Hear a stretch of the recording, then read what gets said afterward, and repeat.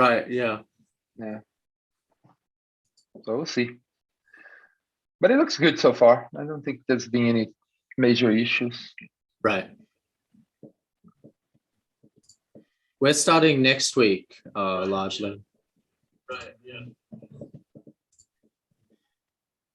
Yeah, or large classes are not. I mean, I'm teaching 30-person class, so that's okay. That's what they let. But there's another course which has 400 people, and I think that one is just in end of March that you're going to start. Oh, I see.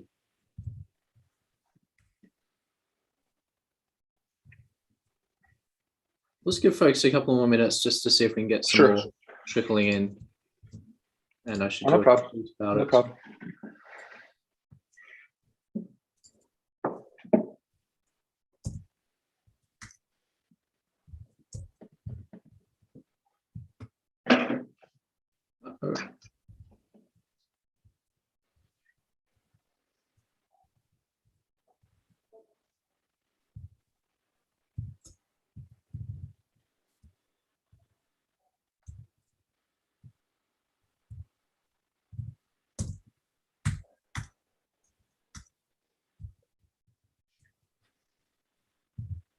There we go. Hi, Nick. Hi, Thomas. Hey, Bill. Hi, Rohan. How are you doing? Good, thank you. Hey, good morning. Hey. Nick, did you have any nice Scottish, Scotch? Did you have any nice Scottish whiskey last night? The night before, I was having Highland Park. Oh, lovely, lovely. In preparation Nick's in Scotland. Nick's in Scotland, everyone's. Yeah. And you? None last night. It was a bit of a late night. We went out for cider actually last night. A few people that are in Toronto. So. Very impressed at how quickly you're getting these videos up. Well, yesterday's was a bit slower because of the ciders. There's a bit of editing left. Not editing, but the details need to be updated for a few of them. Do you mean you're correcting things as well as you put them up? No, just adding people's details, descriptions. Yeah. Right. There we go. We've got the tweets out. We're all getting started.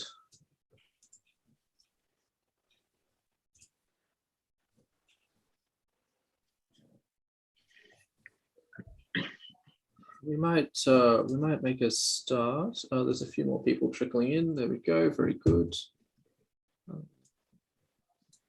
Okay, so I'll just start recording.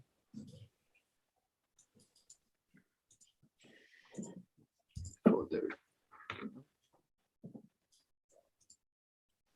Hi, folks. Welcome to the third and final day of the Toronto workshop on reproducibility. Today, we start off with Professor Marco Antonio Maximo Prado, who is Canada Research Chair in Neurochemistry of Dementia and a scientist at the Robarts Research Institute. So very interested for his topic today, which is reproducibility for behavioral experiments in basic science. So thank you very much, Marco, for joining us. Well, thank you for the invitation, and it's a great initiative to discuss reproducibility practices, best practices, and different sets of research. I'm going to talk to you about some of the efforts that we are driving here at Western, and this is really part of a very large group. I'm just representing a number of people here, and the goal here is really to try to improve the way that preclinical science or basic science is done, and particular work with animal models.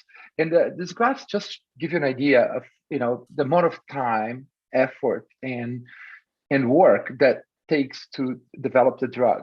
In particular for drugs in the nervous system, this is probably even a little bit longer and worse. So you start with a lot of compounds, you try to find a target, you validate that target. Eventually you get to this point where it's what we call the preclinical phase where you have a number of drugs to be tested, and you can see this takes quite a bit of years, and you're making sure that whatever compound you have is effective, is safe, and then that would lead for an investigative drug trial here in humans. So the question is that in particular in dementia and in Alzheimer's disease, there's really not been any new drug approved besides an antibody against amyloid beta last year that was very, very controversial and is not approved in Canada. And one of the reasons for that, there's a big, what we call the valley of death here, where work here doesn't necessarily translate to clinical trials. So things that are sometimes are found effective here, they are not found effective in clinical trials. And one of the goals of what I'm going to show you is to try to improve that. And so the problem is how to predict which drugs will improve cognitive symptoms. And I can tell you, I mean, there is plenty of stories, and there is for example, there is a company now, and I'm not going to even mention the name, that's receiving a lot of controversy because of some of the science they did with the compound that they are driving for clinical trials is really not to the standard that one would like. And the company has been shortened in the stocks, and there's been a lot of controversy. So we really want to have as much vigor and reproducibility in this side here as well as in the clinical phase. So for that, you need animal models, and the top animal model for this type of research is mice. And I've just put here, I really love this sort of slide because it shows you all the different types of science that have been advanced, including the number of Nobel Prizes that have been advanced by using mice as a model. And in terms of the research that I do and that we're interested is in neurodegenerative diseases first, but obviously we're interested in any disease of the brain. But I just want to briefly explain how we model that in animal models. So Alzheimer's disease, as you know, is a combination of genetic and lifestyle factors that increase your risk. Most of the cases are sporadic, but there are a few cases that are genetic. There's a number of hallmarks that you see in terms of pathology of Alzheimer's disease. So neurons stop communicating with each other, chemical messengers or neurotransmitters dysfunction, particular one named acetylcholine, but others as well. Then you have accumulation of the so-called plaques and tangles, which are pathology hallmarks. The brain gets inflamed as well during this process. And this is happening for probably 20 to 30 years before people actually develop the sort of cognitive dysfunction that led you to go to a doctor and do some testing and then get diagnosed. And by the way, diagnosis of Alzheimer's is always right now is basically a cognitive testing. That's not probably the best way to do it. And so this is a type of pathology that you see. That's your brain shrinks, when you have this pathology in Alzheimer's. And I'm not going to go in detail here, but it's just to show you that what happens here is you accumulate a protein called amyloid beta, which is shown here. And that comes from another protein named amyloid precursor protein. And genetic cause of Alzheimer's disease, the gene for this protein called APP, or genes that code for enzymes that process amyloid beta, they have mutations, and those mutations lead to Alzheimer's disease. So in mice, what we do is basically we reproduce those mutations to have mice that have the same sort of pathology that you'd see in Alzheimer's disease. But the problem is when you go test the major complaints of patients, right? So if you have Alzheimer's disease, your major complaint is that you really can't remember where things are, if you left with your car or not, you start wondering. So you test this in mice with cognition and behavior testing. So the problem here is that if you look at this sort of table, and this is from my review from a few years ago, and there is different mouse models of Alzheimer's disease right here, all generated using genetics, like I just mentioned, mutations on this gene called APP. But if you look at the behavior, it's really variable. And not only that is very variable. So different labs, sometimes they find effects, sometimes they don't find effects. But also this behavior is not really similar to what you do in humans. So for example, in mice, one of the top ways to test for memory is throwing a mouse in a pool of water and asking the mouse to find its way out. So you don't get Alzheimer's patients and throw in a swimming pool and ask them to go and find their way out, right? There's a huge component of stress, and that affects the mice. And there's other types of tests that you do in mice, and most of them are not reproducible. So enter now, what the problem is. So you want to test behavior in mice in models of dementia, but the dysfunction you see in humans affects the activities of daily living, affects how you live your day-to-day. So how are you going to ask those questions in mice? The second ideally way to do this behavior tasks is that you want to have something that is somewhat similar to what humans do, that involve the same sort of brain regions and involve the same sort of neurotransmitters. So if you find drugs that are good for the mice, they might be also working for humans. You want something that's reproducible, and I just showed you that a lot of these tasks are people just use a stopwatch and record by hand. So you want something that's automated, that can be standardized as well, but also you want throughput. And the sort of testing that we do, we actually test about 1,000 mice a day, every day. And that allows us to test multiple drugs or multiple mouse models. So this comes from the work from two colleagues of mine that started this almost 30 years ago. Tim Bussey and Lisa Saxida, they were in Cambridge for quite a bit of time, and they moved to Western about 5 years ago. And they developed a series of cognitive tests for animal models that use touchscreens, similar to iPads for mice. And they've shown over the years, they validate those tests. There's a number of those tests, they are validated. And they show over the years that, humans and mice with the same mutations or same disease, they have somewhat similar cognitive deficits. And sometimes the task that you use in the mice is very, very similar, if not identical, to the tasks used in humans. So there is about 30 different validated tests that test multiple cognitive domains, all using the same sort of apparatus, which is a bit of an advantage. So you can really do what you do in humans. So instead of doing this one task, you test a battery of things in the mice and look for the cognitive domains that are affected. So just going to give you one short example. This is a task of, we're asking the mice to tell us if it is paying attention or not. And the way we do this is that's the apparatus. There's 5 screens. The mice is going to see a flash of light. We're not going to see any flash of light. And if the mice gets the right screen, it gets rewarded. If it gets the wrong screen, it doesn't get the reward. And the reward is given here at this point, and it's really nice Canadian strawberry milkshake. So let's see what the mouse does. So it starts by touching this, and that triggers the computer. So the computer is monitoring everything through infrared. So it gets the right screen, gets the reward.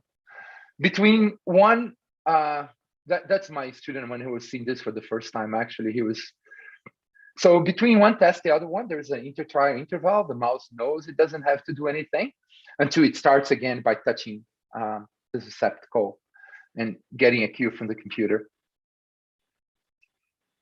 And you can see that, when it starts, there we go, gets a cue, mouse turns around, it's looking for the screen. We don't see the flash, but it's very fast, and then it gets.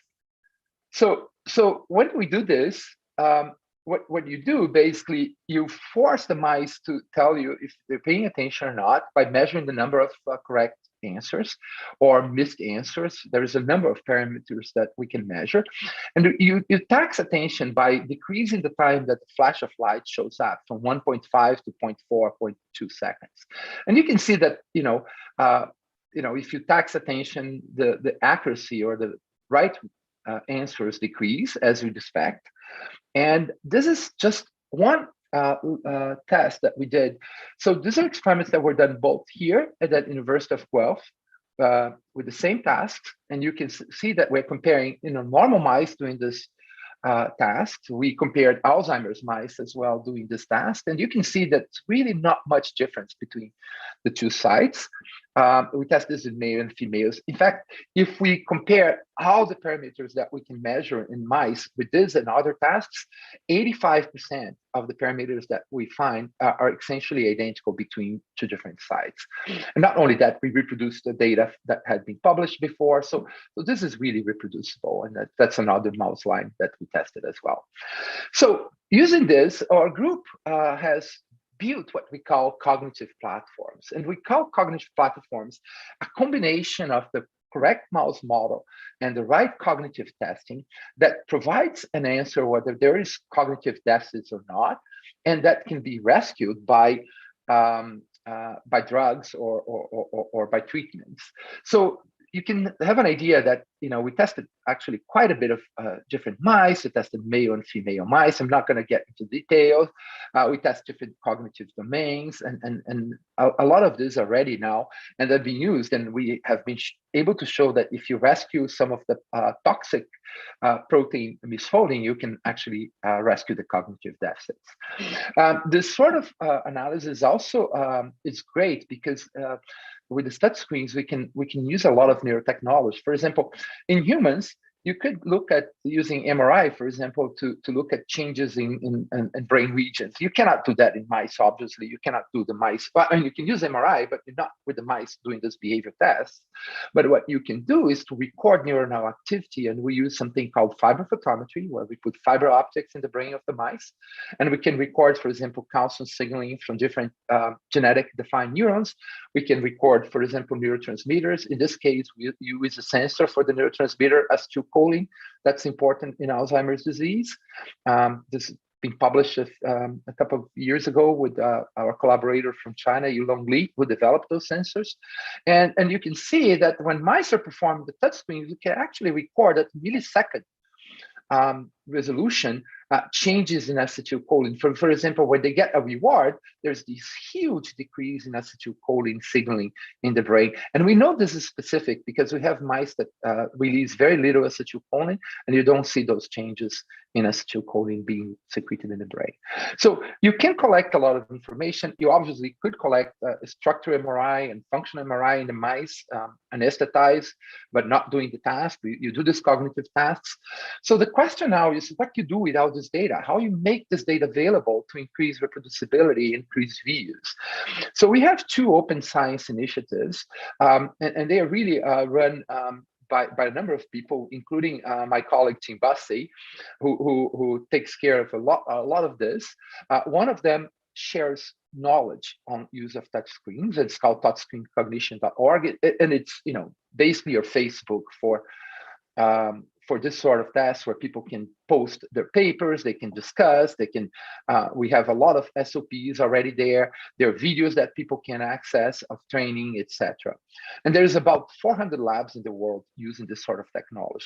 And we also have a data sharing, and I'm going to focus most of the data sharing, which is what we call it a Mouse Bytes, of the Mouse Bytes project. And you can access this through www.mousebytes.ca. So this has been published a couple of years ago in eLife, and the information there, if you were interested. A lot of people have been involved in doing this. So this is what is the front end when you access Mouse Bytes, and I'm not going to have time to go over all the different features, but you can see that right now we have about almost 3,000 mice. There's a little bit more now. This is from a couple of weeks ago. About 3,000 mice registered, where we have the cognitive performance of those individual mice deposit in a structured way with metadata that anybody can go and download. There's a number of features in this website and database. So you can download touchscreen data, you can upload touchscreen data. We have Mouse Bytes Plus or complementary data. For example, you can link fiber photometry or MRI data to your cognition through this secondary database. There's analytics. There's really a number of things. And not only that, we use typical Spotfire, and so you can actually visualize the performance of the mice on the fly. So you can ask the program to basically build graphs for you, and you can see these graphs in real time. So this again is the architecture of this database. I'm not going to get into the details.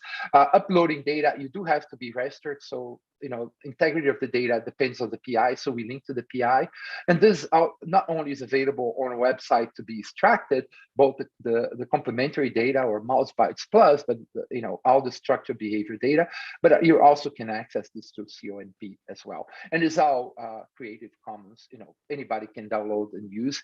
You can also create specific unique links for data sets. So when you publish a paper and you have data that goes to a graph, you can create a link that allows you to pull the data from that particular graph or panel.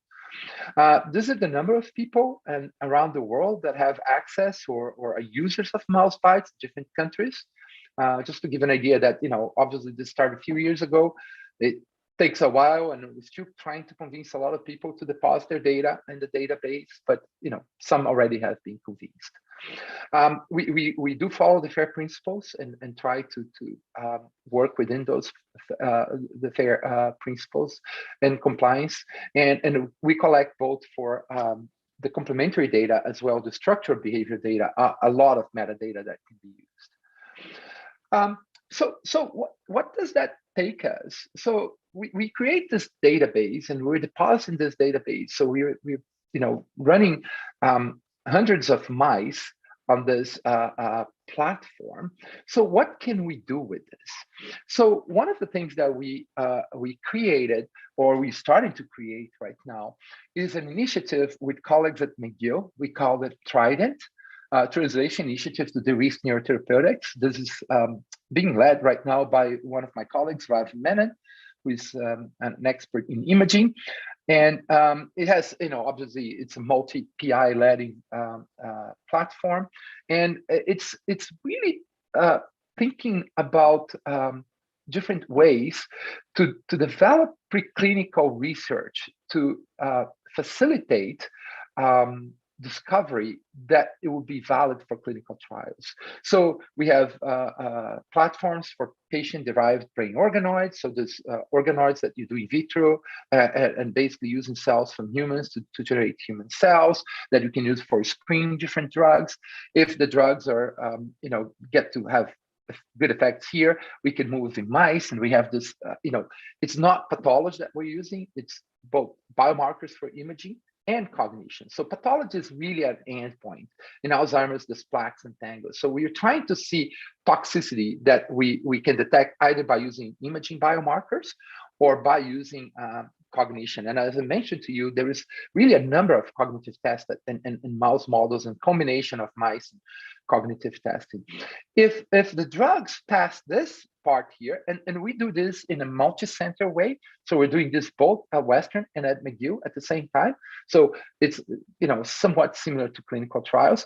We are, the idea is to have partnerships with industry, but being arm's length.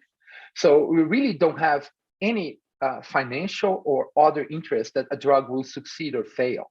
In fact, we want to, if we fail, we want to fail fast, right here in the first stage, either in organoids or in mice.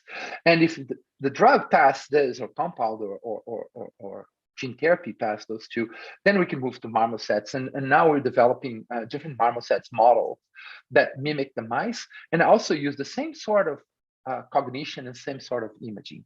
So the combination here is, we try to use humanized cells, but also a lot of the mice we used are humanized as well. And then marmosets obviously are very close, non-human primates, so they're close to humans in terms of genes and also brain. And we use also biomarkers of cognition and imaging that are used in humans. And all of this is doing under open science, an open science framework. So the data becomes available after published. And the idea is that we would be able to help to predict, to better predict which drugs might be successful in clinical trials. The combination of touchscreens and imaging, a number of imagings and using deep learning and biased aligners for imaging, and a number of those biomarkers are being developed with my colleague Mala Chakravarti at McGill University, and as well with people at Robarts. So, the idea is really that we think that working together instead of competing and making this a large consortium will have a better chance to help to address this really important gaps in drug discovery and help to make the basic preclinical research in animal models that we think it's a huge problem right now. And I don't say we have a reproducibility crisis. I never liked that comment. I really think that science corrects itself, but we have to strive to be as rigorous as possible with the public funding that we receive. And the idea is now, really making everything that we do in terms of SOPs, tasks, as rigorous, but as well as open and transparent as possible. So what's a measure of success? So obviously we really want to make sure that, if we're doing things in two different sites, we find, the same things in both sites. Otherwise we're not doing a good job. We hope that in the future there'll be crowdsourcing and reuse of data. So for example, we have one person interested right now using this database to compare male and female mice. And I don't think you would ever be able to compare it. So we probably have a little more male than female mice in the database, but let's say we have at least 1,000 of each. So I don't think you've ever been able to compare 1,000 mice in different cognitive tasks and compare sex. You can compare mouse strains, you can compare different genetic manipulations, whatever that you want, that the data is available. So obviously increased access to this open data that people can reuse. We hope to also contribute to better understanding of the circuits that are involved in cognition and provide these platforms for drug testing that would be validated and maybe disseminated to other universities and other groups as well, and obviously collaborate with industry. So ultimately, the goal is to really synergize efforts to improve our preclinical testing. And one of the things that we hope to be able to do is things that pass to our rigorous testing at the clinical level will get at the preclinical level will be successful in the clinical testing, and that we won't only find out in a few years. Although we are testing some drugs that have previously been successful before in preclinical testing and fail in the clinical to see if we can find they fail first. All right, so I'm just going to finish by thanking the people that have been involved in this, and really a number of people to thank, but I was just going to mention the top ones. A lot of this open science initiative has been done in collaboration with my colleague Tim Bussey. Work in my lab is also directed by my partner, Vania Prado. A lot of what we've done was driven by Flavio Beraldo, who left for industry now. But now a lot of the software part, or actually most of the software, if not all of it, was done by Sarah Memor, who's still with us and still working on mouse bites. So I'm gonna just mention that a lot of this has been done through funding through our CFREF Brain Scan, some early funding from the Western Brain Institute and Brain Canada as well. But BrainScan has been really supportive of this sort of initiative. And I'll be happy to answer any questions if you have. Thank you. Thank you very much, Marco. I really appreciate your presentation. Does anyone have any questions or comments? You can just raise your hand. I'll just start with my understanding is that NSERC is changing some of the requirements around data sharing and reproducibility. Does that affect you, or you've sort of got ahead of it with some of these initiatives? Yeah, I think we got way ahead of it with the initiatives. In fact, that's a really good question. I tell you that in all my grants, all the grants that I write, both to NSERC and CHR, that use touchscreens, we always have the statement that the data, and in fact, we do that, the data are going to be shared. And in general, we receive, it hasn't been, I don't think it has yet permeated to the institution, but reviewers have been very supportive. They really like the fact that all the data are going to be shared and be open and could be reused. Yeah, that was one of the experiences of Jay, who was talking yesterday in material science. Also, he found that reviewers were increasingly positive about that. When did you see that change sort of happening in your field? Yeah, so I'm a molecular neuroscientist, and so I've been trained in doing behavior in mice after I became a professor. So being a molecular neuroscientist, I was really bugged by the fact that there was a lot of variation between labs of the behavior. And so that started to bug me. So we started this project actually in 2013. It took a few years to to fly. Obviously, it's a huge effort. But I think, I mean, the ties are really changing now. I think that, you know, it's wonderful to see so many people committed. That being said, I think that it's important to, you know, not minimize the amount of extra work and extra support that one needs for data management, right? So that I think is going to be something, and I know CHR is looking at this, and probably in CERC as well. And final question, I think one of the countries that stood out, I mean, Canada, obviously there was on your map that you shared, Canada, obviously there was a lot, the US, there was a lot, but was there Indonesia also? Well, yeah, I mean, these are people that have Right. access. So what my colleague Tim Bussey does, he leads this, or this touchscreencognition.org, is one of the things is running a touchscreen symposium every year that, you know, was in person but then became online for the last 2 years, obviously. But one of the things that we were lucky to get some support and bring people from all over the world in the first year. So we had about 20 to 30 trainees that we could bring from different countries, including people from Indonesia. We had people from China, from Brazil, from really a lot of support for developing countries that probably are new to the technology. Well, thank you very much for a very interesting presentation, Marco. No problems, my pleasure. Thank you. Hey, David, and Lara, did I made the right, I wasn't sure with the surname, but I made the right person co-host. Is one of you sharing slides, or? Lara's going to. Lara, you should be a co-host, so you should have permission to do that if you need to. Okay, great. Let me get started and see. Does that work? Yeah, that looks great. Excellent. So I'll just introduce you and start recording, and we can go from there. Perfect. Thank you so much.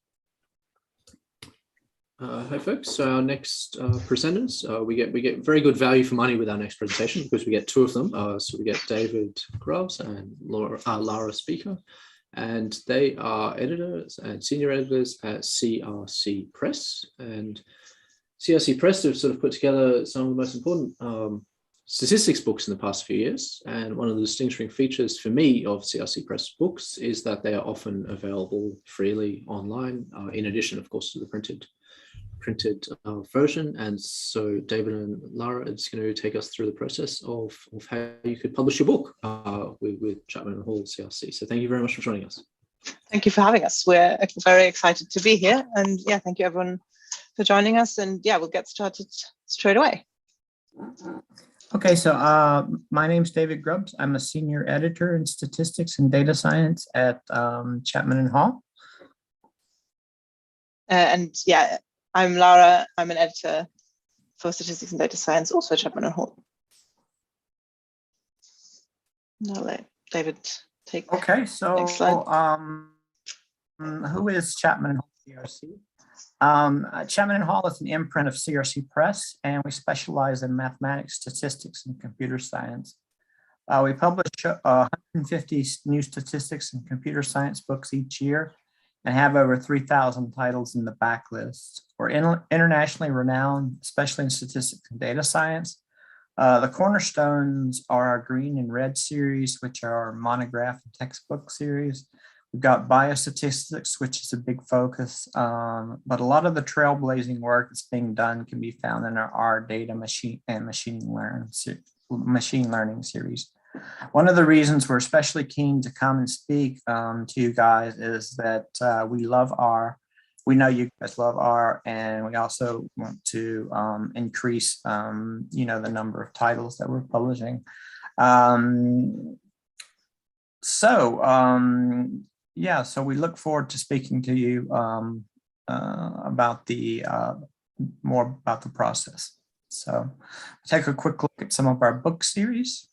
Yeah, as David has mentioned, we have a number of them, and we'll highlight two that we think are probably of particular interest to everyone in the audience, so we hope. I'm going to talk a little bit about our data science series. It's our newest series, but it's rapidly growing. As you can see, much like data science itself, it's incredibly interdisciplinary. It covers topics that sort of bridge statistics, computer science, and machine learning. And it's basically for everyone, researchers, practitioners, instructors. All those books can find a home in the data science series. It's for research, for industry applications, as well as textbooks. It's heavily focused on the use of software for data science, like David mentioned, such as R, Python, and Julia. It covers both introductory and advanced materials for students, as well as professionals, and is assuming minimal theoretical background. And you can see some of the more recent titles on the slide here. And yeah, we expect it to grow a lot in the recent years. And yeah, you can find more information about the data science series and all the other series on our website as well. And if you have any ideas for a series title, please reach out as well to us. Yeah, and I don't want to spill the beans too early, Rohan, but that's where your book will be. So. The big reveal. So. Big reveal, yeah. So anyway, okay, so the next series is the R series, which is a little bit more established. It highlights various aspects of R. We've got over 56 published titles, including textbooks. We do 5 to 10 new books each year. And the series editors are Hadley Wickham, John Chambers, Torsten Hothorn, and Duncan Temple Lane. So I'm sure you guys have all seen some of these. So just moving on, here's some of the reasons to publish a book. They're pretty self-explanatory, so I won't read the slide off. But yeah, so why you might want to publish a book. So if the last slide was appealing to you and you think, oh, maybe I have something or I have an idea or I've been thinking about it for a while, the next step is you want to think a little bit more about shaping your ideas into something you can work with. So obviously the first point is clearly, what's the book about? What's the topic?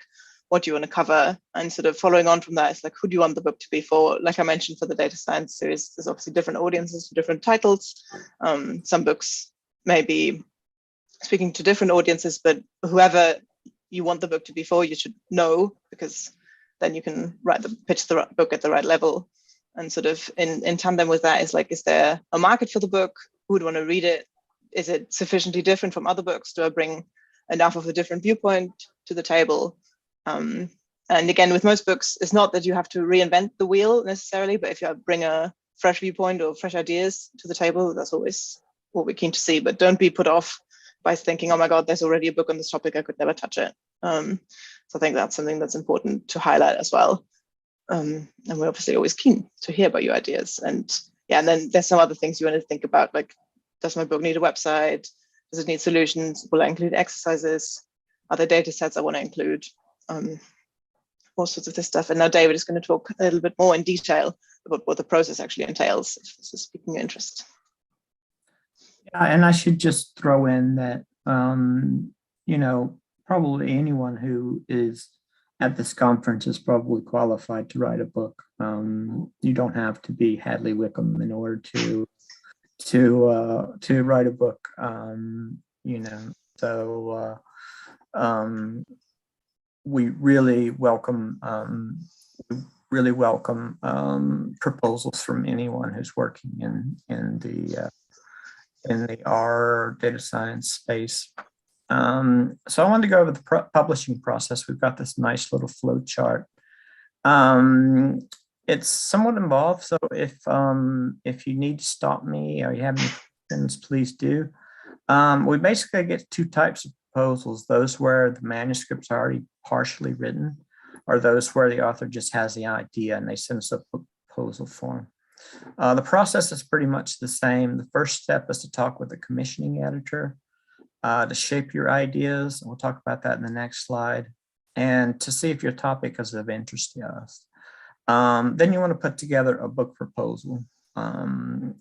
Basically, it consists of filling out a questionnaire that we provide, as well as providing a draft table of contents.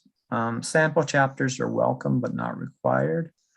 Your editor will then send their proposal to peer reviewers, as well as possibly the series editors, to get reviews. This process takes a few weeks. Unlike journal reviewers, we do pay our reviewers in the way of free books. So we get our reviews back much more quickly than journals do. So once we get your reviews back, we decide to either move forward and offer a contract, ask for modifications, or reject. Then you'll start to put together your book in consultation with your editor. General writing time is 1 to 2 years. And your commissioning editor will ask to see sample chapters, may do some reviewing of your chapters, as well as your final manuscript. And once you and your editor decide your book is ready, it's submitted to production. And production process takes about 5-6 months and includes copy editing, typesetting if necessary, choosing a cover, doing the marketing copy, writing chapter abstracts, etc. And during this time, your book's going to appear on Amazon and our website, and we'll start to get pre-orders. And the next step is publication. And once the book's out on the market, it can be purchased from all the usual outlets. It'll also be available as an ebook. Our book sales group then goes to work trying to sell copies around the world. Yeah, and I'll talk a little bit more now about the first block of this process, which is preparing the proposal. And again, it ties in with lots of things that we already spoke about in terms of shaping your ideas. And this is sort of where you put pen to paper really and work through sort of a 2 to 3 page document, as David has mentioned, that we'll send to you and sort of takes you through the main topics you want to cover, like what's the synopsis that you want the book to entail, what's the draft table of contents, what's your rationale, who's your audience going to be, again, what other books are out there, and anything else you'd want to include, and like how long do you think it will take, what format do you want to write in. And as David has said, you can always also work with the editor, and we're always happy to provide feedback and work with you closely as you write the proposal, so we wouldn't leave you high and dry. And again, it's really about highlighting the idea of how you want the book to be, how your book is different, and why you think it needs to be written. So that's basically what the proposal is in sort of a nutshell. Okay, we want to speak a minute about book down books because it's become a really important part of our statistics and data science publishing. More and more frequently, we have authors who are working in book down, and we fully support this. We have guidance from UAZ, who literally wrote the book on book down. And he talks in the book about how to use book down, how to publish a CRC book with book down. So we give you LaTeX style files, and you're able to output the book down into the LaTeX style files as a PDF. And what we do is we allow the author to keep the book down version up for free, as long as proper is given, and then we publish parallel print and ebooks. And this way you kind of get the best of both worlds. You get the weight and validation of working with a commercial publisher, but you can stay true to the beliefs of our studio and the data science community in general about open science. And you will find that the majority of other academic publishers are not as open and flexible as we are about this. And last but not least, I want to just quickly talk about if you are thinking of writing a book, why you should definitely consider going with us.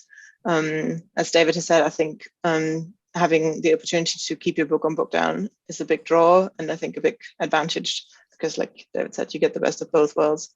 We are one of the leading publishers in statistics and data science. We provide a lot of support in terms of peer review, one-on-one attention from one of the editors in the team, production support, help with copy editing, LaTeX help desk, We have international sales and marketing teams that work on selling and marketing the book. We have a rights team that works exclusively on trying to get the book translated. And last but not least, we're also really nice to work with. So you should definitely try it and come.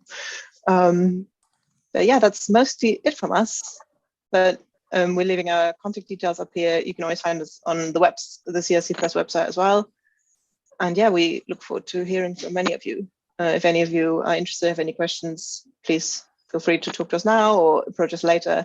If any of you are interested in reviewing, please also feel free to reach out, because we're also always looking for reviewers in our reviewer pool. So yeah, thank you very much for your time. Thanks, Lara and David. And I guess I would just add two things. The first one is that Valentin, who presented 2 days ago. So Valentin, folks may remember from Wednesday, University of Essex. He talked about the large language models. Has just announced that you've offered a contract for his book. Yes, which I'm very excited about. So that's tied in nicely with this presentation as well. It's worked out really well timing-wise. Right. And the other thing is, so if folks have questions, feel free to raise your hand and I'll call on you, but I'll just get started. So with the proposal, what are some of like the common sort of mistake? Like what are some strong proposals do that, like, you know, weaker proposals maybe don't do? I think a strong proposal is very concise and very to the point. So if you can really summarize it in 2 to 3 pages, that's great. You don't need to go into sort of that much detail. If you're able to bring your idea across concisely, that's always a good start, I think. David, do you have anything? Yeah, I mean, one thing that's really important in the proposal is that you distinguish yourself from other books. So if it's a book that's on a similar topic from other ones and there are competing books, it's really important in the proposal that you explain why your book is different than the other books that are on the market. Especially if we don't have any sample chapters or anything to go on. It's really important that, you know, I mean, if you're writing a data science textbook, and we already have some data science textbooks, that you talk about what the different angle is that you're going to take on it. So there needs to be some sort of sales hook, especially if it's a book that's on a topic that's already out there. So we really need to get the sense of what that kind of hook is, that different angle that you're going for. Are there any other comments or questions? The submission, it's available in the there's a link, I think, on the website, right? Do you want to maybe, yeah, I mean, you can email. Or do you prefer the best thing? Yeah, the best thing. Yeah, the best thing is to email us. But you can find our contact details on the website as well. And I can, if you prefer to have a link. So, is anyone here considering writing a book?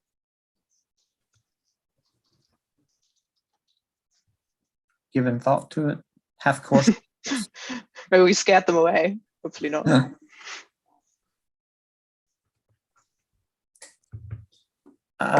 Nick Radcliffe says possibly. Nick, what would you write? What would you write? And Lorraine said she would love to review some books. Excellent. So just putting the link also in the chat. Nick, what sort of book are you thinking about? Well, probably one on all the sort of stuff I was talking about yesterday and last year. All this what I call test-driven data analysis, which is kind of a more automated testing version of reproducible research. I guess I've written 2 half books before. One 25 years ago on sustainability, where I had this weird idea that we were messing up the planet and it'd be a good idea to stop. But that book was very influential. And then I wrote half an O'Reilly book on on an online database that the company producing it went bust just before it was published. So that wasn't entirely successful. Yeah, it'd be nice to do a whole one. Oh, we can certainly chat with you about it. Yeah. Sure. Okay. That'd be good. Yeah.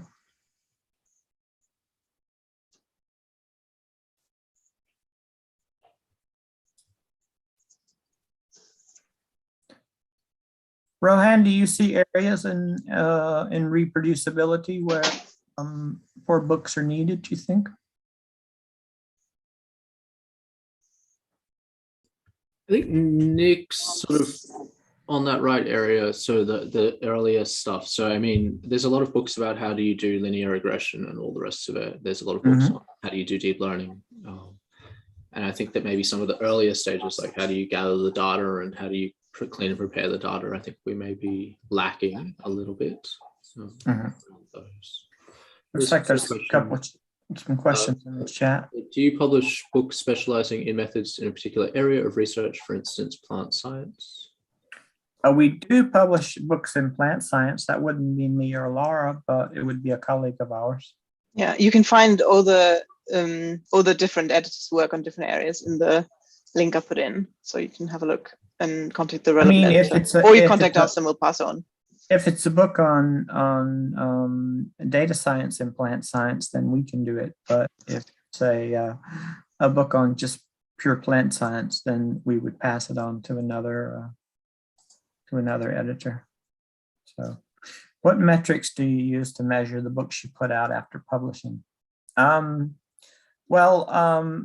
a couple. I mean, one is sales, which is an important one. But there's also, we get reviews from various journals like JASA, the Royal Statistical Society, the International Statistics Society, Biometrics.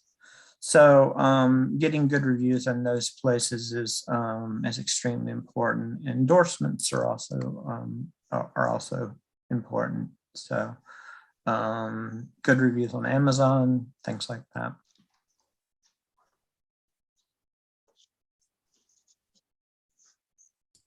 How often do you find the books need to be updated, especially like in data science and things like that? Do you find that they need to be updated more quickly than like the statistics series books, or it's all fairly stable at this point? We have done some more quicker revisions on some of the software-based books. I mean, a usual cycle is 2 to 3 years, I think, but yeah, on some of the things where things have changed very quickly, I mean, we have our books that probably don't talk about the tidyverse, and so those can be revised much more quickly to bring that whole all the changes that ours come through. To bring all that new material in. Yeah, and that's another advantage of having the book done version, because you can get feedback and update the book done version as you go along. And then when it comes to the print version, you already have a lot of the stuff ready and got a lot of feedback on it as well. So that ties in quite nicely. Are there any other questions or comments? Do you find things are more global these past sort of like 5 years or so? With like more global sales, or is it still very like country specific, like books target the US, books target Lara, are you in the UK? I'm in the UK. Yeah, like books target the UK, or like books are generally trying to be written for a global audience more? Well, we have an Indian office. We also have an office in Singapore, and we have editors there. We have an editor in Australia now, who I should mention. If you're Australian and you want a data science book, you should reach out to him, but you should reach out to us and then we'll forward it to him. We do have a data science editor who does just India. We do have one who does just Australia. And we are starting to do a lot of outreach into South America, into Asia, into Africa. We do find that it's becoming much more global, and we're finding different markets in a lot of different countries that we've not really had reach into before.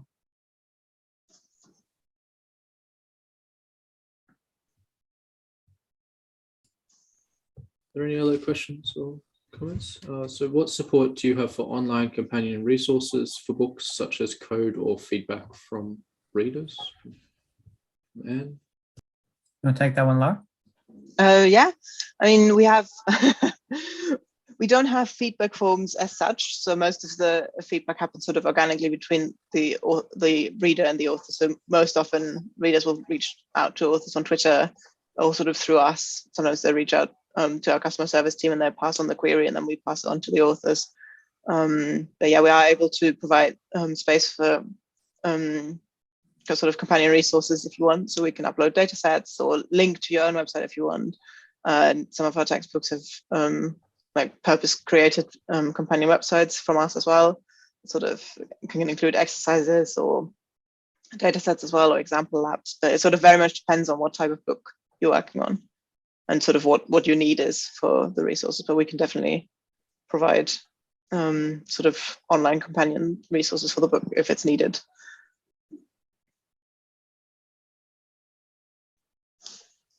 Nope. A lot of the authors are available via Twitter. So if you want to speak to them directly about their book, a lot of them can be found on Twitter.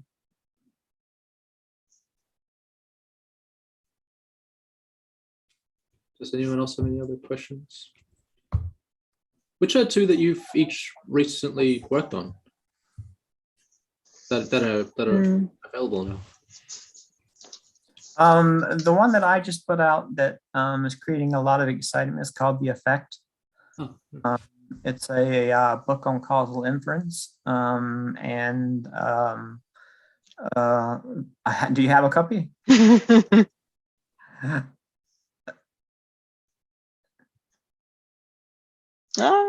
That's it. Very nice. Virtually every day someone is posting a picture of that book on Twitter, so it's very exciting. I've never had a book that's sort of been a Twitter sensation, so so this one, it's very exciting. I mean Rohan, have you read it? Yeah, absolutely.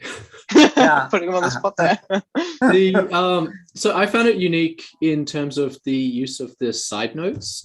So for folks that haven't read it, Nick has just gone through and he's got all of these like not snarky is the wrong word, but like side notes, and you really feel as though he's just there speaking to you. So like, I don't know, I just randomly opened this up, right? But so side note 96, I'm describing bootstrap standard errors here, but the standard of a bootstrap is broader than just standard errors and it pops up elsewhere. It's certainly very popular in machine learning. It's just like, you know, it's very nice.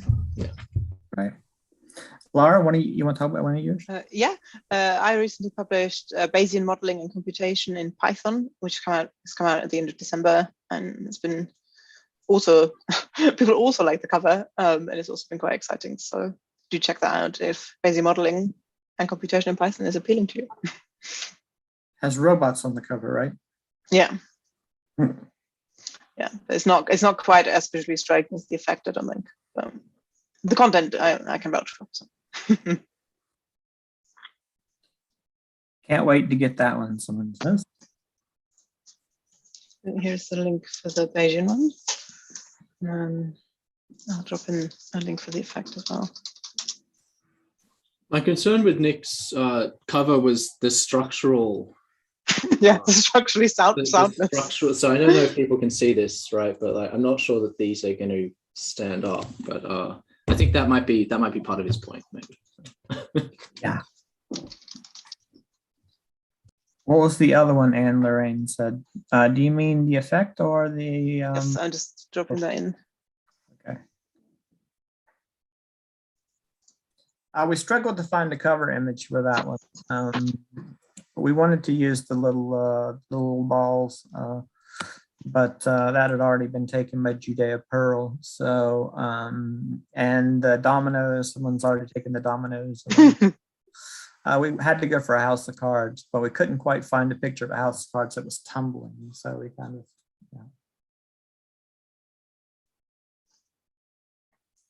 So anyway, I would encourage anyone to reach out to us at these email addresses, especially Nick, and we can get a conversation started. Okay. So we have your email. Okay, perfect. All right. So Rohan, is there anything else? I don't know. No, I'll just say thanks very much. Want you to run over? No, not at all. Thanks very much for presenting about the process. Thank you so much for having us. Okay, take care. Bye, everyone. Enjoy.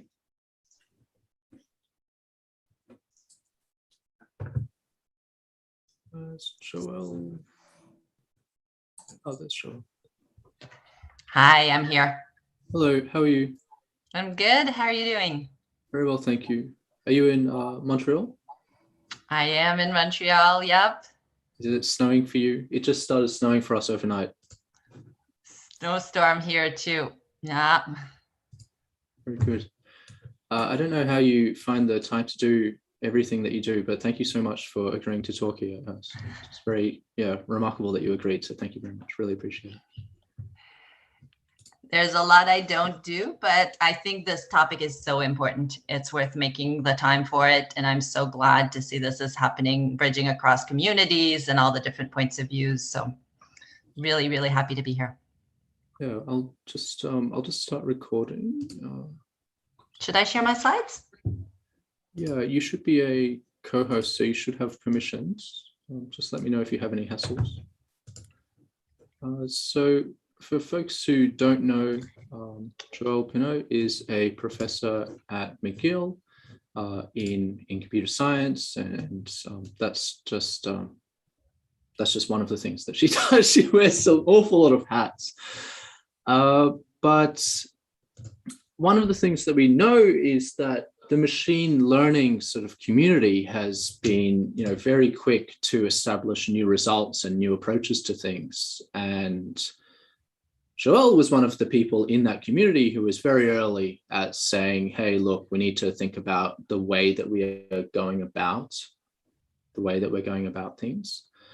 And so today she's going to talk about improving reproducibility in machine learning research, and really, really appreciate your time. So thank you so much. Thank you, Roland, for the introduction. Just a small technical note. I'm logged in on different screens for the slides and for the camera. So I think if you can make the other one co-host also, that will help for the screen sharing. Apologize. Is it okay now? Yeah, perfect.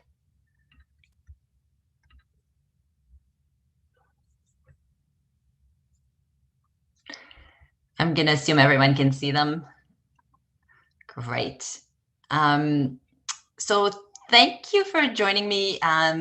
It's really a pleasure to be here and to talk about this topic. I'm really happy, as I mentioned, to see the attention that is going there, to really also get the input from different points of views, disciplines. I think there's a lot in common across areas on this topic, and we can really learn from each other. And some of this is really about building up the tools and the framings that we need to support this work. And some of it is also much more almost like a commitment to research integrity that I think we need to make jointly together. And so it's sort of in that spirit that I'm joining you today. Most of the work I describe here is actually done with collaborators at McGill University, though some of it is also done in collaboration with researchers at Meta AI Research, who support in particular the open science and transparency aspect of this work. One of the reasons I sort of fell into this line of inquiry is really by necessity more than by a strong intuition that this was going to be useful. It's really, I was in my own work doing a lot of work on reinforcement learning and really keen to transfer some of these methods to real world system, whether in medical application, whether in robotics, and even in conversational agents. And as I was doing that, I was I tried to aspire for a high level of quality of the work. And whenever I did that, I often found there was some gaps in experimental methodology that made it hard for me to present results with the level of confidence and robustness that I hoped for. And so it's through that process that I ended up paying a lot of attention to reproducibility, really more out of necessity and a motivation to solve some real world problems rather than anything else. But when the situation sort of presented itself and I started noticing more and more gaps in our community and in the practice of our research, it seemed imperative to sort of to stop and address that and to pour some of my time and energy into doing this and encouraging others in the community to do it. There's many terms and views on how we think about reproducibility. Let me just give you a little bit the framing that I've adopted in my work. I'm not in any way claiming it's the only or the best framing. It's just to serve as a little bit of a framework for what I'm going to present today. I found this statement perhaps the one that most spoke to me, so it's why I share it with you today, though I'm completely open to other framings as well. And this is the idea that reproducibility really refers to this ability for a researcher to duplicate the results of previous work using similar methods and tools as previous investigators. And most important, I'm interested in reproducibility because I see it as a necessary condition for a finding to be believable, to be informative. And really the process of scientific inquiry is one of co-construction, co-invention. And therefore, we need to make sure that the findings that we share are indeed believable, informative, and findings on which we can build and progress. Again, just a little bit of definitions in terms of how to think about this. I'm really adopting this representation whereby we think of reproducibility as repeating an analysis where the code, the data, all of the information and infrastructure going into the work is the same, is as much as possible the same. We don't always have access to the exact same computer or infra, but we can actually make sure that it's pretty similar.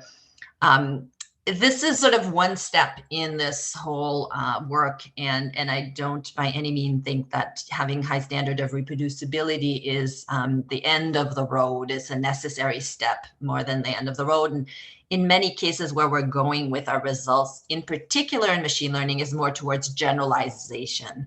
And so even if you change the data, you recollect different data, you do it in a slightly different way, that the findings will actually hold. So in terms of the longer term journey, I definitely want to get to results that are generalizable. But in the meantime, reproducibility being one of the conditions to get there, I think is really one that we should foster in our field. I mentioned briefly some of my disciplinary expertise is in reinforcement learning. So some of the examples I'll pull are from that field. For those of you who are less familiar with reinforcement learning, it's actually quite intuitive. It's the idea that you can train an agent, whether a human, an animal, a machine, an algorithm. That agent is trained through interaction with the environment. So as opposed to an agent that's passive and just receiving information and expected to absorb the information, this agent is able to carry out actions that affect the environment and observe the effects of these actions in terms of what new information is afforded, what rewards are presented.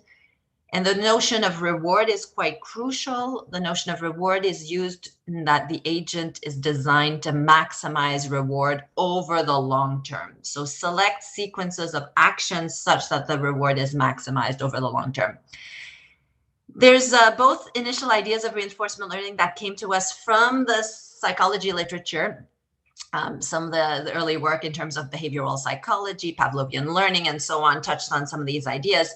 The codification of reinforcement learning from a computer science perspective came more recently.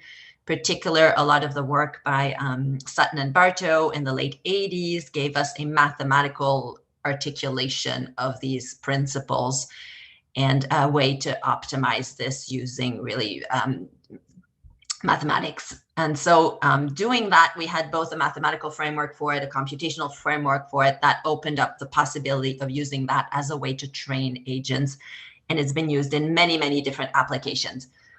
Perhaps some of the most visible results have been in the use of reinforcement learning to train agents that can play games, games like Go. 2016, we had some really impressive results with the AlphaGo system, beating some of the world champions. We had some other results more recently through the Libratus system, a poker player that also could defeat some of the best human players. So both of those cases, reinforcement learning was used. As you can imagine, the idea of deploying a learning agent in games like Go, poker, and others is a little bit easier to ensure high standards of reproducibility, in that the conditions, the set of conditions for the game are more limited. The rules of the game can be spelled out in a very compact way. And in particular for reinforcement learning, one of the reasons this is particularly interesting is because the reward function is clear. You want to win the game, you want to avoid losing. Even in poker, where there's actually amounts of money, the reward to maximize is very simple, clear. Everyone agrees on it. In many cases, that's one of the challenges in reinforcement learning, is to have a good reward function, because that is the signal that drives the behavior of the agent. So great success in games, wonderful. For many of us who are interested in solving a wider diversity of problems, it's also a fantastic formalization and a framework for making optimal decisions.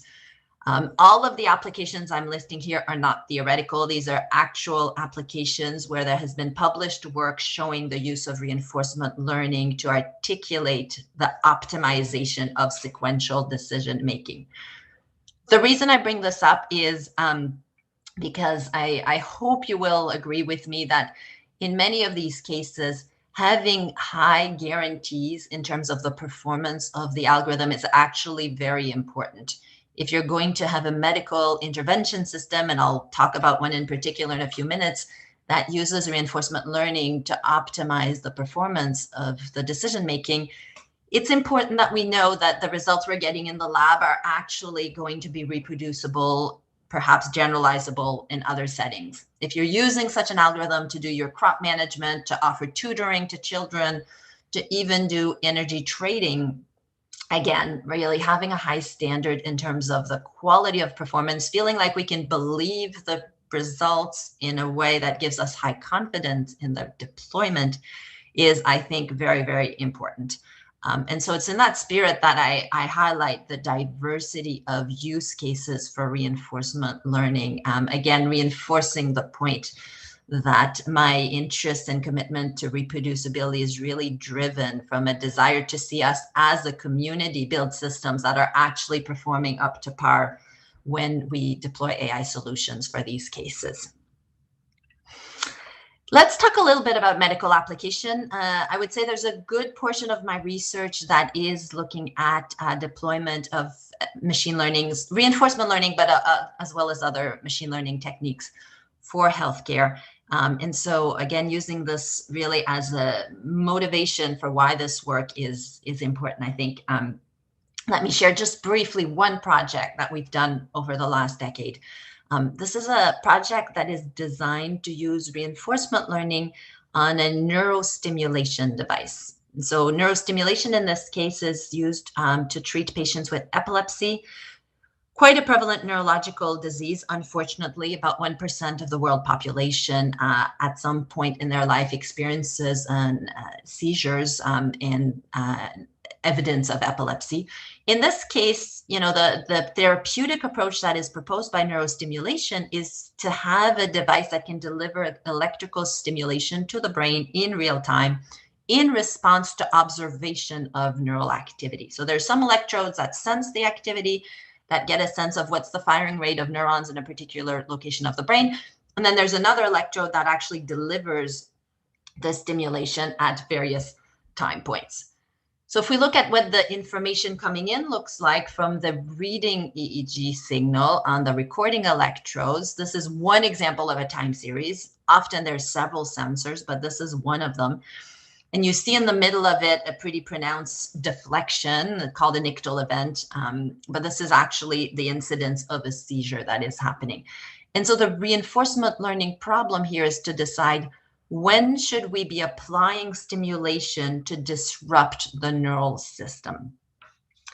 And when we do that, the hypothesis, which is supported by experimental results, the hypothesis is whenever you deliver neurostimulation, you essentially disturb the neural system, and you disturb it in a way that you can't get an excitability that goes in terms of hypersynchronization. So one of the characteristics of epilepsy is all the neurons decide to fire at the same time. And so this is what we call hyperexcitability. When that happens, really, it takes a period of time for sort of all of the activity to be exhausted and then for the event to terminate. And so the idea is when you put in force stimulation, whenever you force a stimulation, it forces some of the neurons nearby to fire. When those neurons fire, it means they can't be recruited to join the party. That then may lead to a seizure. And so we already had evidence that this was an effective way to disturb or perturb the system. What we didn't know is what was the optimal schedule for applying this neurostimulation. And if you look at the x-axis here, just, the time scale at which this is happening, this is an example where the stimulation is done in a periodic pattern. So there's no reinforcement learning, just every second, a bit like a pacemaker, tuck, tuck, tuck, the system gets a stimulation. And on some systems, this periodic stimulation works reasonably well, but it doesn't take into account real-time activity in the brain. And so really the project we set up to do with researchers at the Montreal Neurological Institute is to create a reinforcement learning system which would use real-time recording of these electrodes, feed that into the computer agent, who would then analyze the information and select an action, a stimulation action, to try to perturb the system. And what you're seeing with the little red bars here is an example of a policy or strategy that was learned through training. This work was done on an in vitro model of epilepsy. So a slice of a rat brain put in a dish with a particular solution that both induces the seizure and maintains the seizure for a period of time. We're talking about 3 to 4 hours of neural activity that we can record. So in terms of learning, we often hear of AI systems that are trained with like millions of samples. This is rather limited. We had on the order of a dozen slices, each recording for about 3 to 4 hours as training data for a system, and similar amount in terms of validation for a system. The reward function here is a combination of minimizing seizures and minimizing stimulation, because too much stimulation can actually cause tissue damage in the long term. So we had a reasonable reward function. We did a lot of work in terms of figuring out the state representation. I'm not going to get into detail here today, but really to give you an idea of the conditions under which we do this work. And at the end of the day, from all of our training data, we had 8 slices that were of sufficient quality to use them for training the algorithm. We used this, developed our technique. It took about 6 months to collect that data. It took about 6 months to train the learning algorithm. So for those of you who do machine learning and are used to, launching 100 jobs overnight, waking up in the morning and your results are there, and maybe complaining about your lack of compute to run twice as many different hyperparameter configurations, this is a little bit of a different setting. And you'll notice that just the validation phase. So at this point, our agent is trained, the learning is done. All we are trying to do is run a test phase to validate that the policy has an effect, in particular is able to reduce seizures at a less rate of stimulation. That actually took 24 months just to run 12 slices. One of them had to be excluded for specific reasons. But yeah, this is 24 months of just waiting to see whether your AI algorithm was effective. Fortunately for us, we did show that we had both really effectiveness in reducing seizures as well as using fewer stimulation than the standard baseline algorithms. So the end of the story is a happy one. There have been other projects which don't have such a happy story, but it gives you a bit of an idea of where I'm coming from when I care about having results that are robust when I run them in simulation, when I run them in the lab. This is the type of projects and experiences that I have in mind, and this is one among several projects we've done. When we set out on any one of these projects, right, and we have a bit of a sense of how much data we have, what are the conditions under which we're going to do that, we look at the problem at hand, and then we look in the literature and we try to find the best algorithm in the literature. Most of the time, we don't start from wanting to invent a new algorithm. We really start from looking at literature, seeing what's best out there. Let's try this first as a baseline, and if needed, we will innovate afterwards. In reinforcement learning in particular, I'm showing you here the generous contributions that have been provided by many colleagues. I started in the field in the early phase of this, and there was a few hundred papers a year published. You could follow the literature. If you project this recently, upwards of 20,000 papers published. Out of all of this, when we face a problem, we have to figure out which of this perhaps has the recipe to solve the problem that we want to solve.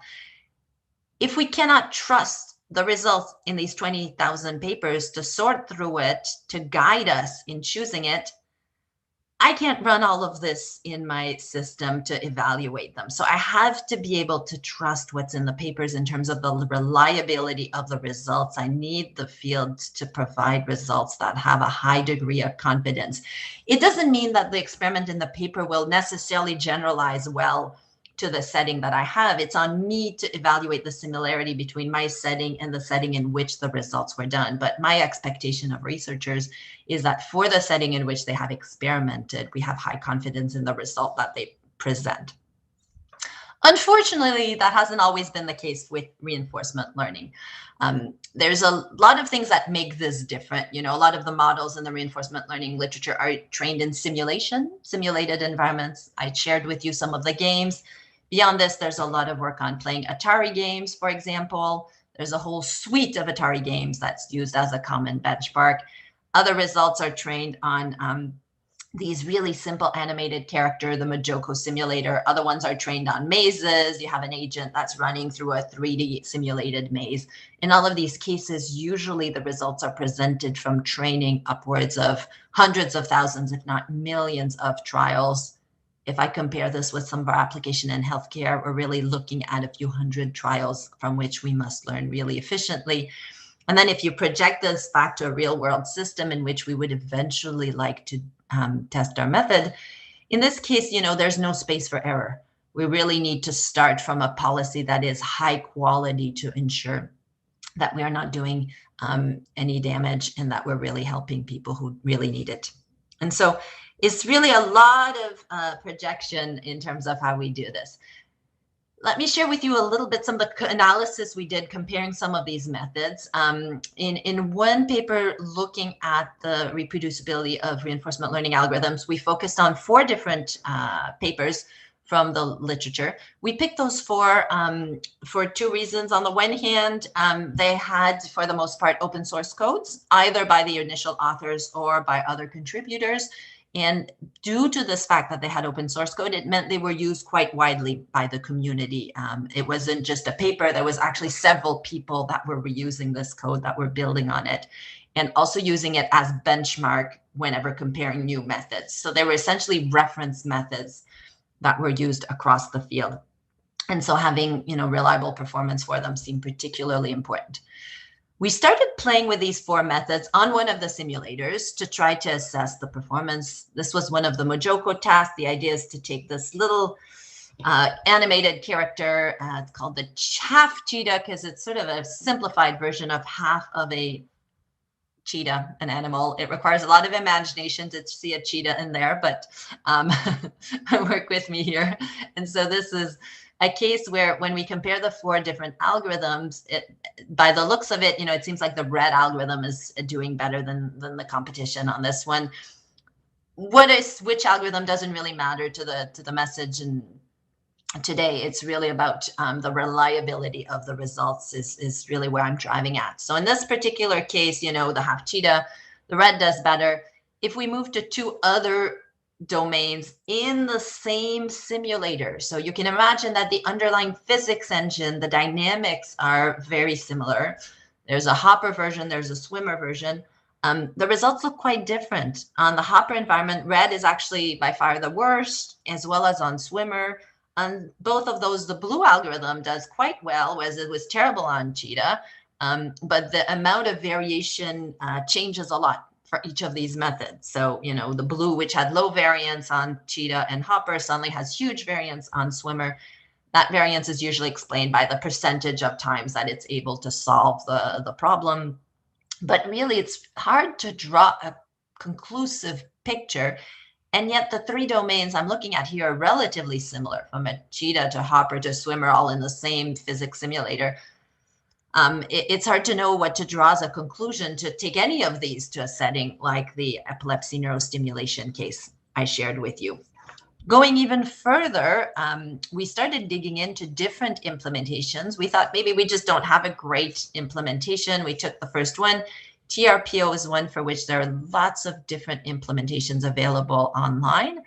We tried 3 different ones of them. As you see here, the results vary widely. In this case, over time, as a function of the number of training example, how does the performance rank? It's not just TRPO. You would think it might be a particularly complex algorithm to use. Not the case. DDPG, one of the other ones, widely used by hundreds of papers in the literature as a reference baseline. Same picture here. So there's a lot of challenges in this. These are relatively simple algorithms, well-established, open source, so transparency level is quite good, which is not the case for everything.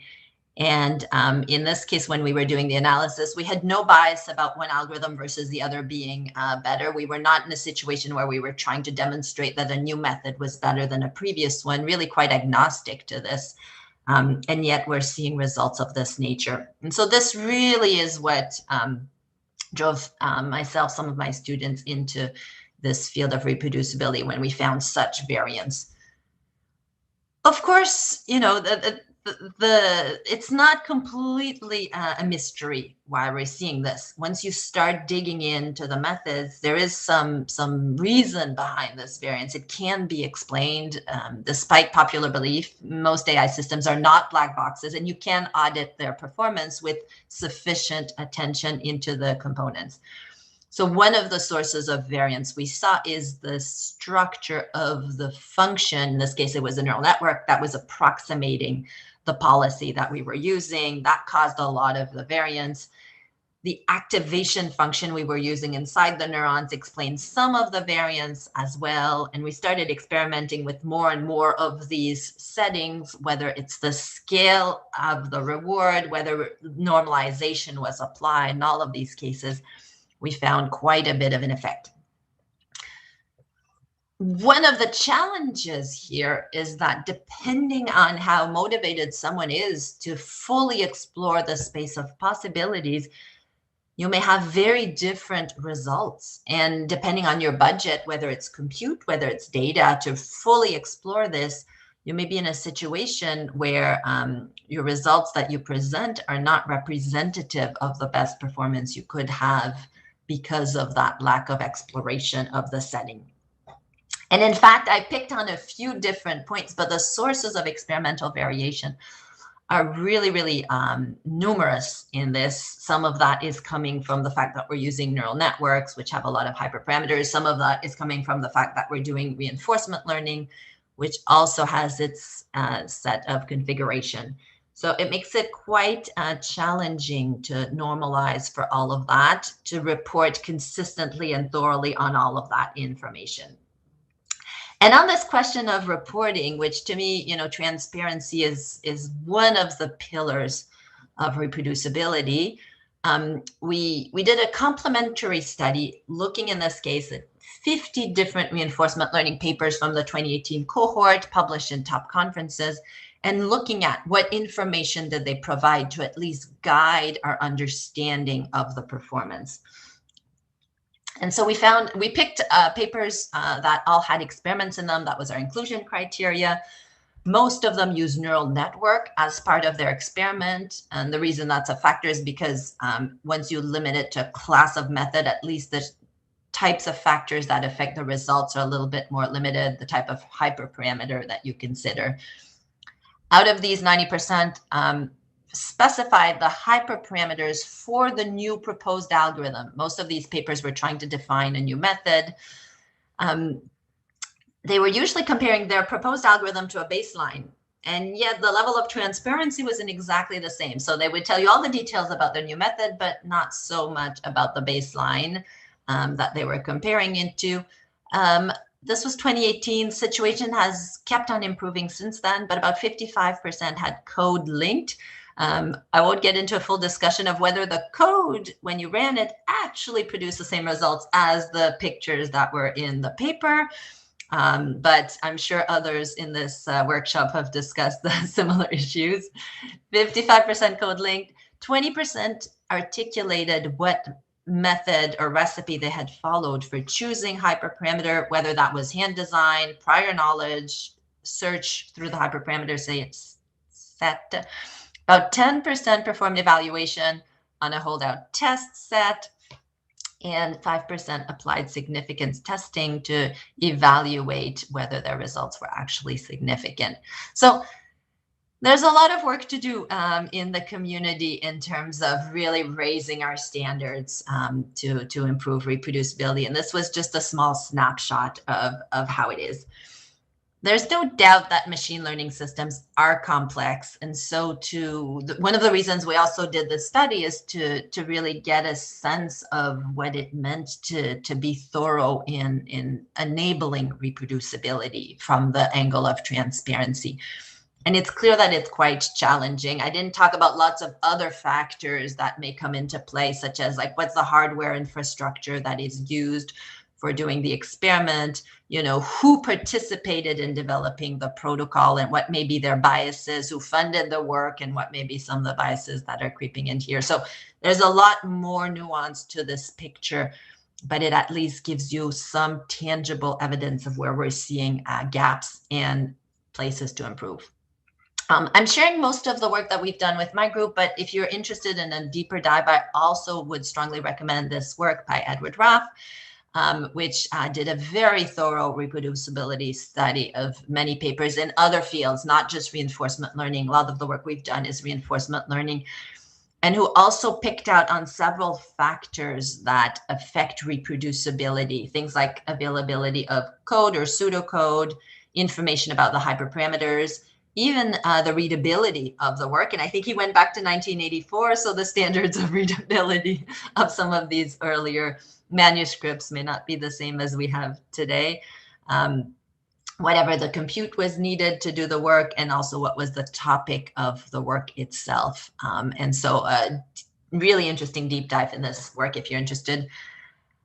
I would really hate if you leave my session today thinking that this is a problem only in reinforcement learning. I think there's several challenges in reinforcement learning, absolutely, but it also permeates some of the challenges we see in other fields. If we look in computer vision, for example, which also trains very, very large models to analyze images, we are seeing several of these similar issues. There's a nice paper by Boutillier, Laurent, Vincent that discusses how much the variance in the seed is actually affecting the results. And in fact, different models are differentially susceptible to this. And so it's sometimes hard to really isolate these things. Some nice results on some computer vision models here. There's also nice analysis with respect to GANs that was done. GANs are used to generate images as well as other data. And it's another field that has seen really, I think I can safely say, an exponential growth in the number of papers appearing, at least between sort of 2015, 2018, 2019. Maybe it has plateaued a little bit since then. but huge amount of papers in this field, rapidly increasing, but a really nice analysis also from Luce Kurac and colleagues about how the training is very sensitive to the hyperparameter space. And in particular, in this case, we see that it's really hard to draw any conclusions from the data comparing different methods, given how really large the variance is. And so having thorough reporting of some of these performance metric makes a lot of sense, and is absolutely an imperative. Now, I don't mind pointing out gaps in our work, limitations in how we do it, but I hate to be the one who only bears bad news. And I feel there's at least a bit of a responsibility to suggest pieces of solution on which we can build. So I think that's where I'll spend some of the remainder of my time, and we will have time for question at the end. But I'll share with you some of the things that give me hope that we're improving as a community here. Just like a quick dump of some of the things that I've seen change since 2018. Still relatively short, right? We're talking 3.5 years in the machine learning community. Some of these have really given me a lot of hope that we can do better. One of them is almost all of our top conferences have moved, and maybe for some of you who are not from the community, it's important to specify that a lot of the publication in machine learning goes through conferences rather than journal. We do have journals, but conferences is where the volume, the quality, and the sort of the more timely publication happens. So most of them, conferences like NeurIPS, ICML, iClear, are incorporating a code submission policy, being very clear about what they expect. None of them has gone so far as to say that code is mandatory, but there are several incentives in terms of encouraging code submission at those conferences.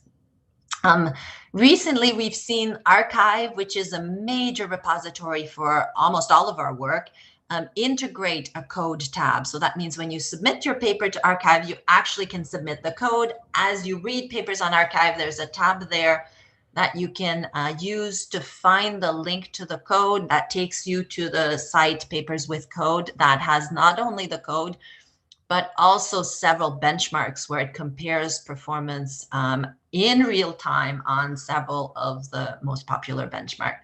So that kind of integration from arXiv to Papers with Code, from manuscripts to executable code or libraries is really, really promising. I feel it's really being thoughtful about the ecosystem of artifacts that we need for science. And in artifacts, I include data, code, papers, demos, and so on. And so really having that kind of view of providing an interoperable ecosystem of artifacts, I think is really important and exciting to see some steps in that direction.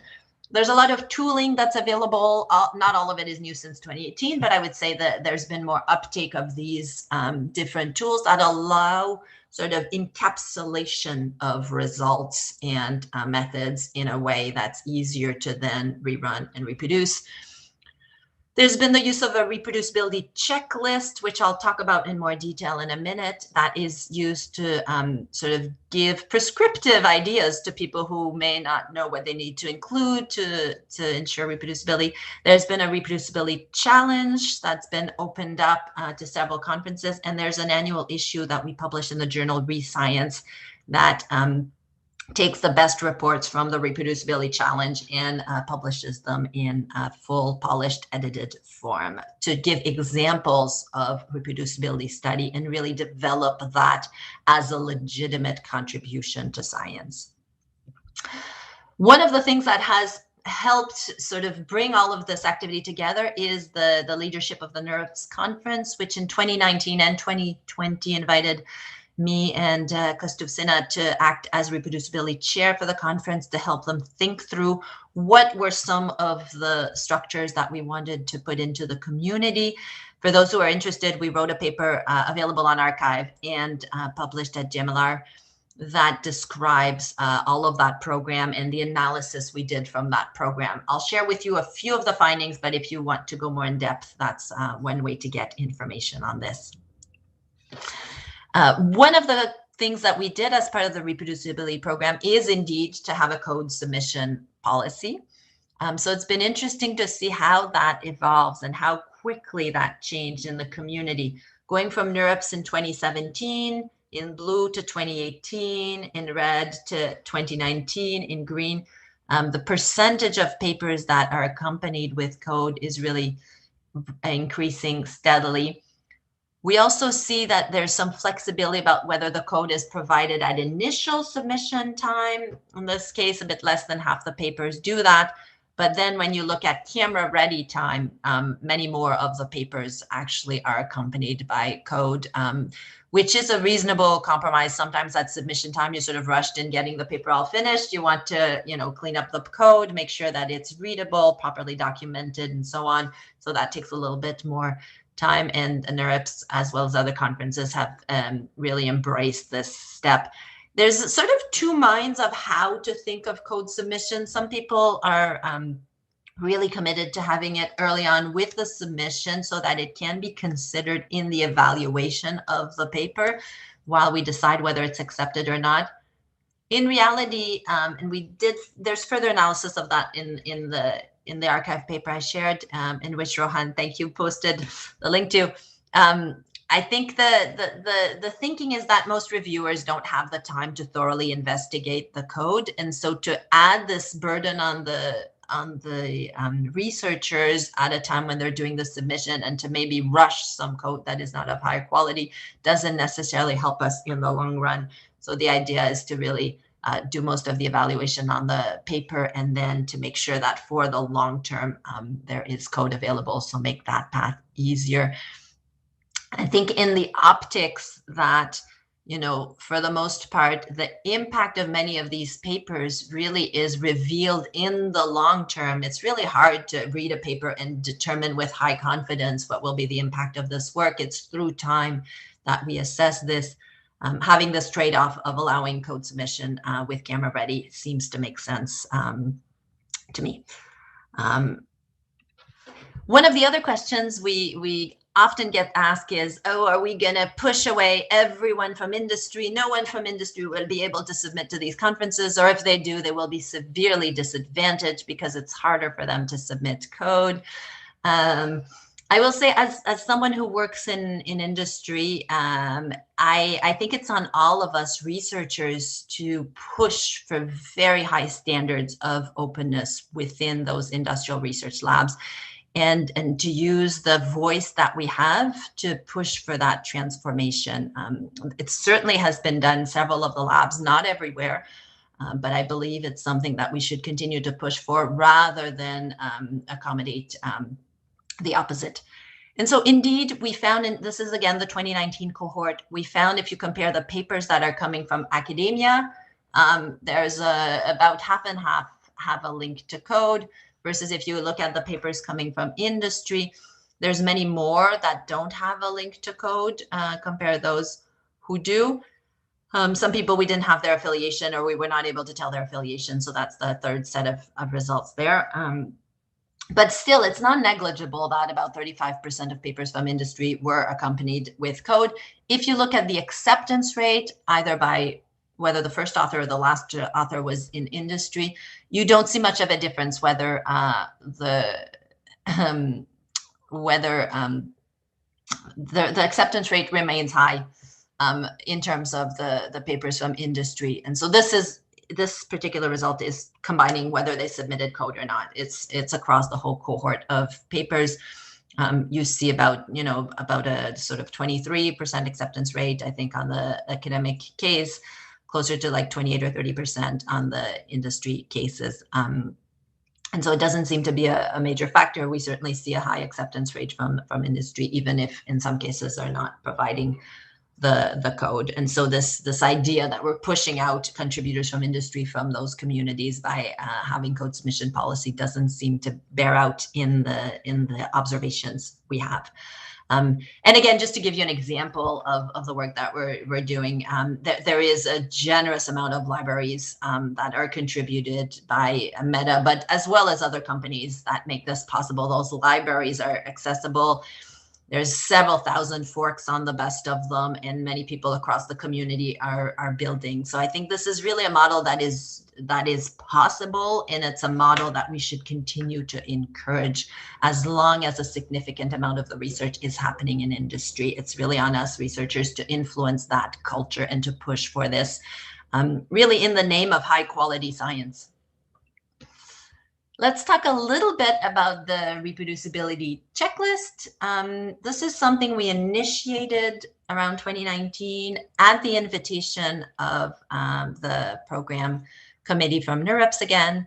We had a few versions of it. This is the more recent one, but since then there's been other versions at other conferences. Some of the NLP conferences and so on have adopted those. The idea of the checklist was really to try to encapsulate in a prescriptive way what were some of the information that should be contained in the paper or accompanying artifacts. And a lot of this should seem very, very straightforward by intent. The idea is to be complete about what you put in there. It's meant to be used as a self-reference, so for the authors themselves to fill out the information as they prepare their manuscript. They did have to fill it out as they submitted their paper and to provide a version. We didn't do a lot of work authenticating whether their information was correct or not. We started with the carrot rather than the stick of sort of trying to make it easy and to really develop best practices rather than start from really constraining and punitive measure. The idea was to educate and to really develop that across the community. We had specific items we included if people are sharing code. Sometimes it's not always obvious what are the different types of components to include. And in particular, we had a little bit more detail in terms of experimental results based on the study we had done of what papers had and didn't have, being more prescriptive in particular about some of the components that had been missing, some of the early papers. And in particular, with respect to the question of what to share when you are providing code, in deciding on those 5 particular items, we actually used another source of information. For the experimental results, it was mostly our analysis, but in terms of the code components, we partnered with our friends at Papers with Code, and we looked at them and looked for each of these 5 possible items. And we looked at more than those, but for those 5 items, we analyzed a few hundred GitHub repositories that were submitted. And we looked for each of these GitHub repositories, how many stars did they have, and how many of these components did they have. So 5 ticks meant they had met like all 5 of the components. And what we see is that the number of GitHub star increases drastically if you have all 5 of these components.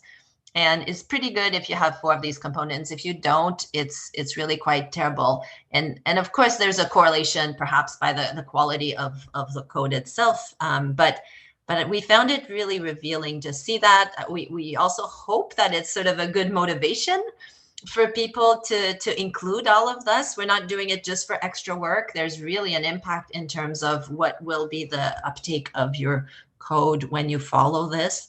And so that was an interesting, it was an interesting effort for us to really try to motivate the components of the checklist from a notion of really like metrics on impact of the results. So compliance with this actually leads to better impact of the code. It's a small study that we did, but it's sort of the spirit in which we are doing. And I think as we develop our culture for reproducibility, it's important to keep that spirit of experimentation, to leverage the muscle that we have as researchers to ask questions about the methods and practices that we are incorporating in our communities. This is a bit of a dense slide. I'm not expecting you to look through all of this. It is extracted from that paper that does the analysis of the 2019 reproducibility program. It just looks at, did the answer to any question have a direct impact on acceptance rate? And the take home from a lot of this is, there's not a clear impact for most of the questions on the acceptance rate in terms of like saying no to an answer typically didn't lead to higher acceptance rate. So there's no sort of perverse effect that we're seeing this from any of the questions that we have. In some cases, saying yes to the answer is a good indicator of acceptance rate. It's not a causal indicator by any means, but we do see some association between some of these questions and some of the acceptance rate we're seeing. There's one result that was particularly surprising to us, and I'm bringing it as sort of to highlight some of the limitations of having a self-filled form. One of the questions was whether all the figures and tables that presented empirical results, whether you included a clear definition of the measure statistics used to report results. So about 87% said yes, we're doing that.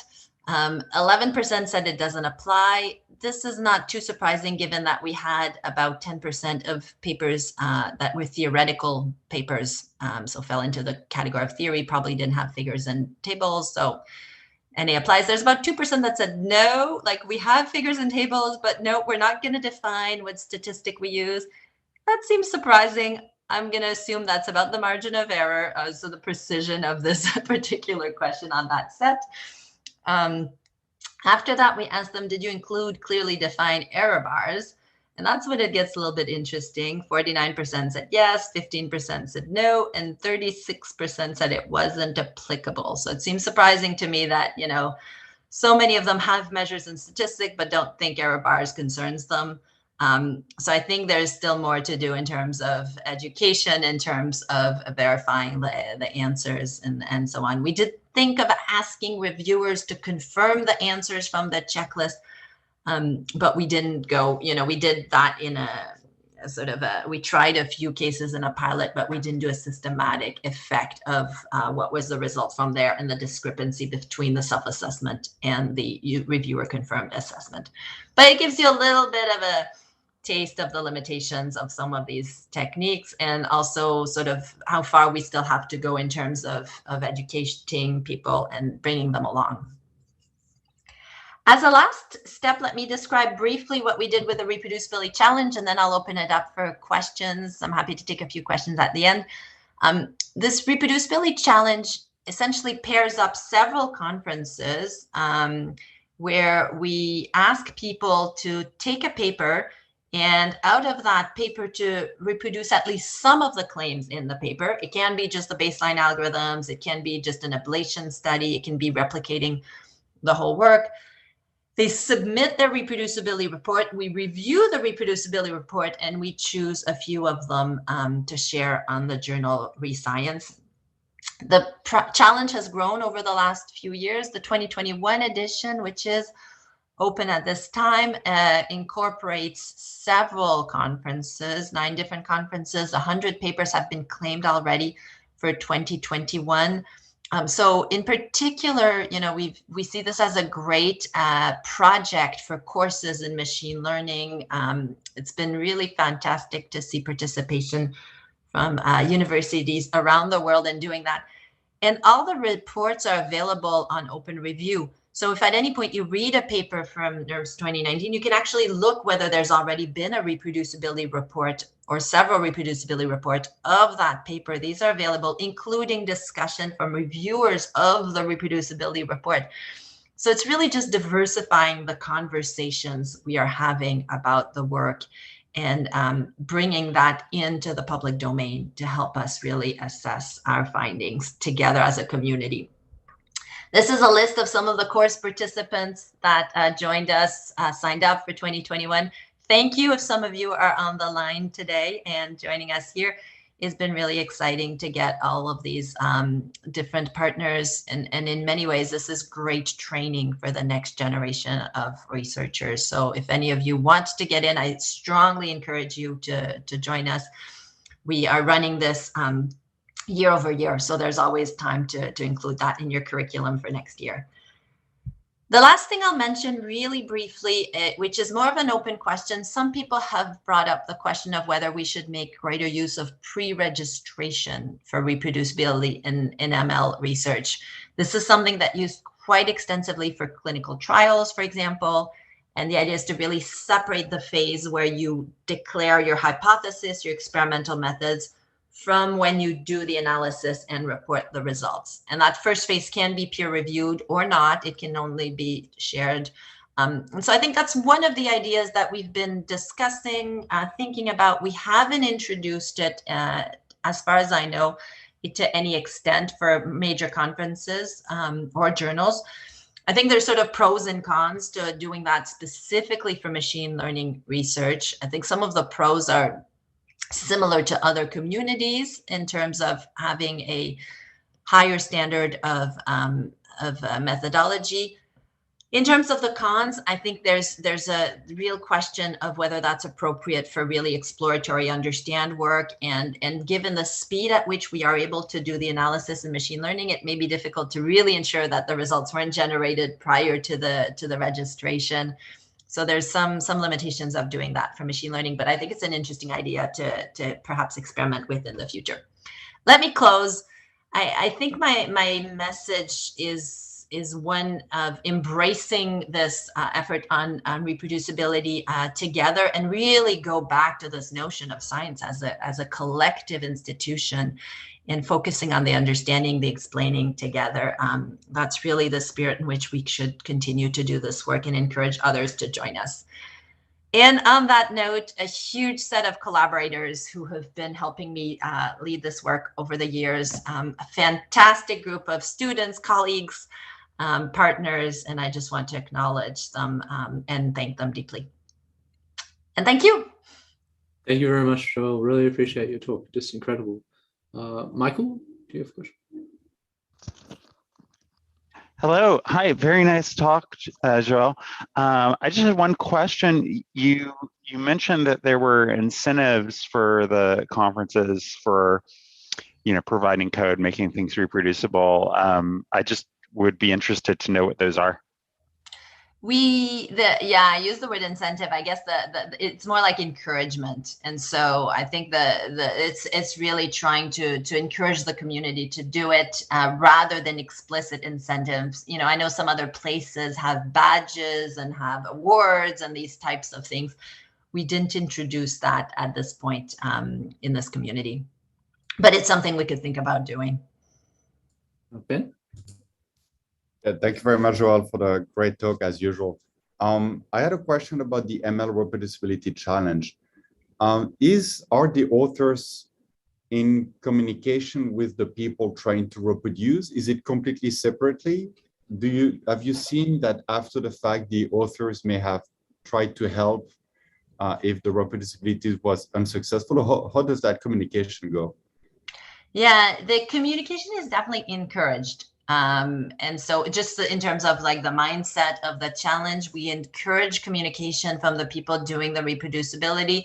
We try not to set it up as an adversarial situation. And so it varies widely. I think some people try to contact the authors, they don't get a response. Some of them get a really great collaboration with them and a lot of back and forth. And so it's on the participants to initiate that communication. We do provide the support in that it's open, it's on open review. If the authors want to know if their work is being reproduced, it's there. And if they want to engage after that on the discussion or respond, we've seen cases of people responding to the reproducibility report, providing further clarification. There's support for that on open review. And do you keep track of that? I mean, it's an interesting statistics in a way, like how many authors are ready to kind of work together with independent investigators. I think that's a fascinating statistics that we need to publish. Yeah, we haven't done the analysis. I would love to, and I don't know if there's anyone in the room. I think one of the things we would really benefit from is people who have an interest in studying sort of like the sociology of science, really, the practice, the cultural practices, and bringing their methodological know-how to give us some insight into whether we're doing is effective, what to look at in terms of indicators and doing these kinds of analysis. I'll ask Lars's question because he's on a train. Lars says, in reproducibility challenges, have you faced some backlash or reprisals from seniors towards typically more junior replicators?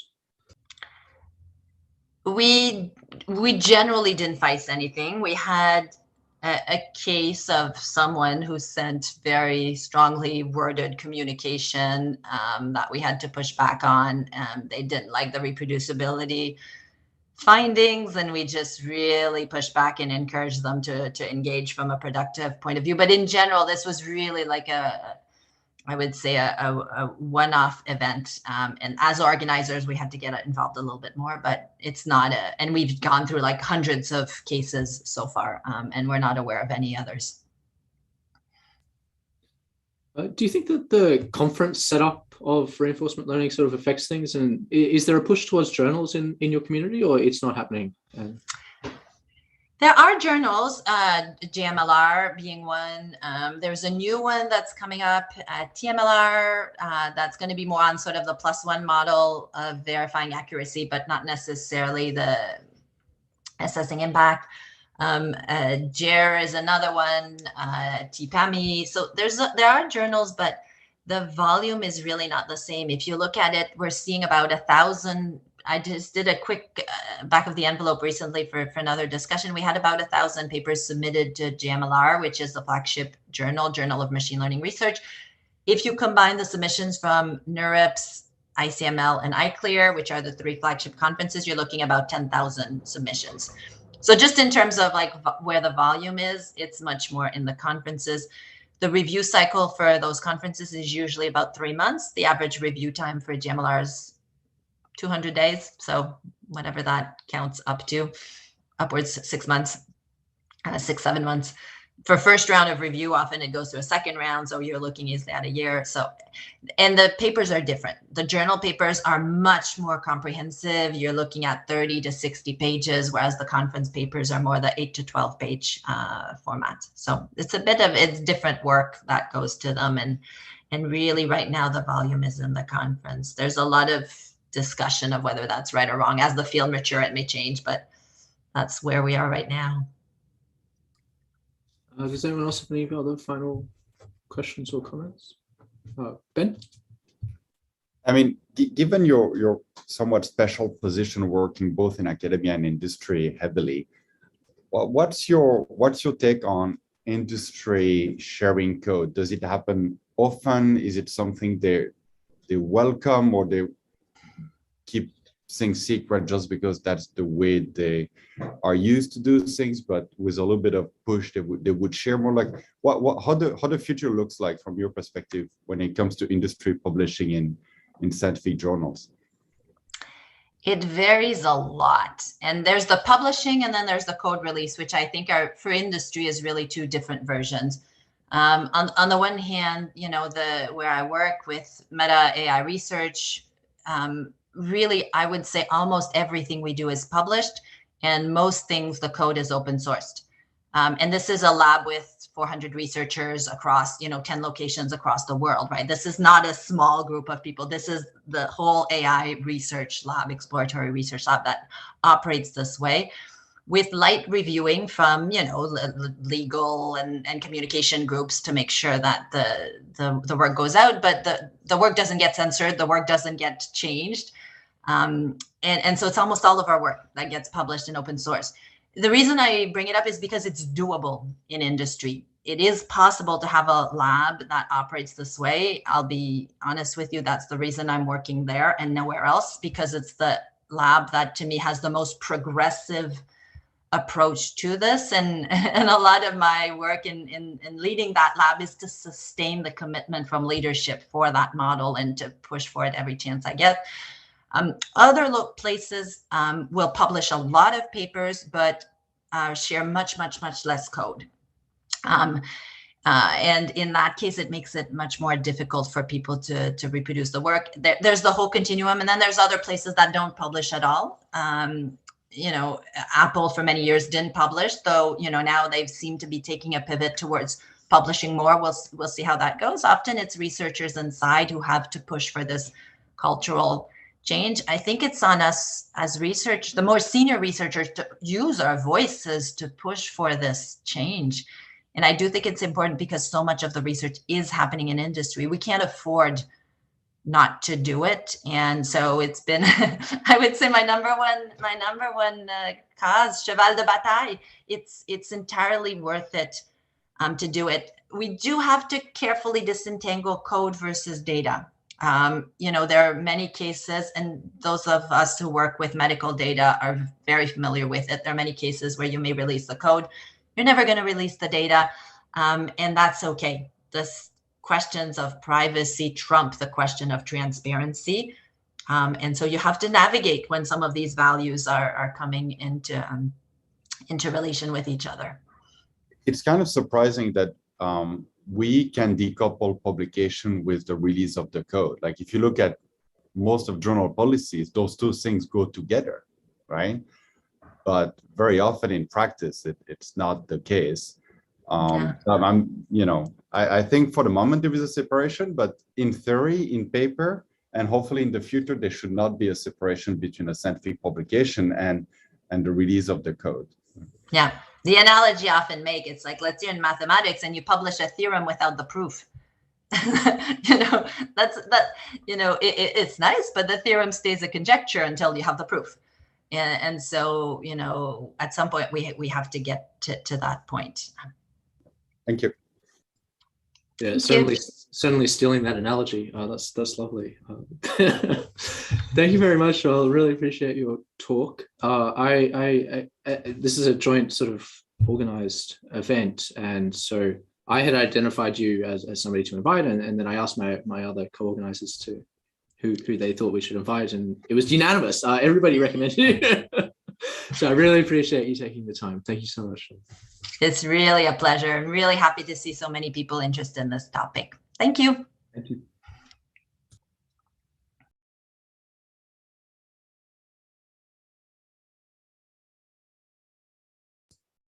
We're now going to take a little turn moving from research to teaching. So the next few talks will be about teaching reproducibility. So Debbie, are you around? Yeah, we'll just make sure that you're a co-host. Yeah, I think I am. And so I'll just start recording. There we go. So our next presenter is Debbie Euster from Ramapo College of New Jersey. And Debbie's going to talk about infusing reproducibility into introductory data science. So thank you very much. Okay, thank you, Rohan, and all the organizers for having me here. Just get everything set up. So I think that my talk is sort of at the other end of the spectrum from Joelle's, right? She was speaking about reproducibility at the highest echelons of professional researchers. And I'm going to be speaking about reproducibility for beginning students who are just starting to learn about data science. So it's really kind of the other extreme, and I won't be offended if the professional researchers don't want to stick around for the Data 101 talk, but that's what I'm here to speak about.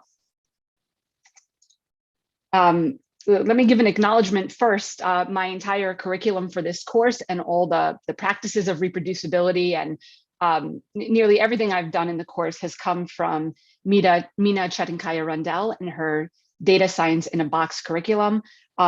If you're not familiar with Mina, she's at Duke University, and she also works for RStudio Education. She's extremely active in statistics education and specifically with R. So everything comes from her curriculum. Okay, so if you haven't heard of Ramapo College, it's a small public college in northern New Jersey in the New York area, about 6,000 students. And Ramapo only 2 years ago launched a data science department and program, both an undergraduate bachelor's degree and a small master's program. So I came to Ramapo at this launch. They had a group of hires. Previously, I had been at SUNY Maritime College My background is mathematics, so I've actually been transitioning from math into data science. So I came to Ramapo just as their data science program was launching, and I've been the sort of inaugural instructor for this Data 101 course.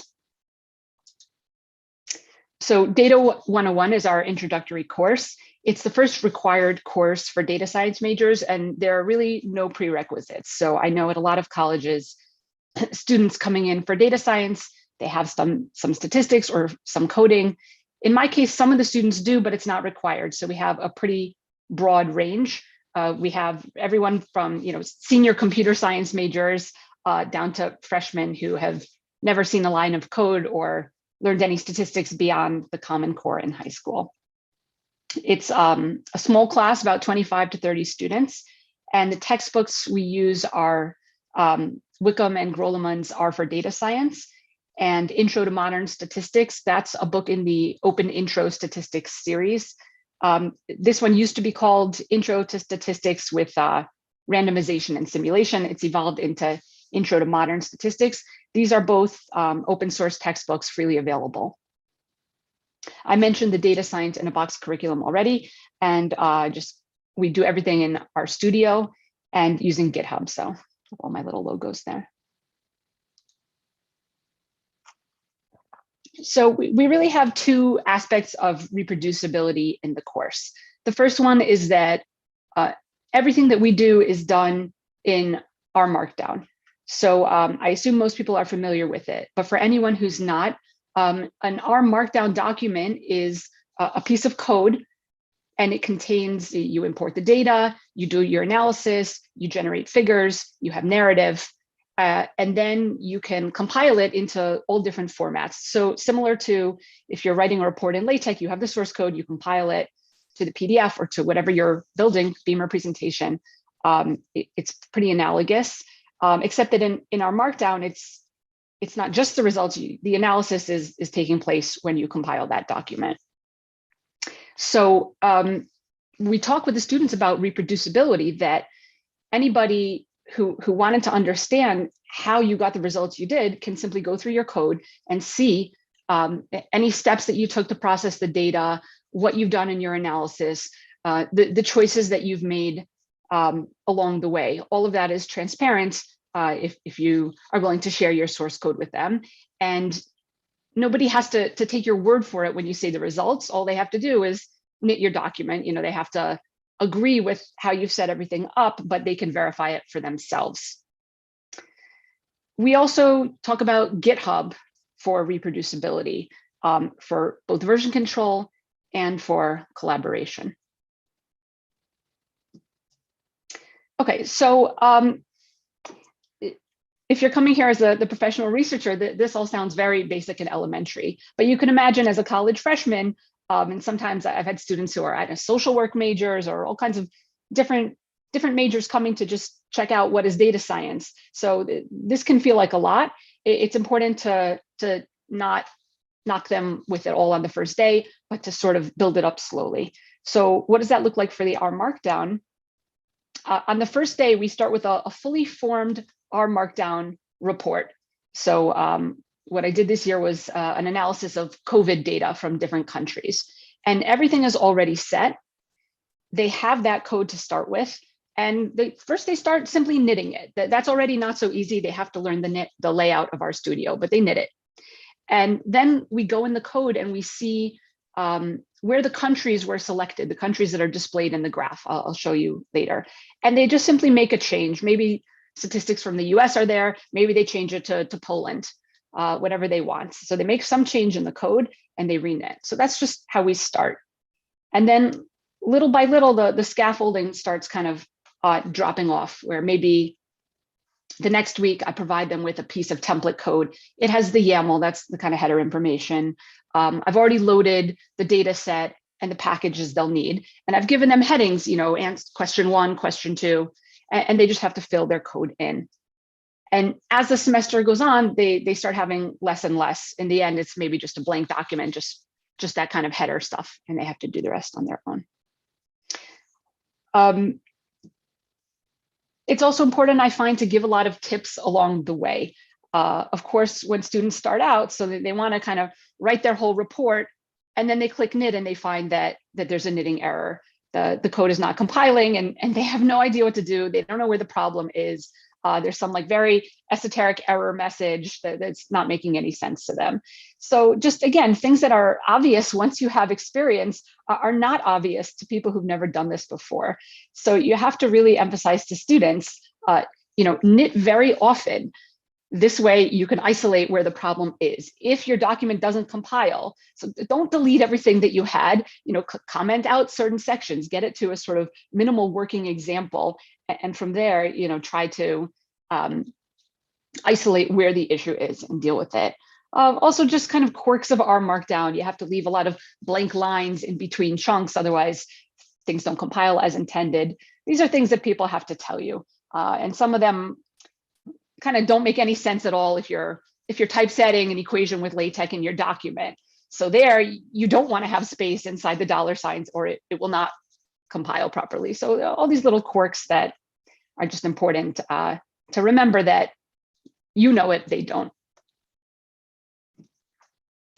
Okay, so then for GitHub, we really build up slowly. I'll just speak about the first couple labs and how I sort of get students ramped up to collaboration through GitHub. So that very first class, the students do simple things like registering for GitHub. They join RStudio. So we use RStudio Cloud, which is a cloud-based interface for RStudio. And what's nice about it is students can then access it from anywhere they have a web browser. And it doesn't matter if you're remote that day, you're in person. We can also create something called a course workspace, which allows me to create a project that students can just click to sort of clone into their own RStudio account. And I can also peek into any of their projects through this course workspace. So they do the activity that I was speaking about, where they modify a document and reknit. So these are just some kind of clips from the lab instructions. Selecting a GitHub username, we tell them, choose something you won't be embarrassed about. These are college freshmen. They're not thinking that one day they're going to apply for a job or for graduate school, and they don't want to necessarily be like, Smushy Face 25 or something like that. They should pick a reasonable name. Getting onto the workspace, just all this onboarding stuff. And then finally, they get to start this assignment, which was, again, a COVID visualization. And we give very clear step-by-step instructions. Both times that I've taught this course, it's been on Zoom. So this format actually, it's worked well as a remote format. Here, you can't read any of this, but on the left side, we have the R Markdown code. And then here on the right, there's the rendered document. And so we have the students look through this piece of code. They don't understand any of it at this point, but they can just find where the countries are. Sorry if you can't see this. It says China, France, United Kingdom, US, and Turkey. Those are the countries that are plotted on the right. And we simply have students modify that by choosing a different country. And further down in the code, there's a list of all the available countries that they can use.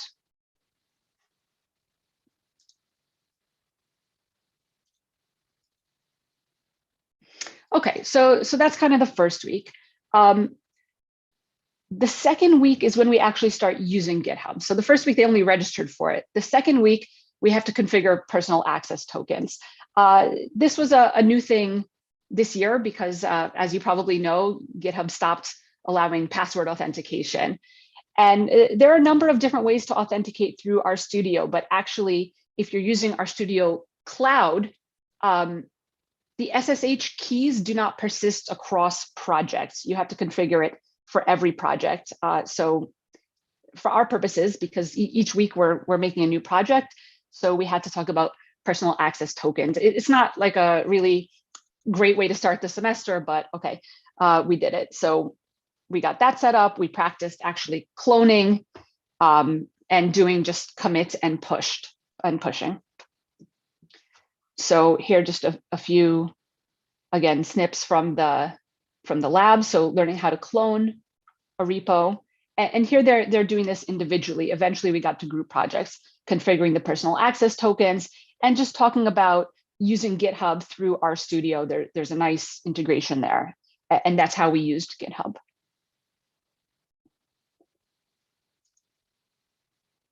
Okay, so after that first week, they're used to having their own individual repo, working individually and pushing their commits.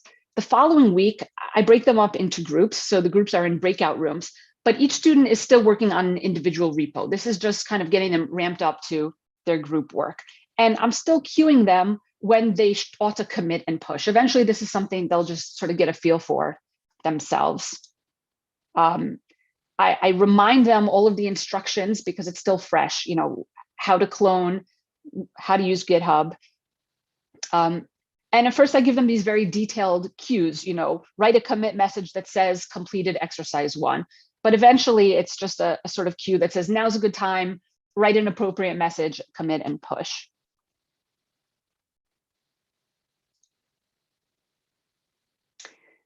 So now that they've worked in groups on their individual repos, the following week, they actually have a team repository. And so this is a little trickier, as you can imagine. They have to sort of coordinate who does what, and hopefully not get into any merge conflicts just yet. So this week is a little dicey. But they have their team repos, and I'll talk a little bit later about how, oh, sorry, I missed the chat window. Let me just catch up on chat. I'll talk in a second about how I create all these repos. Oh, Rohan, the PATs. Yeah, the paths were really bad. I'm just responding to Rohan's comment about the paths. Yeah, it was not clear when GitHub made its change that you could not use SSH keys with RStudio Cloud. I don't know, according to Google, I'm like the first person who realized that and documented it. So yes, that was very painful. Oh, so Colin's using SSH keys. I think, Colin, you must be using the server version. RStudio Workbench supports persistent SSH keys across projects, but RStudio Cloud does not. So that was the problem, is all the people I chat with about this stuff are all using Workbench, which is where you have a local server at your school. So I was running into trouble and didn't understand why it was working fine for everyone else. It turns out it works on Workbench. It doesn't work on Cloud. Okay, so anyway, for lab 3, this is the first group assignment. I have a very tightly coordinated dance that says, you know, team member 1, answer this question, push your code, and everyone has to practice then pulling. So the new thing here really is pulling and sort of learning to wait your turn. And then finally in lab 4, we actually induce merge conflicts, which I've been really hoping until this point we don't encounter. Now we sort of, it's kind of, if you've ever taken a kid for an ice skating lesson, the first thing they tell the kids is, okay, everybody fall down, right? Because they don't want the kids to try ice skating while being afraid to fall. So they say, just fall down, you'll see it's not so bad, you'll get up, and then you won't be afraid. So that's what we do in week 4, is we say, everybody's gonna get into a merge conflict, and let's learn how to get out of that. So we have this very choreographed induced merge conflict where we have, you know, member 1 push a change, member 2 does something conflicting, and they have to get out of it, and they learn, you know, what a merge conflict looks like and how to take care of it. And after that, that's basically it as far as getting them ramped up to using GitHub. So I keep it very simple in my course. This slide is not prescriptive instructions. This is just what I do. I use a very small subset of Git functionality to keep it manageable for beginning students. There's already a lot on their plate without having to worry about the more advanced Git stuff. So we don't do anything on the command line with Git. It's all through the RStudio integration. We don't do branches. I don't even do issues. We could, but we keep it very simple. They're pushing and pulling. That's about it.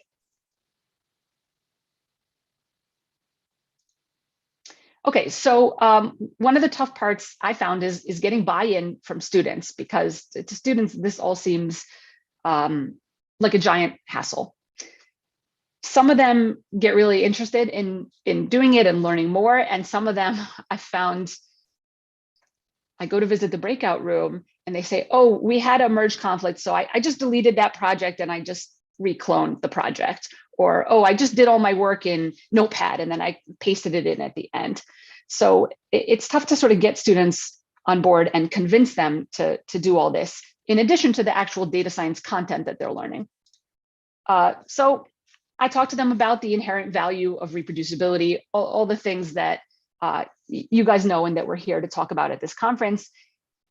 It doesn't really resonate with college freshmen. So those of you with experience can see what goes wrong when work is not reproducible. But to someone just starting out and you tell them, oh, well, you know, if you use Excel, people can follow your steps, maybe you did something wrong. It's not that compelling to them. Same thing with collaboration, which is one of the main reasons that we're using GitHub, is to allow students to work in groups. If you're someone who's coming from the days of emailing versions back and forth, so you really appreciate GitHub. But if you're a college freshman, that's not where you're coming from. You're coming from a world of Google Docs.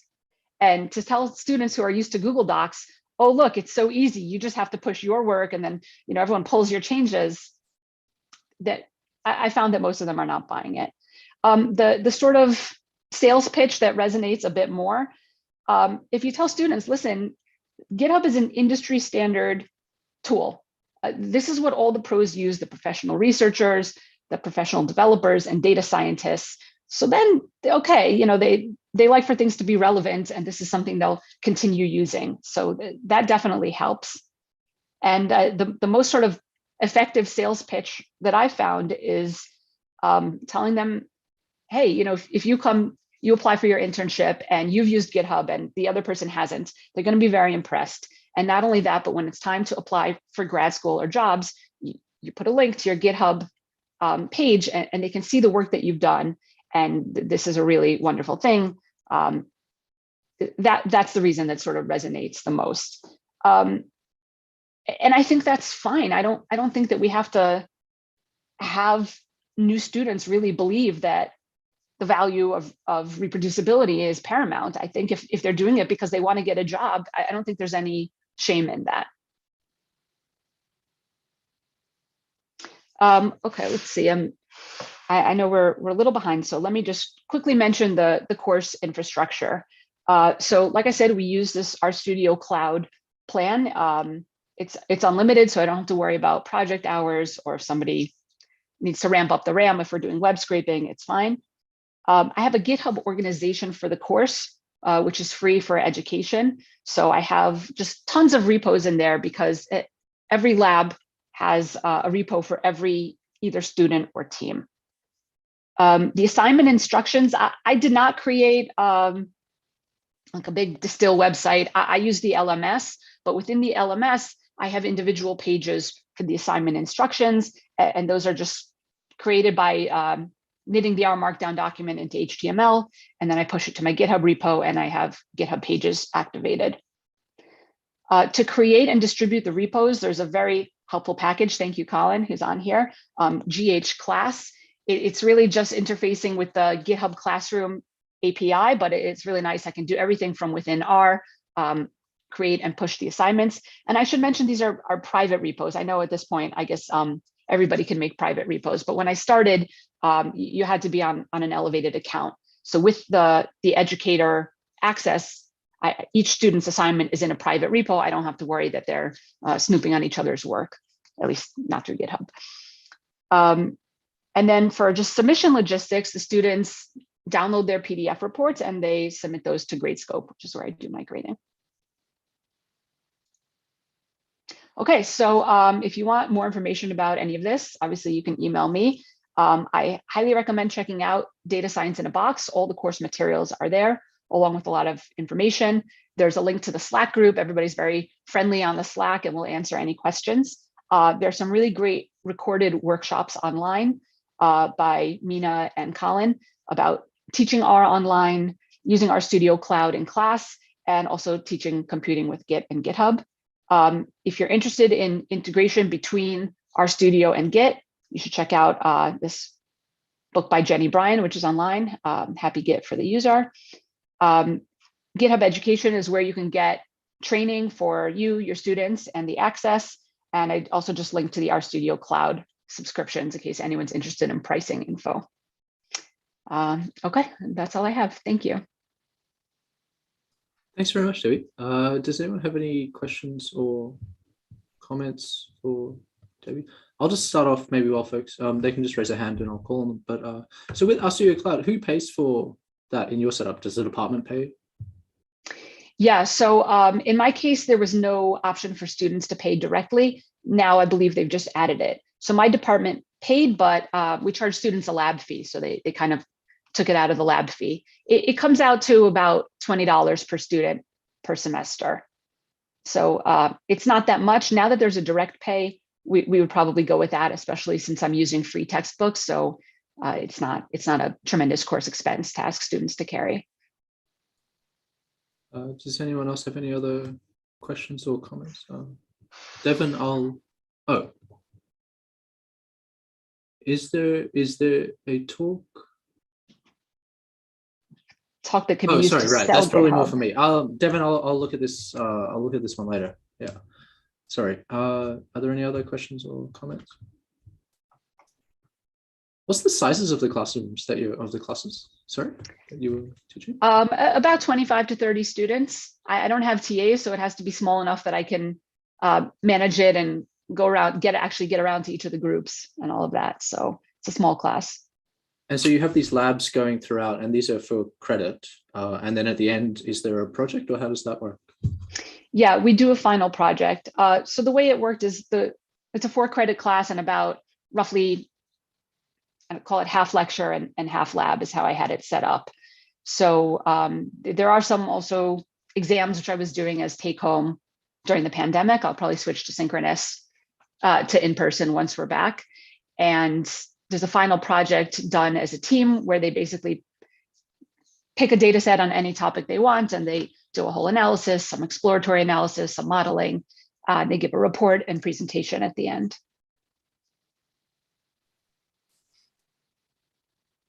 Robert's just clarifying the timing. So it's 200 minutes a week. So the way that I had it split up, because it was in the fall, it was still virtual. So I did it half asynchronous. The lectures were all recorded and students watched it. And then we met synchronously for 100 minutes. And that was the lab period. So yeah. It would be nice to have more time, but it doesn't always work out. If they're applying to University of Toronto, send your strong students to apply for grad school at University of Toronto, and GitHub pages certainly make a huge impact when I look at applications. Yeah, I'm going to tell them you said that. It's just easier to stand out, right? Because so few people do that. And so if you do it, then it's like, oh, I don't know this person, but they can prove that can do all of this stuff. So it's just so much easier. Yeah. And, the learning curve is tough, but once they get past it, so now they're just used to these tools, and reproducibility just becomes the norm for them. So it's a nice way to start students off. Thank you so much for your talk, Debbie. Really appreciate it. Thanks for having me. Colin, you're okay? I think I'm all set. Yeah. Okay, I'll just start recording. Let me share my screen and make sure all that looks good, and then good to go.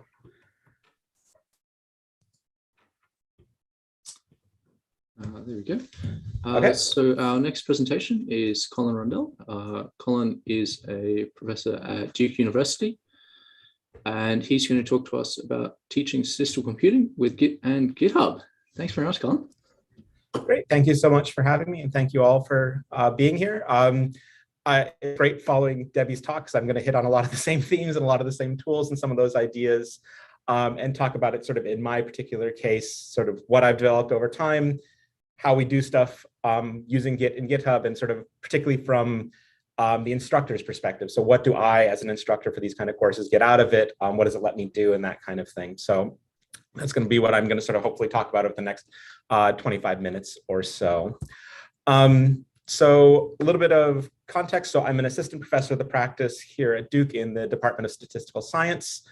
For the last 7-8 years, one of the major focuses of my teaching has been on statistical computing. So these 523 and 323 are master's and undergraduate level statistical computing courses that have been sort of a major place for us to develop some of these workflows around doing collaborative computing work, doing reproducible computing work, and training new students at both of those levels with these sort of core skill sets. More recently, just this year, I've started teaching the Stat 663 class, which is the same thing, but now in Python. The other two courses are primarily focused on R. And then also occasionally I get the chance to teach something a little bit more statistical modeling, so doing things in like spatiotemporal modeling, that kind of stuff.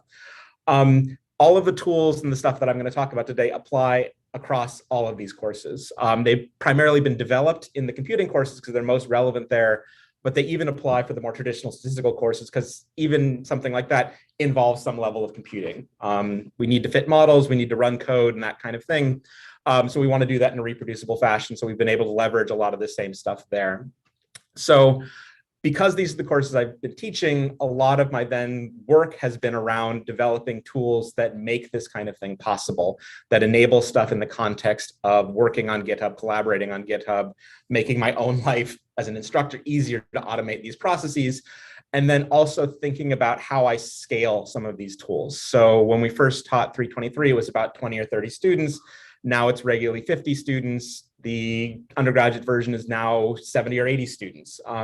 So things that were possible with manual intervention once upon a time are not anymore. And so we need to think about how we do all of that kind of stuff.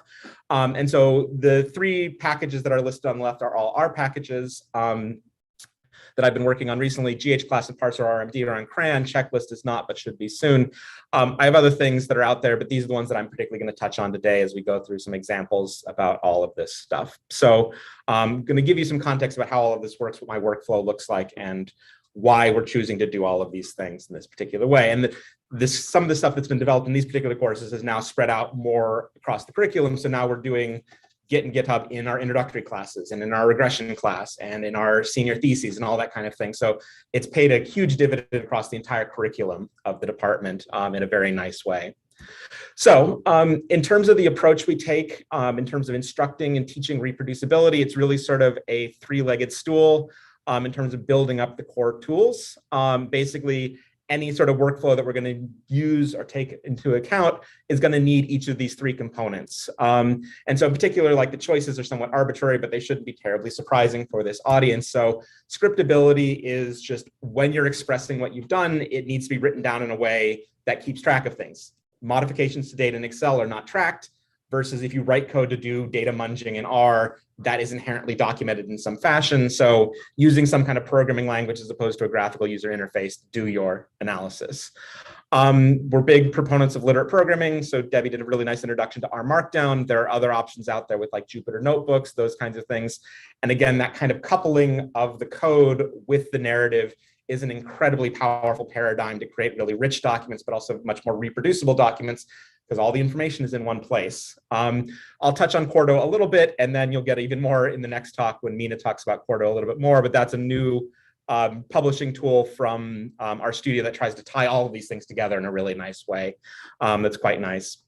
And then finally, we also need to track changes over time. We need version control. So at the heart of this talk, we're going to talk about using Git and GitHub. Any of these things could be swapped out, but I think at this particular time point, this particular combination of these tools is incredibly powerful and a very rich vein to mine for a lot of utility in terms of teaching these kinds of things. That's not to say it will be the same in 5 years or 10 years, but this is the kind of thing we just have to keep modifying and updating as the tools become available. But they're particularly better now than they've ever been in the past. And it's a great time to work on this kind of thing and give these tools to students because they are much more approachable than they've ever been. A couple other things. So my basic approach is that for my courses, I use GitHub as more or less my learning management system. Everything on the course goes onto GitHub. The course website is on GitHub. It gets built into a GitHub page. That's where all the schedules and everything are linked. All the slides are RMD documents. They get rendered to HTML, goes on the website. All of the assignments live there. So we do an approach where students are invited to the organization. Those memberships are private, so we're not disclosing any confidential information. We're not running afoul of FERPA or anything else like that. And then all of their assignments then are created as repositories there. So for each assignment, for each team or each individual, we create a separate repository. We use a very sort of structured naming scheme so we can keep all of them straight. So common prefixes for homework 01. All of the assignments for that particular assignment have that same prefix, makes it very easy to find things, makes it very easy to automate processes to work with those kinds of things. there's sort of the carrot and the stick aspect of getting students to use GitHub, and getting that buy-in is challenging. In this case, this is very much the eat your broccoli kind of approach, where they don't have a choice. All of their work needs to be completed on GitHub. It needs to be turned in on GitHub. They have to use it. They have to engage with the tools in order to turn in their assignments. And as an instructor, that also makes it a lot easier for everything to be consistent in some fashion, for me to grab it and that kind of stuff. We also do collaboration and other kinds of things, but we also do the direct feedback to students. So not numeric grades, but all the commentary and everything else is done via issues. And that also promotes sort of a back and forth potentially, where the students can then reply and ask questions and we can give them feedback, and it persists. And I'm not answering one person's question, but their entire team can see that feedback and they can have a discussion there and that kind of thing. So leveraging some of the other tools that are then built on top of the GitHub system. Why GitHub? Basically, we're buying in there because of the ecosystem. It is sort of the definitive tool that's out there, but also because so much effort has gone into making it a powerful place to work with things. I'll talk a little bit about the GH class package that Debbie mentioned that I developed. All of that is about automation of interactions with GitHub to avoid manual steps.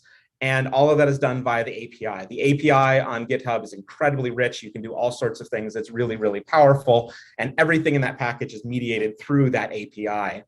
I know some people use GitLab. That's great. When I've looked at that, you can do some of the things with their API, but not quite as much. And that's been a major sort of stumbling block for us in terms of not being able to do everything that we would want in that particular ecosystem.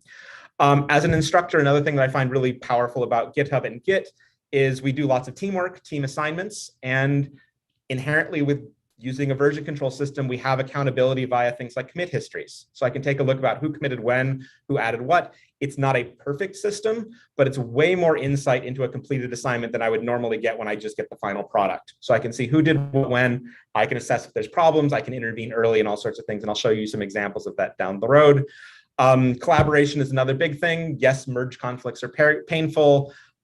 Google Docs would be nice, but again, it is a system that does work for collaboration, and it does so in a distributed fashion where they can all work independently and then bring things together. It's really interesting to see what sort of emergent behaviors come from that in terms of how they avoid merge conflicts and the rest. But fundamentally, it does work, and they get better at it over the course of a semester, and particularly over multiple semesters and multiple courses. Scalability, the courses I'm talking about today are mostly in the 40 to 80 range. I've also done this in courses that are 200 plus students, and that would not be possible without a lot of this tooling around this kind of stuff. And the other thing is this relevance beyond the classroom. I want to teach tools that are not going to be just a one-off, that I don't want to spend time teaching something you're never going to use outside of the classroom. So the kind of buy-in of it's a professional tool that is useful, whether you're going into industry or going on to a PhD or anything like that, as well as it's a very useful place to put your work so that people can find you and give you an internship or get a job and that kind of thing. So getting that buy-in is very useful, but I think there's a learning curve, but you can get that by convincing students that it's worthwhile in the greater scheme of things. Okay, so how do we then use this in practice? So everything for all of these courses is repository based. So the example here, I'm just showing you a screenshot of one of the homework assignments for my undergraduate computing course this semester. Since everything is repository based, that's what we put together. So for an assignment, we will give them a README file that has all of the instructions, everything they need to do, the deadlines, the rules, anything else like that. We will give them a templated RMD like Debbie was showing in the last talk that gives you some structure, tells them where to put answers in, that kind of thing. Early assignments are very heavily templated. Later assignments are much more loosely templated in terms of what we give them and what we ask of them as it goes. And then we give them some other kind of scaffolding stuff. So if I want to put an image in the plot, an R project file, git ignore, and the rest of that kind of thing. But the point is, it's just files, but it's not one file. So I can make things a little bit more organized and spread them out, as opposed to trying to put, here's the one document that I'm going to put up on the learning management system for you to download. It's all versioned. So I have I can make changes to it. I can bring it in easily from the previous years and make modifications and all of the rest, but it is just files. So that's a really nice way of working with things. And then the leveraging the version control kind of changes over time. What this looks like to the students is something like this. So this is the content of the homework1.rmd. And just again, showing you examples of what that templating looks like. So we give them some basic YAML and say, look, you're working in a team. put your name where the teammates are so we can see who it is. Include instructions. I do have to say, the most common mistake my students make is I tend to put the instructions as an HTML comment so it doesn't show up in the final document. They will write their entire write-up there in that comment, and then it won't show in the rendered document, trying to convince them that that's a bad idea. There's always one or two teams that do that. I don't quite understand why. But the point is that we can provide instructions to them to tell them what to do that said, okay, your solution for this needs to go in this particular part. And then things like providing scaffolded code. So in this case, they're doing the FizzBuzz kind of simple programming task. So here's the signature of the function. You're just going to add the code. So that way I'm going to have some uniformity to the answer. I'm sure that always the function is going to look the same way. It's going to have the same input argument, the same kind of thing. And we can provide testing code and the rest of that kind of stuff as it goes. Question, can you just take the instruction out of the comment? Yes, absolutely. And that's probably the better solution, which I've started to do a little bit. It just bothers me. I don't know why. I don't like them showing up there. So it's a personal hang up of my own, but it's one of these kinds of things where you do need to be careful about the instructions you give, and students will do interesting things that you don't necessarily expect. Nothing survives contact with the real world, as it were. So yeah, basically this is what a homework assignment looks like. I haven't showed you the README, but you can take a look. It's essentially just instructions. It says, here's the task, here's what you need to do, use written in Markdown to give them all of the instructions.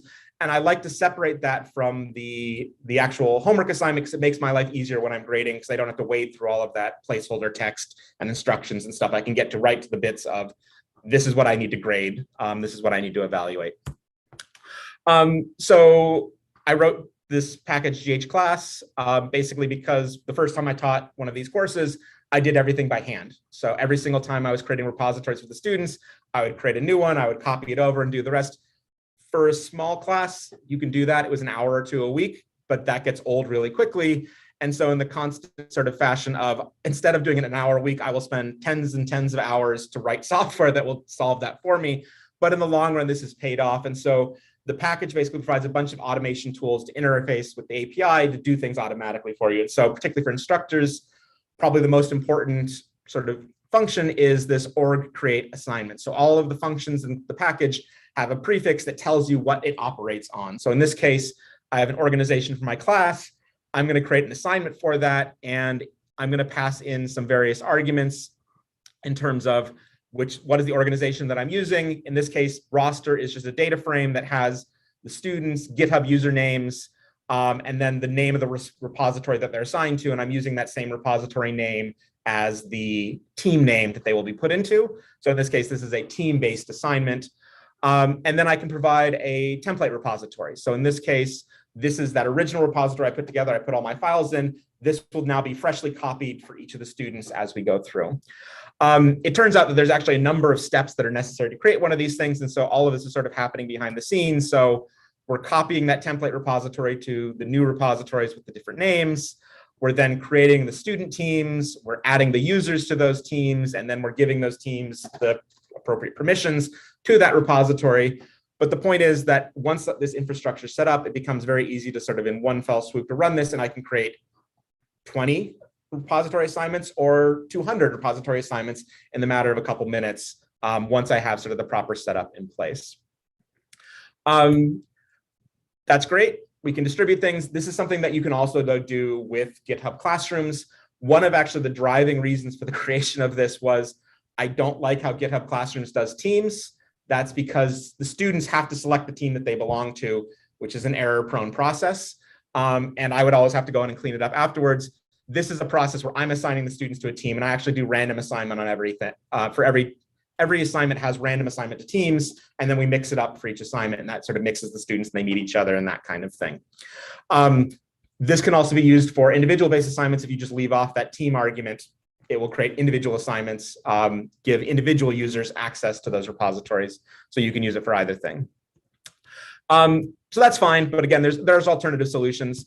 Where I think there's a really powerful tool here that I leverage all the time, or maybe I'm just error prone, is because we're working with Git repositories, everything is changeable, and I can make changes after I've distributed an assignment without worrying about causing too much harm to the students. Again, I'm going to try to generally avoid making modifications to that homework1.rmd because that will be divergent in terms of what students have put where. But if I need to change the instructions, if I wrote the wrong due date on it, or I give an extension to the class, it's nice to be able to go in and do that without having to send an email saying, disregard what it says there, this is the real version of that kind of thing. If I need to modify a data set or do anything else. And so all of this is just Git repositories. They all just live on GitHub, so that I can interface with that and I can make changes in an automated fashion across the board. So this is just an example of another function that modifies an existing file. So this is going into readme.md. And in this case, maybe I forgot to change the due date from the last time I had this assigned. So it's just looking for a pattern. I'm giving it a replacement set of strings, and this will then go through for every single repository and make that modification.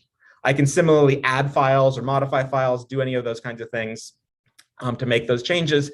And once you have that, it's actually kind of a freeing thing to know that, yes, I should have the assignment as ready as possible at the end, but if I need to make a correction or I need to make a change, I can, and I can do that in a very efficient manner as opposed to worrying about it after the fact. This does cause issues because now students will have to pull and there's maybe merge conflicts, but again, it's all part of the Git ecosystem. It's all things that they should engage with and learn how to do in the greater scheme of things. So I think that's definitely a killer feature in terms of all of this stuff. And if you wanted to use GitHub Classroom for the distribution, GH class will still let you do all of these kind of modifications secondarily to that. So you don't have to do an either or kind of thing. It's totally up to you in terms of what you want to use. Okay. Assessing participation, again, because we can interface with the API, we can get all sorts of rich information. This is available via Git and Git log and other kinds of stuff, but the API makes it quite nice to access. And so again, similarly, we just wrap that in a function in the package. So in this case, I'm using this GH class repo contributors. I'm pulling in a list of all of the homework 01 repositories. And so this is actually from my current class. All that I've done is just anonymize the student usernames compared to what they actually are. And then we can take a look at it. So I can see for the lab 1, team 1, everybody committed at least once. That's a good thing to see. Maybe I'm a little bit worried about Anya or Diego because they're not committing as much. But it is very useful information for me as an instructor to see what's going on, to know something about the dynamics of a team. But generally, particularly for an early assignment, I'd be totally happy to see that everybody's done something, everybody's contributed as it goes. Second team, same thing, everybody's contributed, that's great. The last team, maybe I'm now a little bit worried. Only one of the 4 people on that team had any commits. So maybe I need to intervene, maybe I need to do something about that. But maybe I don't, because often what happens with the students is we have lab sessions where they work on this stuff together in person. Often they'll cluster around one laptop and that one person will type. It's sort of like pair programming with 4 people. And they're the only one who commits because they're the only one who's typing. In that case, it might be totally okay because that's how it worked. Or it might be problematic because maybe Hugo went off and did it all on his own and didn't talk to anybody. So this information is not perfect. It doesn't give you perfect insight in terms of what's going on, but it does help flag potential issues. And so we use both that information as well as peer evaluations at the end of each assignment to say, how much did you contribute? How much did your peers contribute? Were there any problems? Were there any things you want us to know? And that lets us intervene then to say, okay, you didn't commit at all and your teammates said you didn't do anything. Why not? What went wrong? Why are you having trouble? Do you need help knowing how to use Git? Did something come up, or did you just flake on this particular assignment and then we need to penalize your score or something like that? So you get lots of options there. But I would say I would not advocate for using only one or the other. Both these 2 sources of information give very useful insights in terms of what's going on with the dynamics. Another big thing is automated feedback. So we used to do this with other tools. Now GitHub has GitHub Actions. So for every single assignment we give students, we also build in a GitHub action that gives them feedback.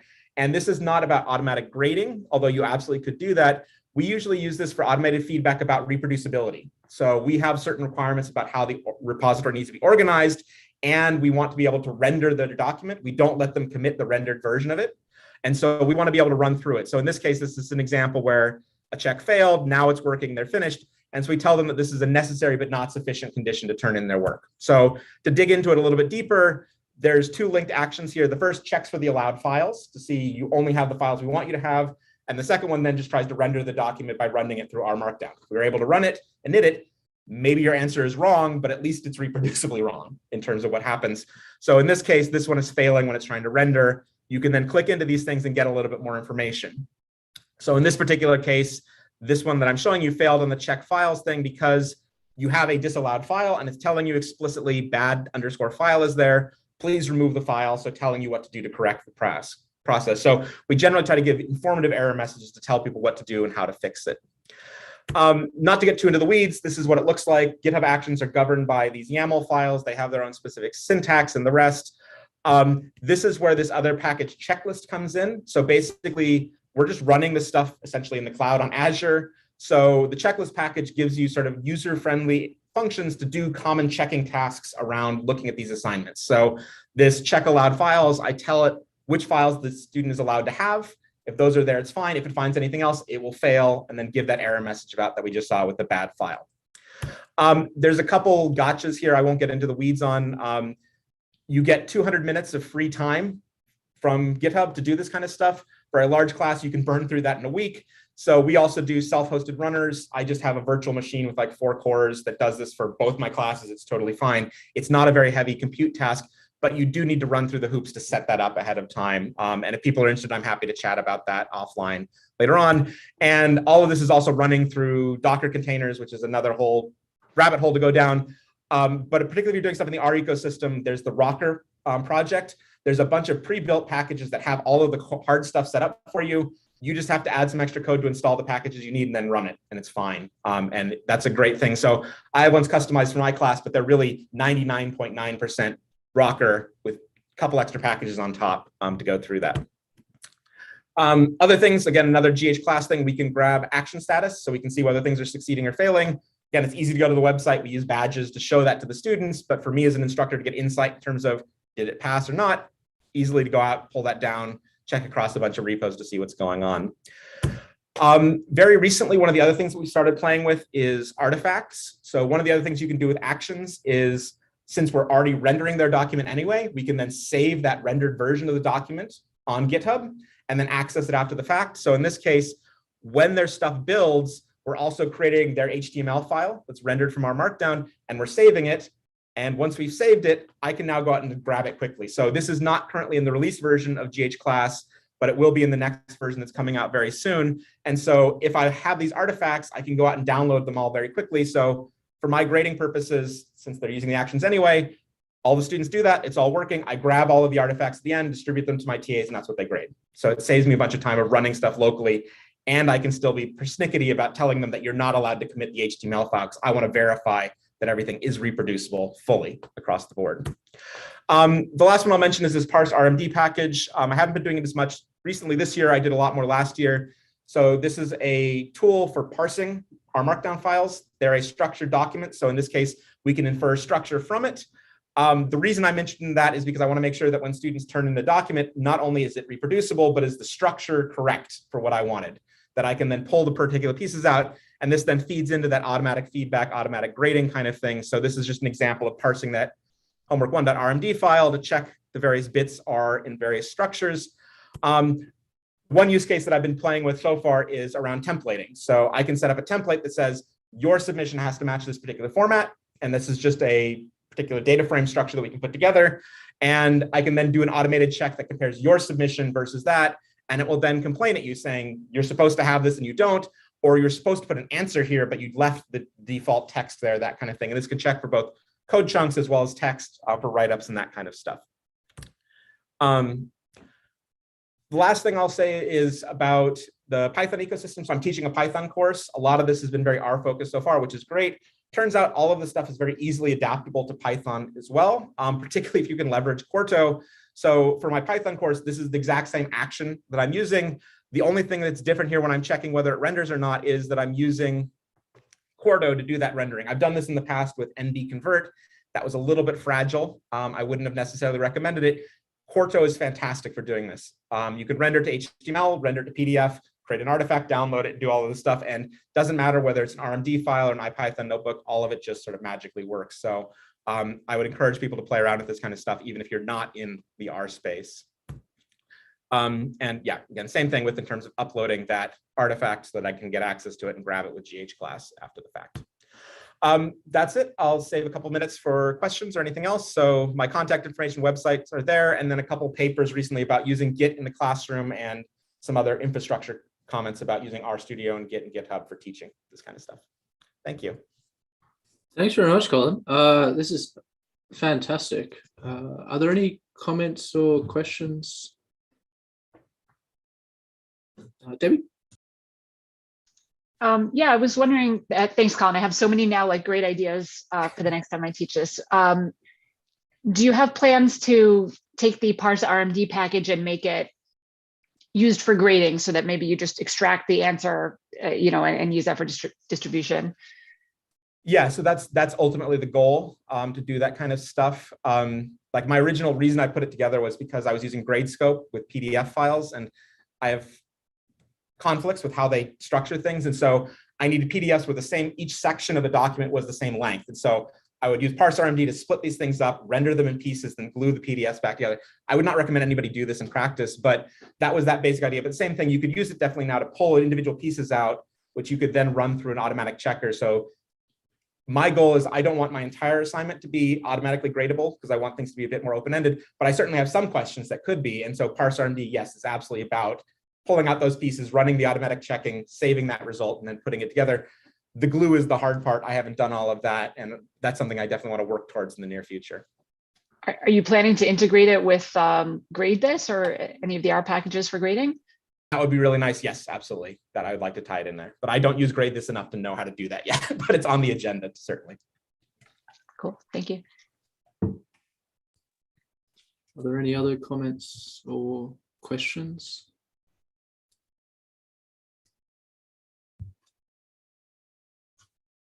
I'm just jealous that you've got that working at Duke, and I just want that. I just want this at Toronto. We're so far behind.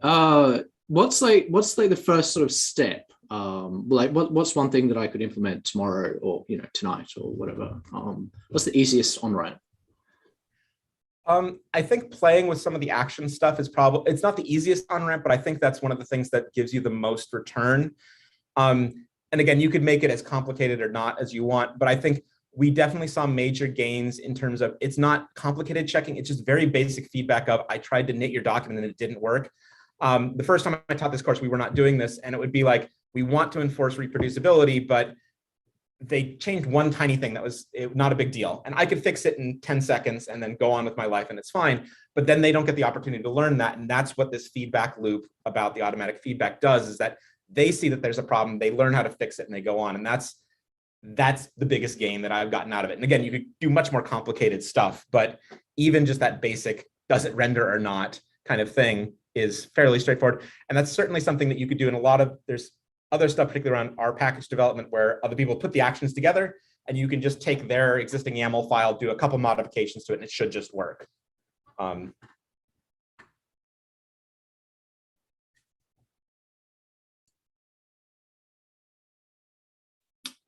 Michael Moons, Michael, do you want me to read out yours? Or?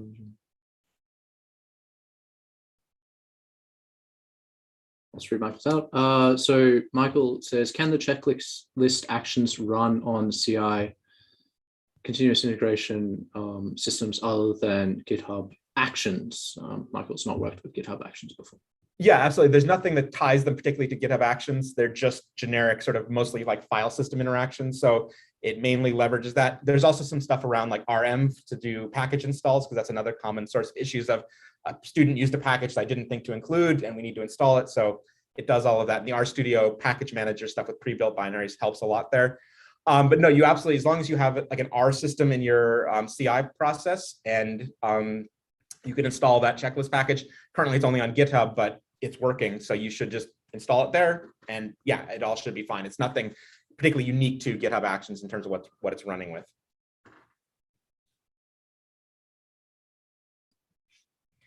And it definitely goes for that or anything else. If you're playing with this stuff and you get stuck or have questions, by all means, reach out. I'm happy to help troubleshoot. I'm very interested to see what people develop in this space and collaborating on this kind of thing. A lot of it is me scratching my own itches. So if something doesn't work, let me know, or if there's a feature you'd want, that kind of thing, let me know. But I'm also just curious what people can do and where it will go. Also, Michael, you need to start using GitHub Actions. I'll talk to your supervisor. By way of background, Michael's supervisor is my wife. And so on that note, sorry, I should stop.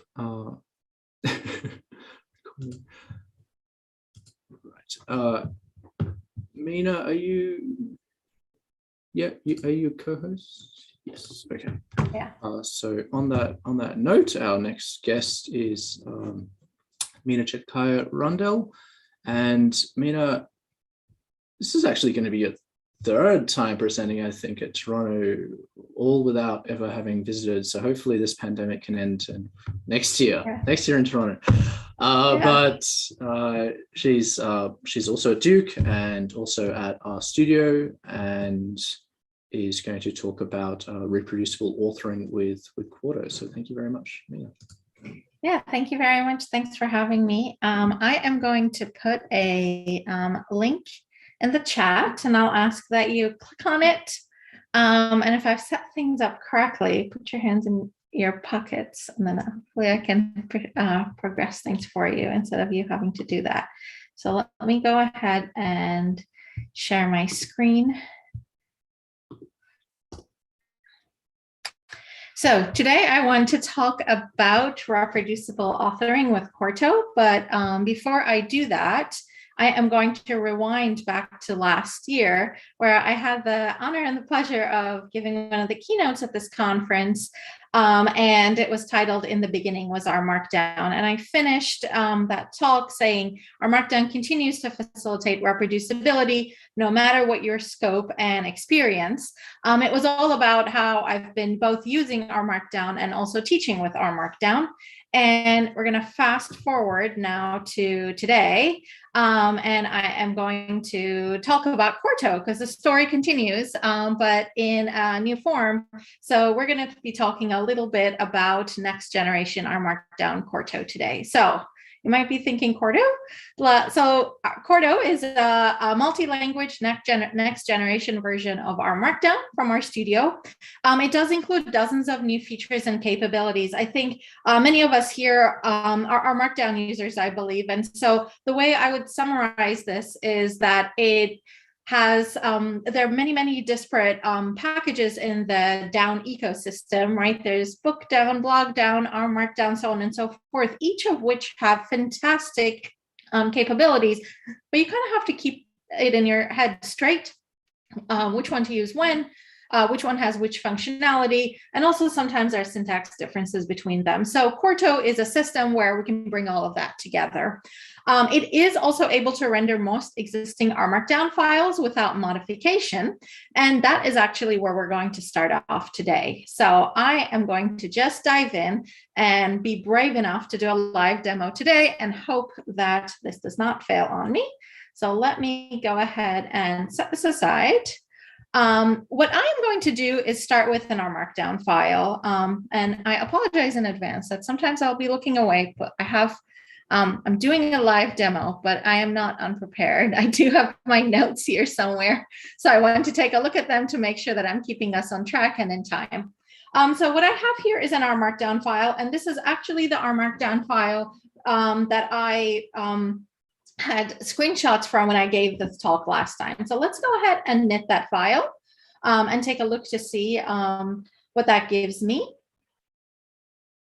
I am going to be using the lovely Palmer Penguins package for a couple examples, and hopefully this looks very familiar to those of us who come from the R Markdown land, and I'm sure that doesn't define everyone who's watching this talk. So I both apologize a little bit for focusing so much on this, but that's where my heart has been for a decade at this point.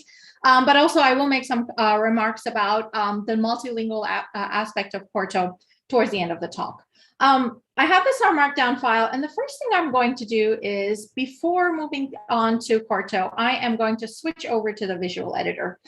This is a new feature of the RStudio IDE. It's actually been around for over a year right now, but it has been getting better and better. And what you can see is that it becomes, once you switch over, it becomes a lot harder to tell the difference almost between the source document on one side of your document and the output on the other side of your document. So we can actually do things like, you know, bolding text and whatnot using either shortcuts or the menu items. So the authoring experience gets a lot closer to, say, perhaps you're working in Google Docs. I have had my students use the visual editor over the last year. And I think one of the things that I am finding is that for those who are new to coding, even though the kind of the cognitive load of also learning Markdown as a language while learning R wasn't too steep, to be perfectly honest, because it's meant to be a very simple language. It was there. And kind of the source editor looks a little bit different than everything they've written in before if they've never coded, versus the visual editor looks a lot more like things they've written in before. So that has been a nice kind of step. And that was in preparation for changing things up or basically revamping things completely. So what I'm going to do next is, let's go to my files pane. I am going to close out of this file, and I'm going to do something pretty hacky and rename this file to have a new suffix, QMD for Corto Markdown. And without changing anything, let's go ahead and open that document. And you can see that the button has now changed to render from knit. And you should be able to render any existing R Markdown documents without any modification. So if you are switching from R Markdown to Corto, the first step of just changing your file type should be pretty straightforward.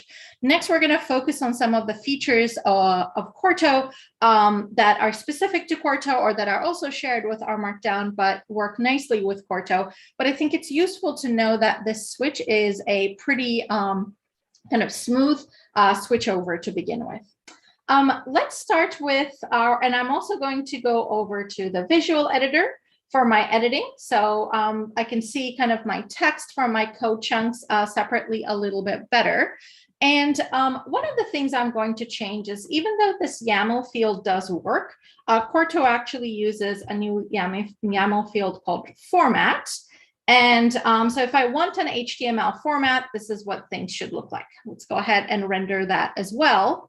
And we can use the other formats that you might be used to from R Markdown. So if we were to convert this to PDF, we can actually get a PDF output. And one of my favorite things about this is that the PDF output can also be viewed in the RStudio IDE as opposed to popping out as a pop-up window. The PDF rendering is slightly slower, but I can actually see my PDF here. I can inspect my document here, and all of that is now built into the RStudio IDE. And Corto comes with a distribution of Tiny Tech, so getting started with knitting to PDF is pretty straightforward. PDF does not happen to be my favorite output, so I am actually going to revert back to HTML. And let's try a few more things. Let's also try this new feature called render on save, which gives us live rendering. So let's go ahead and add some text to our document and save. And you can see that I didn't have to click the render button. This could get frustrating if I had lots of computationally heavy code chunks in my document that I haven't properly cached. But if you don't have those and you have a simpler document and you want to kind of see the changes as you type them, I think this is a really nice way of not having to move away from your authoring and kind of seeing the changes right away as they happen. Let's think about what else we can do. Another thing we can do but works really nicely in the visual editor is working with citations. This is something that I used to find quite cumbersome to do in R Markdown. I often, and also in LaTeX too, to be perfectly honest, so that's probably on me, but it's usually hard for me to remember, do I do an @ sign or do I do a ref? So even though I like writing code, certain things I don't mind offloading to a GUI that will do things for me. So what I am going to do is I will show you that we can insert things using either the insert button here, the menu, or I can do command and / to open up this insert anything menu and pick citation. So I can actually do a DOI search. I have, like a cooking show, prepared the DOI for you. So let's go ahead and paste that in. And you can see that it will do the DOI search for me. And I can decide whether I want to use in-text citation or not. In this case, I am not going to do that. And this will create a reference file for me. So it creates my bib file and dumps the bib information in there without me having to copy and paste. So let's go ahead and insert that. And let's save our document. And let's see what that looks like. So we can see that the citation has been inserted. When you have HTML output, it does this nice kind of hover over thing. And also at the very bottom of your document, it places the citation. You are probably going to want to do that trick you've had to do for years if you have worked with LaTeX or R Markdown, where you add a header, something like, so I'll do the, bring my insert menu again, pick a second level heading perhaps and say references. And then it should place the citations right under the bottom of that. I also really like using the document outline, which tells me what level headings I'm using. And I can tell here that I should not have used a second level heading. That seems to be nested in the wrong place. So I can do, change things by simply using the menu and making this first level header, for example. So other things that we can do that work just like our Markdown. So for example, in my text here, I said something like this data set contains size measurements from a bunch of penguins. That doesn't sound very scientific. So let's go ahead and actually enter the number of penguins here. So I can use inline chunks just like I'm used to with our Markdown. And we'll say nrow penguins. And as soon as I click on the back tick again to close this up, you can see that gains the code formatting. And saving that should basically render my document again with that code executed using R and placing the number of penguins here. Much of what I've shown here is also doable with R Markdown. So far, I have only demoed visual editor capabilities, so they do actually work there, but I will show a few other things throughout this talk that are Corto specific. Other things that we can do is we can actually free our chunk options from this text string here, which is probably one of my favorite advances in R Markdown and Corto. And initially, perhaps it will sound a little silly. So I can use YAML style chunk options set up and message. And in fact, I will type this, and then you can see that things look a little bit different when I'm using YAML style chunk options. And I can basically remove them from here. Now, why might I want to do that? This just seems like work for potentially no reason. But let's go down to this code chunk where I have a few more things. So I do have a label, and I do have a warning false. These probably live just as fine in the chunk options on top as they do as YAML style. But something that I find quite frustrating to do when I have to write my chunk options in that first line is what if I want to write some alt text for my figure? And you can see that there is kind of autocomplete as well. That's super helpful, I think. If I want to write alt text, and that can be alt text that will be quite long. So I have prepared one here for accessibility reasons. If I want to provide this alternative text, I think it becomes a lot easier to edit it in this format than on top stringing along. As the options that you want to add increase, I think it becomes a lot harder to scan for them and edit them in the chunk options on top. So a document will continue to work with mixed style chunk options. If you have tendencies like me, you'll clean up all of them. But otherwise, both of them are valid syntax. Other things that we can do is we can actually add chunk options up in the YAML as well. So I can add an execute, and I can say echo false.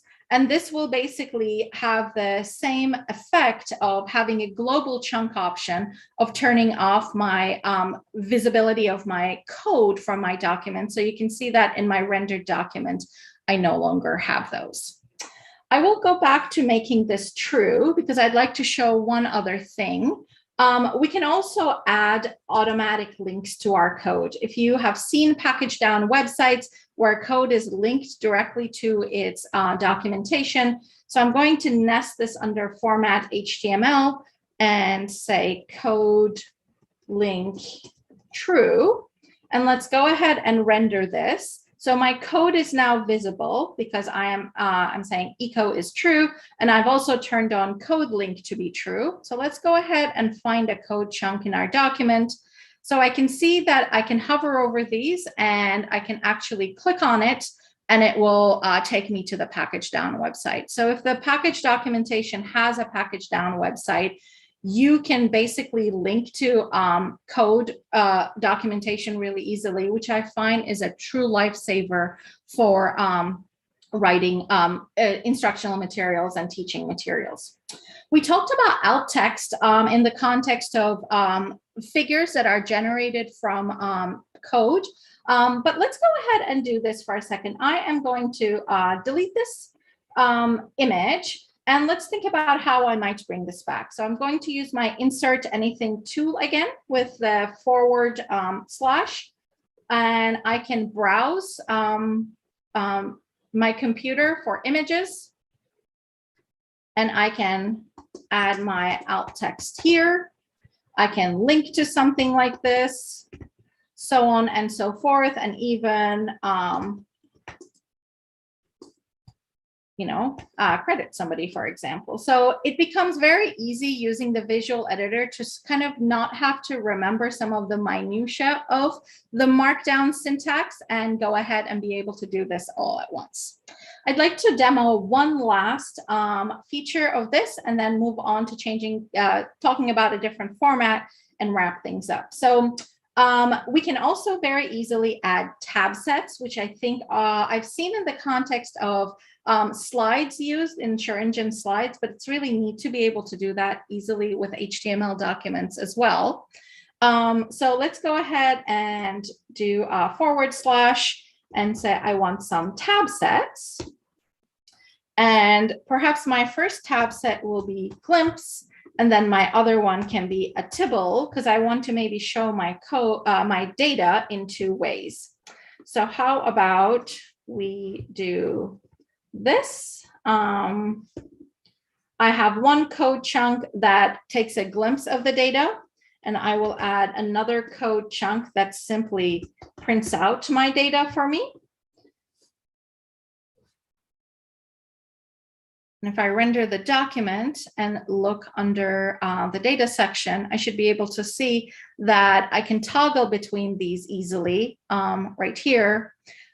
This wouldn't work for a PDF output, obviously, but it's really nice to be able to generate these without having to remember the format. Now for a little bit of wizardry, in my opinion, let's go ahead and clean up some of this stuff and bring this back to a simple HTML document. And let's also make these into slides. So I am going to change the format of my document to Reveal.js. I am cheating a little bit because who writes documents with such short sections that would fit in slides? But if you happen to have something like that, or you're willing to kind of, edit your document down, you can see that I didn't have to manually add new syntax for slides like slide breaks and stuff like that. I get all of this for free, and everything is kind of working by default in my slide format as well. The Reveal.js format will hide the code by default, thinking that you may not want all of that in there. Let's go ahead and reload the visual editor, but I can bring those back with echo equals true. So all of this is kind of possible. Let's add one more thing here under format Reveal.js. One thing I like to do when I'm teaching is the ability to annotate things. So I can turn on the chalkboard option, which will give me the ability to kind of either turn on an actual chalkboard where I can start from scratch, or write on my slides and say, here I can see a cluster. I can get rid of those easily. Other things that the slide format gives you is a nice kind of outline of your slides, and even tools for speaker view or slide overview, or even a PDF export mode. So all of this is built in, which I think is really nice that we're able to do these without having to load other packages. Going back to my slides now. We're back on land, so let's do a little bit more of an overview of Quarto. So I have talked heavily about R code, but you can use Quarto with Jupyter as well for running code from Python and many other languages. And knitr that we're all familiar with, which is kind of the basis for all the R Markdown documents, obviously work as well. I have also featured the use of the RStudio IDE, but I know that not all of us live in the RStudio IDE. So you can edit Quarto documents in Jupyter Lab. You can also do so in VS Code or your any other favorite text editor. And these are all live links that you can go to the Quarto documentation to find out about the various features of those. If you have a bunch of Quarto documents, you might start thinking, how do I organize this into something reasonable? So if I have a folder with a bunch of Quarto documents, I might be thinking, can I just render them all at once with a single comment? Or can I have some shared YAML configuration across multiple documents, maybe write the output to a different folder, like a docs folder that can be hosted?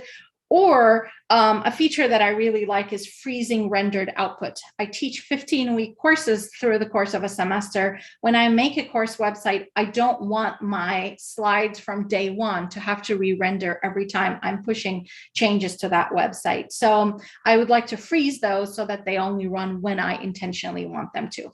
So the notion of a Quarto project exists, and you can open one of these in using the RStudio IDE as well, and it will set up a nice kind of project RProj file for you with the necessary components to build just a project with a collection of documents, a website, a blog, or a book. You can go, the gallery has some examples of websites. So the Quarto documentation website itself is indeed built with Quarto. It's probably a really, really complex site. You can build with it. I have been teaching a regression course this semester and using Quarto for all components of it, including the students learning it. And so the website on the other side of the slide is my course website built with Quarto. You can write blogs. You can create books. So all of the source code for these are available. If you are enticed to get started, I suggest going to the Get Started documentation. And what we've done here is once you download the Quarto command line interface, you can kind of get started by choosing your own adventure. So if you're an RStudio person, that's where you would go. If you live in Jupyter land, that's where you would go. And we have a few tutorials that take you through the basics of things. And once you've been through the tutorials, you may want to visit the guide that has a lot more information. And most importantly, the reference documentation that basically tells you every single YAML option that you can use. And I find it so nice to have all of this in one place. Some acknowledgements before I wrap up. Some of those icons that I used are from Flat Art Icons, and a lot of the information here comes from the Quarto documentation. And you can take a look at the slides, and I've also linked to the source code for this slide deck. And after the presentation, I will push my changes to that Reproducible Penguins repo in case you want to take a look to see what all of that looks like on the source code side. Thank you very much. I'm happy to answer any questions. Nina, that's just incredible. Thank you so much for the presentation. Does anyone have any questions or comments?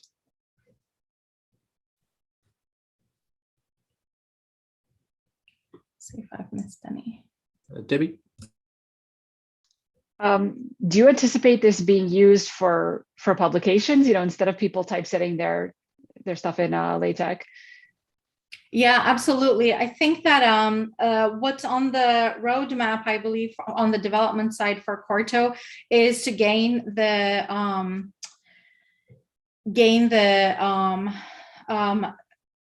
functionality that the articles package provides right now, where it basically comes with some style files. So that's not exactly implemented as of now. You can pull in style files for LaTeX already, but having that all kind of wrapped up as an option is not there, but that is on the roadmap. And that is in fact one of the kind of the ideas behind this. I know that a few research groups using this where they are multilingual and also multi-tool. Some people like doing things in RStudio, some people like doing things in Jupyter notebooks. So this is a path forward with starting with a Jupyter, like IPython notebook, and actually turning into a publication, which is non-trivial at this point, but I think that this will provide a path forward. Awesome, thank you. There's this question about the name. I will link to something about that after we're done.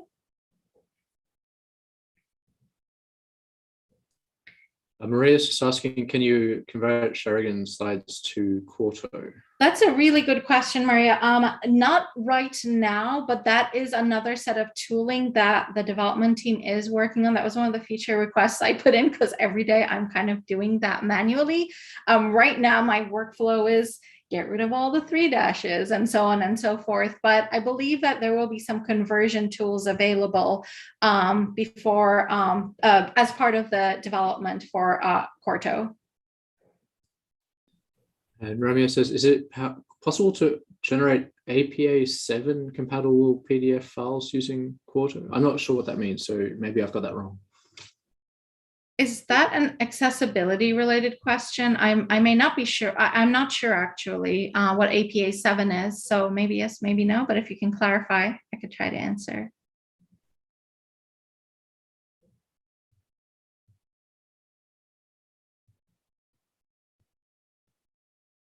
Oh, APA citation style. So you can, so I want to say that you can use whatever citation style you want, just like you could with an R Markdown document and LaTeX. So I would think that the answer would then be yes, but maybe the fact that you're asking this question means there's more to that story. There is documentation on the citation, and I'd be happy to kind of look into that as well, since I don't know exactly what it means to be fully APA 7 compatible. I'm not 100% sure, but I do know that you can easily change your citation style by changing YAML options. You're welcome. Are there any other questions or comments? Mina, just amazing. Thank you so much. Yeah, thank you very much. Are you still in? Last year you were in Scotland. Are you still in Scotland, or have you come home? No, back in the US. Yeah.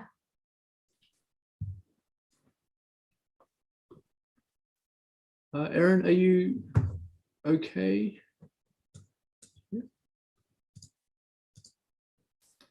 I'll just start recording.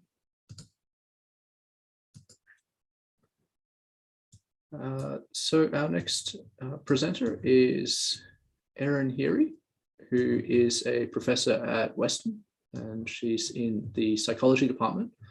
She runs the social behavior lab. So thank you very much, Erin, for agreeing to present.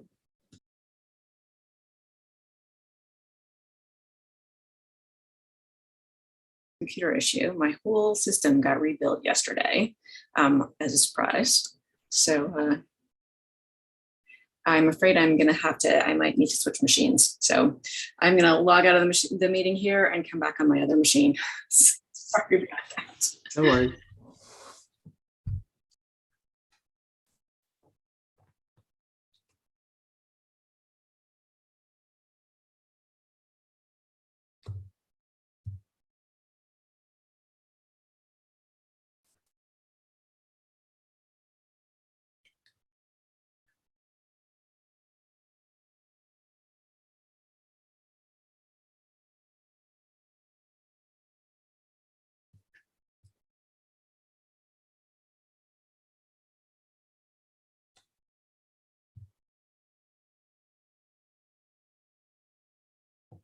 Mina, are you still there? Must have been nice to have a chance to sort of like bring everything together, right? Because we're so used to having all these different pieces, the slides, and so nice to. Yeah, that is actually, I think I've really enjoyed being able to do that. The fact that you can go between formats so easily.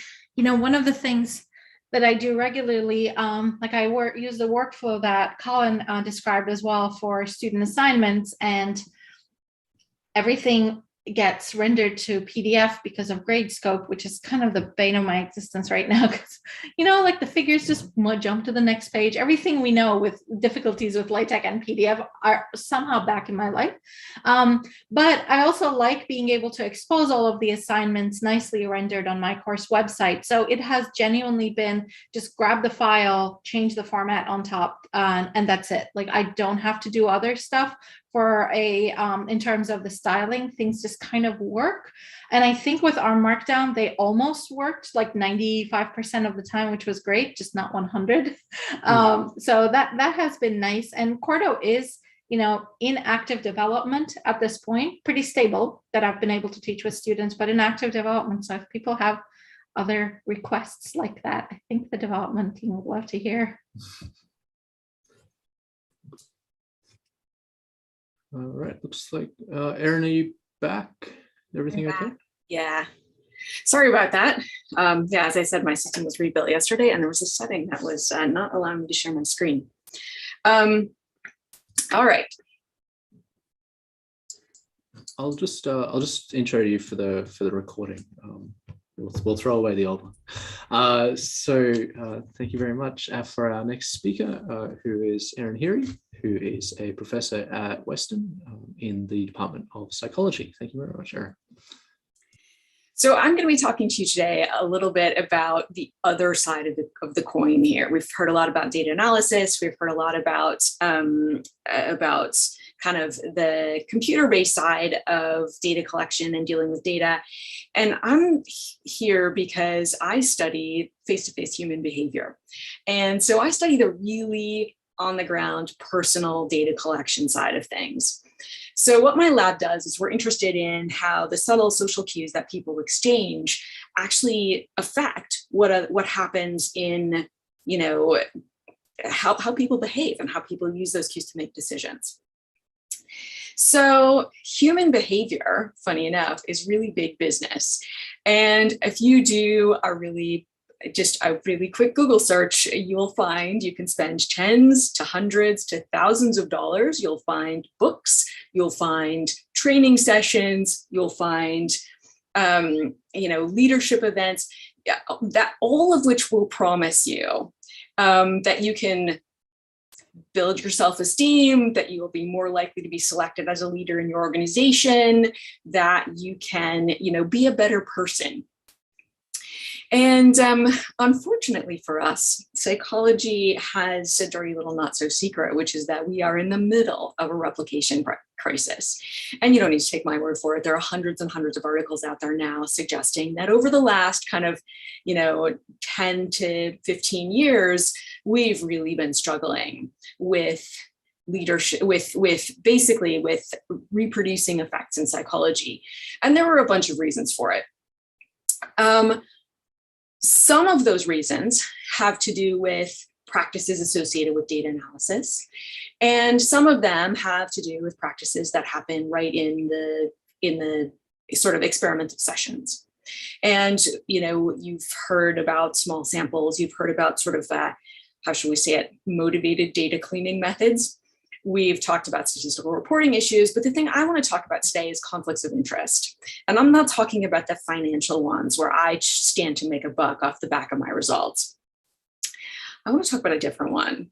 So I'm interested in, and the thing that makes me interested in this topic is the human behavior side of things. And I'm interested in motivated experimenters and how they behave and what they do. So when you walk into an experimental session with your theory, you're thinking about your theory, and you're thinking about, jobs, you're thinking about your next paper, you're thinking about your next grant, and all of that might combine to actually shape what happens in the experimental session. So that's basically what I'd like to chat with you about today. And I want to tell you what happened in my lab. And in particular, I'm going to talk about experimenter effects. So experimenter effects are these demand characteristics that get introduced. It's basically a form of bias that gets introduced based on the fact that experimenters who are not blind to study hypotheses, to participant condition, and so forth, actually can introduce bias into the data collection process, even independent of the analyses that people do. So experimenter effects are very interesting to me because of the social behavior aspect of things. And I'm going to tell you the story of how we discovered them in our lab.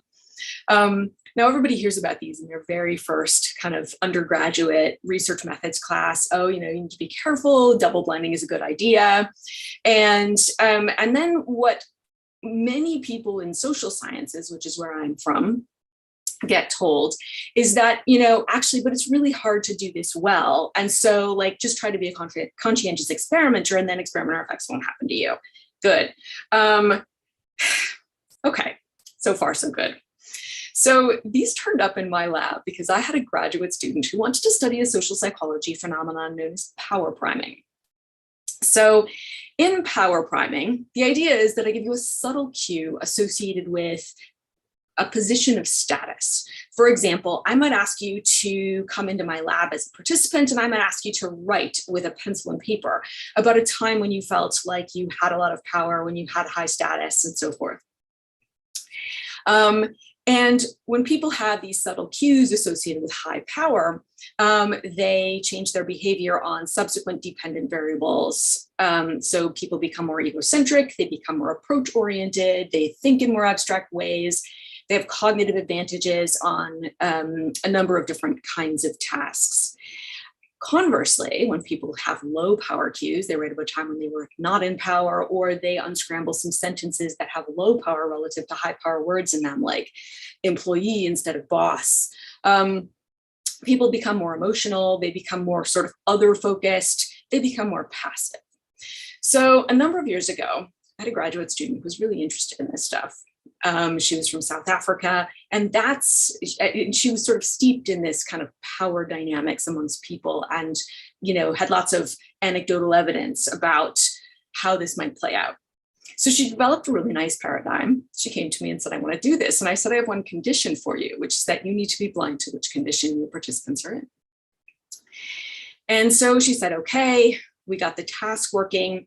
And on day one of data collection, she was genuinely blind to which participants were in which condition.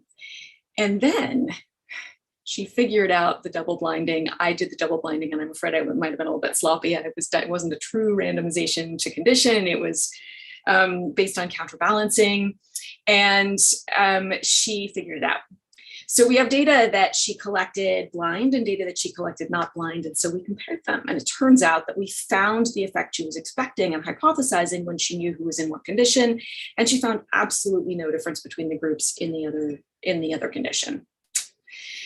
So then we wondered what was going on. And we decided to study this experimentally. And we decided to ask the question of, what happens when we manipulate, when we do this in a 2x2 design, where the experimenter either has accurate knowledge of what prime a participant received or when they don't. So just to kind of, give you a little bit of an overview about the priming idea here, participants in one condition might get a prime that attenuates behavior on a task, versus some other participants get a different prime where their behavior is supposed to be enhanced. Now, funny enough, almost every single study in the literature when we began this project had experimenter belief about condition matched exactly the condition that was being tested. So we thought, well, what happens if we manipulate the experimenter's belief? And sometimes when the experimenter thinks prime A is active, it's actually prime B, and vice versa. And we wanted to know what would happen to the results. So there are two interesting outcomes that can happen here. One of them is an outcome that looks like this, where even though the experimenter thought prime A was active, when participants received prime B, they responded, they had, an enhanced effect, and vice versa. And that tells you that your prime has had an effect. You can also have the other thing happen, where the participant's behavior exactly follows what the experimenter is expecting, in which case you have an experimenter effect. So that was the question we were asking here. So we set up a study design that allowed us to measure this in a really direct way. And what we did is we started with a series of experimenters who set up the study session for a participant by entering the code on the computer. And they worked from a list, and we were not subtle here. They entered H for high power and L for low power. And they assigned 50% of the participants to the high power condition, 50% of their participants to the low power condition. And then what we didn't tell our experimenters, or at least the first thing we didn't tell them, was that actually what really happened was the computer randomly assigned participants to either the same condition the experimenter assigned them to, or to the other condition. So each experimenter ran all 4 of these conditions where the participant got the low power prime and they thought they got the low power prime. They got the low power prime, but the experimenter thought it was high power, and so on. So what then happens is the experimenter brings the participants into the room and gives them some task instructions. Now, this is the important phase where experimenter effects seem to happen.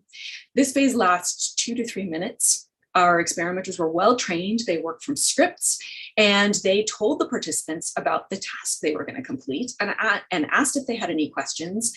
And then they left the room and closed the door. So for the whole rest of the session, the only interaction that participants are having is with the computer. So there's no more interaction between the participant and the experimenter. And if a participant had questions during the task, we actually trashed the participant.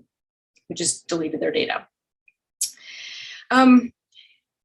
Now, what might experimenters be doing during this phase when they're providing instructions? We weren't sure, but we suspected that something was going on there. And so because we couldn't video record this or do anything without alerting our experimenters to the fact that they were actually the experimental subjects, we actually had our real participants complete some ratings at the very end of the study. So at the very end of the study, a little screen came up that said, there are multiple experimenters collecting data on this project. We'd just like you to rate your experimenter so we can make sure that they're doing what they're supposed to be doing. So they rated them on 4 traits. They rated them on competence. And then we also asked how friendly, how trustworthy, and how attractive did you find your experimenter? So we did this a bunch of times. We had a bunch of pilot testing, and then we actually ran this process. And I'm going to show you data from 4 experiments here. And I'm actually going to show these to you as a meta-analysis because we did a little mini meta-analysis on our own results to get the overall effect of how much variance is due to the prime condition and how much variance is due to the experimenter's belief. We also did this with a number of different experimenters and a number of different kinds of dependent variables. So we use exactly the same manipulation of power priming on a bunch of different dependent variables. All of these have been used in the literature. There are hundreds of studies on power priming in the literature. So in the first study, we looked at people's ability to think in abstract ways. And it was kind of a small sample, only 113 participants. We had 2 experimenters running this. And what we found was, unfortunately, no effect of prime condition, but an effect in the predicted direction of experimenter belief. Okay. In experiment 2, we studied risk-taking. And actually, the results are rather similar. In experiment 3, we used a categorization task and found essentially the same results. And in experiment 4, we actually had a large number of participants, 400 of them, with 4 experimenters, and found the same results. And overall, what we found is that the priming doesn't really matter here. And what matters is the experimenter belief. Now, from my perspective, this is a really cool finding because it tells us about those really subtle cues that change how people behave and that actually can shape the data that gets collected in your study. So what were these folks doing? What were these experimenters, by the way, who were not aware at the timing of when they collected the data, what was actually going on? We were really careful to keep them blind to this.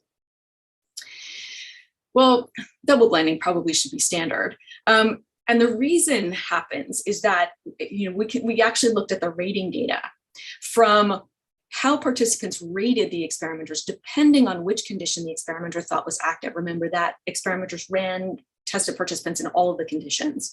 So it turns out that when the experimenters thought participants were in the low power condition, the experimenters were rated as less friendly and less trustworthy and slightly less attractive to when they were in the high power condition. There were no differences in competence. So that tells us that experimenters were perceived differently based on their own beliefs about task conditions, which tells us that they were behaving differently, even though we don't know exactly what they were doing. And that a 2 to 3 minute interaction from a script at the beginning of this is sufficient to cause this effect, which is, well, it was rather shocking to us. And then we went back and we really looked carefully at the literature. And we did a review of 253 of these articles. And we found that double blinding procedures were clearly described in 8 of them, which is about 3%. And they were mentioned off the cuff, as in, oh yeah, experimenters were not aware, but they didn't tell you how they did that in 21 of them, which doesn't lend a lot of confidence to this sort of hypothetical social psychology. Priming is a pillar in social psychology. It doesn't lend a lot of confidence to what this pillar looks like. And we were rather shocked at at the extent to which we saw consistently across different experimenters and different participants this effect. I will tell you that not all of our experimenters showed experimenter effects. Of the 11 experimenters we used, only 9 of them showed effects. 2 of them did not, one of whom was doing this as an honors thesis, and that person did not believe that experimenter effects would happen, or that priming effects would happen, and they didn't find any. And they were not rated differently. And so that's an interesting piece. The other one just didn't show the effect. So not all experimenters show this, but it's something that we should keep as standard in this field. So one of the things that, that we need to think about from the other side of the equation, the data collection side, is we really need to try to improve strong double-blind procedures. This is a gold standard in clinical trials, for example. If you are looking at randomized clinical trials of vaccines or medicines, double-blinding is standard, but it is not standard in normal experimentation practices.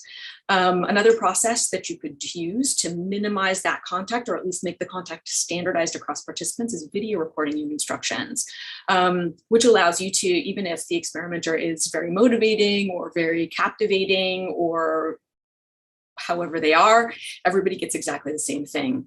We need better random assignment to task conditions. And sometimes that doesn't work.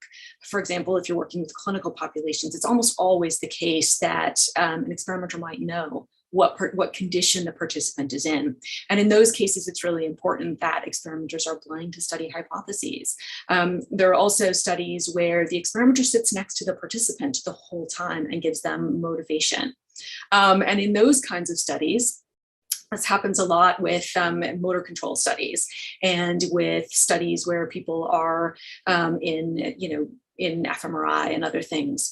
And so in those cases, I think it's really important to analyze these experimenter effects and to do your best to control them by using better double blinding practices. If you'd like to read about it, there's the citation, but I will stop there and ask if people have questions. Thank you, Aaron. I'm just absolutely blown away. It's just remarkable. Does anyone have any questions? Feel free to raise your hand. I can call on you. To what extent, I mean, you went through 250 or so, and you looked at whether papers, and you looked at whether or not they mentioned double blinding, and if they did, how many, to what extent they explained it. And it's basically 3%. Yeah. You mentioned it. Well, 3% described it clearly. Beg your pardon, 3% described it clearly. Is it something that you think is just taking as given, and we need to do better with our instructions to authors, being like, hey, this actually really matters? It really, I think we need to do better with our instructions to authors. And I also think that, when you're reviewing these papers, it's really important as a reviewer to look for that and to ask for it. I think it's really important as an editor, if you're editing a journal where experimental research is coming in, to look for it and ask for it.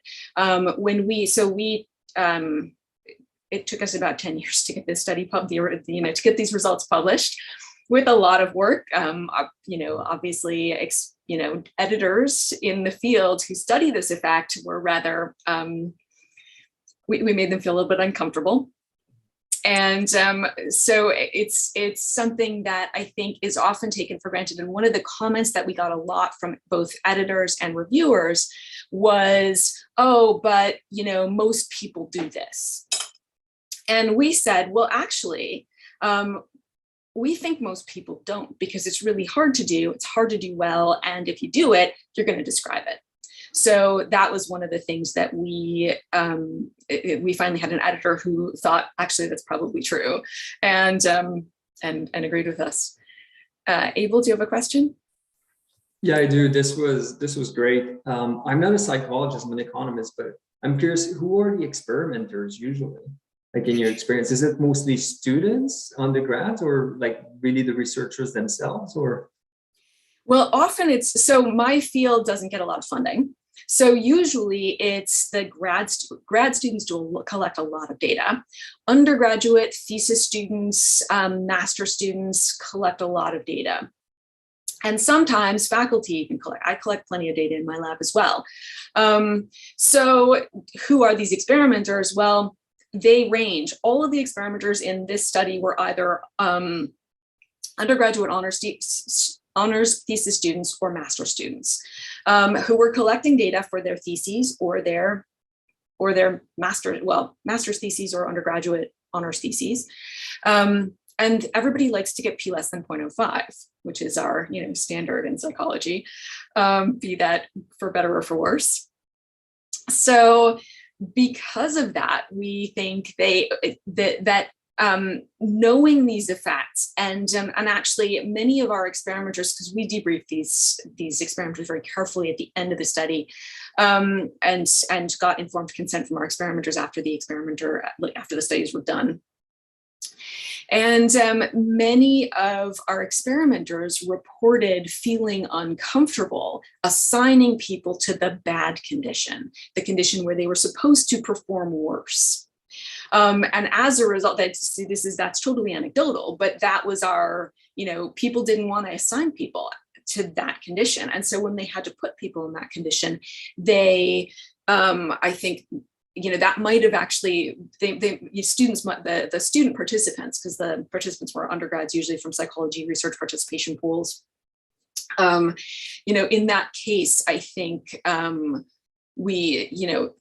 they were probably picking up on the emotions the experimenters had. Yeah, this is great. I mean, I guess what I was thinking is just lack of experience or understanding of what is the observer effect, which you could fix through teaching or just providing more information. But what you seem to be saying is it's also emotional and might be unconscious. You're doing it without even. So even if you're aware of what that is, and so that this could, like even researchers were well aware of this, Yeah. So anyway, that's fascinating. Thanks. Yeah, I mean, this is, my lab has now adopted a lot of techniques to kind of mitigate these effects, given that we've now found them, including, really true double-blinding procedures that are computer-based. Oftentimes we will video record our task instructions. We will, we do our best to kind of minimize contact between participants and experimenters, but that's not always possible. I occasionally do work on clinical populations. And if you have a kid with autism, the experimenter is sitting right there. Motivating, guiding, saying you're doing a great job, keep going. So when we're in that kind of a situation, the experiment effect probably matters even more. And there have been a couple of papers since this paper came out talking about experimenters and how much contact they have with patients and just general participants in, for example, EEG studies, where you're spending a long time with the participant and capping them and applying electrodes and doing things like that, and where the experimenter seems to matter quite a lot. I've seen experiments where, with 2 experimenters, you've completely nullified the effects. I had a PhD student from another faculty member who came to me and said, I have this effect and it should replicate, and it's not. And I said, well, let's look at your data. Which did you collect? And it turned out that the 2 experimenters in that data set had produced completely opposite effects, that when they were summed across, produced a totally null effect. So these things happen from time to time. And Devin Becker suggests that yes, social interaction might indeed be a much stronger priming effect than the techniques used in the study. So this is something that we need to really consider when we're thinking about data collection and enhancing reproducibility from kind of the data collection side rather than from the, it's certainly no more, it's equally important to do this from the statistical side, but from the data collection side, we need to think about these things as well. I think of A/B testing, which for background, like people sometimes have different versions of websites. You could see if, putting your logo in red compared with blue results in bigger clicks, right?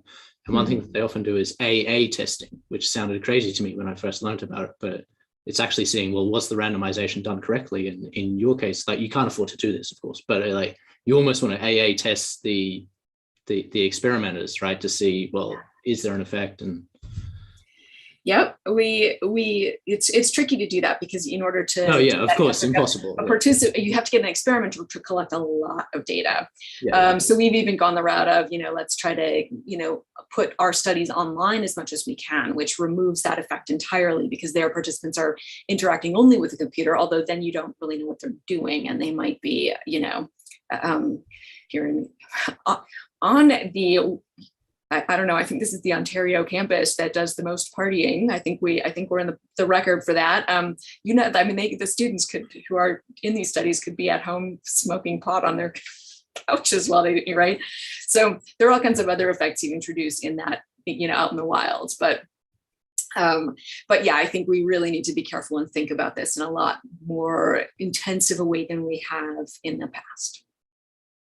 Well, thank you very much, Erin. I actually thought that, having gone through the reproducibility crisis, I now thought psychology was on a much firmer foundation, right? So I'm not sure whether to thank you for destroying that foundation or, but no, thank you very much for your presentation. I really appreciate it. John, are you okay? I'll just see. Have I made you a co-host? Yeah, you're a co-host. So I'll just introduce you, start recording.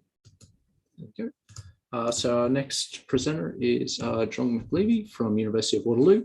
John's going to present joint work with Pearson Brown and Tyler Crick, and focused on reproducibility and principled data processing in Python. So thank you very much, John. Thanks. Are you able to see my slides okay there? Yeah, it looks perfect. Okay, great. I'm teaching remotely, but asynchronously, so I'm never really sure yet. I haven't had much time to figure this out. Yes, hi, I'm John McLevy. I'm an associate professor in the Faculty of Environment at the University of Waterloo. So I think we have the distinction of being the campus in Ontario with the least amount of partying. And our joke is not that everybody is in their dorms smoking pot, it's that they're in their dorms doing math because we're the University of Waterloo. Anyway, I'm delighted to be here and be involved in this workshop. I've learned much from everything so far. Thank you very much for the introduction, for the invitation. And hopefully next year we'll be able to do this together in person. The talk that I want to give today is a little different than the kind of talk that I usually give in a variety of ways. The most important is that it's unapologetically practical. This is a session on practices, after all. So for obvious reasons, I'm not going to spend any time really explaining why reproducibility and transparency in research is important, which unfortunately is something that I usually would have to do a fair bit of motivation for in my field. I'm going to safely assume that you agree that those things are worth doing. And instead, I'm going to focus on two things. I'm going to give a fairly high-level overview of a specific approach to doing reproducible scientific research and statistical computing that I think you know, despite not being very widely known, is incredibly effective. And then I'm going to spend a little bit of time talking about a tool, an in-house tool that my lab developed in order to make this process kind of as painless as possible. So I've appended this well, sort of, to the title of my talk here. And the reason was because you know, I kind of mostly live in the world of Python these days. And sometimes I have to remind myself that what I'm about to talk about today, or the packages, I should say, the tool that I'm going to talk about a little bit later is not actually specific to Python. You don't have to be working in Python to use it. It's just that that package is written in Python. So, you know, we're using Python behind the scenes in service of more reproducible scientific research. So everything I have to say today is in some sense grounded in this, this chapter that I recently co-authored with two of my PhD students who are also co-authors on this talk, Pearson Brown and Tyler Crick. If you're interested, you can send me an email. I'll happily share this chapter with you. It's an open access chapter. So as promised, the motivations for this talk are entirely practical. They're about, you know, what it takes to actually do reproducible and transparent research once you've made the commitment to do so. And so I am one of those people that will admit that I find this to be really hard, much harder than I think you would expect it to be if you haven't had a lot of experience doing collaborative scientific research, which I would imagine pretty much everybody in this workshop has some experience doing. So, you know, you can use lots of really great tools like version control tools like Git, platforms like GitHub and GitLab. You can use virtualization tools like, you know, virtual environments and virtualization tools like Docker that, you know, make it pretty much everything platform independent and let you scale up computing and work on big clusters and all kinds of things. But using those tools doesn't magically make your work, you know, more transparent, reproducible, or auditable. It makes it possible for them to be reproducible, transparent, and audible, but using those tools is not sufficient to actually get you there. So in order to sort of motivate some of what I want to argue for a little bit later, I'm going to take you backstage behind a real research project that we were involved in my lab a couple of years ago. And I really hope this is a judgment-free zone here. This absolute monstrosity is a graphical representation of the project that we were working on. If you've never had a project that looked anything like this behind the scenes, I'll just say right now, I just simply don't believe you. I think pretty much all of us had. So anyway, we were working on this project. Very few people have seen this figure before the chapter came out. And in a shared moment of frustration, my PhD student Pearson created this figure by hand to try to figure out which scripts were producing which intermediate data files, you know, were written by which member of the research lab. And at the time of this project, I think I had 8 students that were working in this lab. And, people were responsible for different bits of things that all sort of came together in this big project. And if you take a look at this, the details, I know that many of you probably can't read it very easily, but the specific details really don't matter. The point is that, this overall pipeline that we developed in this project is massively complicated and very vague.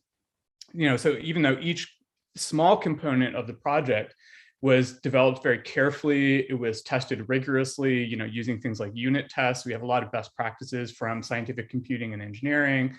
But because it's so complicated and vague, you really can't sort of understand this project or this pipeline if you just look at it from this high-level view. Another thing that this exercise revealed to us is that our project directory contained a lot of expired references. So, you have several scripts in here that are processing or reading in data files, for example, intermediate data files in the pipeline that are no longer actually produced by any script that exists in the pipeline, right? Because different pieces of it get edited and moved. And so you end up with these sort of intermediate data sets that were once integrated into the pipeline, but no longer are, but they still exist there. And there's other versions of them with slightly different names. We also discovered that we had some isolated tasks within the larger pipeline, right? So if you can see in the upper right corner, there are several tasks that, for reasons we were never really able to fully understand, make absolutely no contribution to the overall data processing pipeline. They're sort of parallel to the whole structure, but they don't actually hook into anything anymore. And we also discovered some really bizarre circular dependencies. So like in the lower left-hand corner of this, there's a task that produces its own input file. Like, I don't even understand how this came to be, but it did. It just feeds itself, and it doesn't really seem to have any important purpose in the overall data processing pipeline. So at this point, you'd be completely forgiven for thinking that this sort of primordial soup of code and data is the result of carelessness or neglect or incompetence or any of those things. Of course, I'm not going to say that that's the case. I don't think that it is. And like I said, I think pretty much everybody has projects like this that sort of evolve in this ad hoc way over time. Because this is my project, and I know everybody involved, and I was involved, I can say that pretty much everything in here was a well-intentioned decision made by a competent person who was more than well equipped to handle what it was that they had taken on, their sort of local piece of this overall project. But nonetheless, the emergent outcome is just pure chaos. And so even though every individual person made decisions that were sensible at the time and were informed by best practices in scientific computing and in engineering, like, again, the use of unit tests, it was just this mess. But the remarkable thing about it is that this pipeline actually produced what it was supposed to produce. If you actually followed this sort of hand-curated step-by-step instructions, basically lists of scripts to execute in a particular order, if you executed it that way, it would actually produce what it was supposed to produce. And yet I don't think anybody could really look at this and say, this is a good example of a well-organized, reproducible, transparent research project. So in that chapter that I mentioned earlier, we have sort of a whole descriptive account of this that goes beyond what I've said here. We sort of describe it in terms of some organizational theories around adhocracy and the types of organizational processes that rely teams to develop a lot of kind of excessively black box code, things that are very locally rational, but globally irrational. So I'm not going to get into a lot of that there, but if you're interested in that kind of more, I guess, analytic account of this and how even very well-organized, highly competent teams can produce ridiculous messes like that, then I would encourage you to check that out. But after we diagnosed this big problem with this project, and we were sort of all collectively very frustrated around what had happened, we decided that we were basically just never going to do this again. And this wasn't just me, you know, as the PI in the lab saying, you're not going to do this anymore. Like, this is myself and my entire lab just saying this is not a sustainable way to do collaborative research if you value things like transparency and auditability and all of that. So we have to come to some set of agreement, which is not just an agreement about the specific tools we use, but rather how we go about organizing and executing a project in general. And the framework that we settled on is one called principal data processing, which was first introduced by Patrick Ball, who's the chief scientist of the Human Rights Data Analysis Group. He's a statistician and a sociologist. And as you could imagine, HRDAG does a lot of enormously important work globally. And our kind of attitude was, you know, this is not a framework that you should just adopt if you're doing like tremendously important work on political killings and so on, like HRDAG is. But really, if you're doing any scientific research that you think is actually important and worthwhile, then these are principles that we should adopt. So in-house, we adopted this experiment that we called going full ball. And basically for one semester, we just kind of immersed ourselves in this workflow. The previous slide, by the way, has a link to a talk that Patrick Ball gave that lays this framework out in more detail than I'm about to. But we adopted this basically for a whole academic semester. We just lived in it.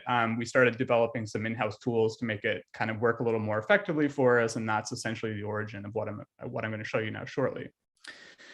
So this framework is organized around sort of 4 high-level principles, and they're transparency, auditability, reproducibility, and scalability. So the idea is that you know, you want every portion of your project to be easily visible, and you want the role that that part of the project plays to be really easily derived from the name of whatever the portion of that project is. This stuff here, by the way, I know is a little bit abstract. It's going to become much more concrete in a moment. Second would be auditability, right? So you have to have the ability to take a project and to have people that were not involved in creating it basically pick apart its different pieces and understand what all of those pieces do and how they contribute towards some outcome. It has to be reproducible, of course. So, you know, people that have the same data code and software dependencies, the same computing environments can reproduce everything exactly.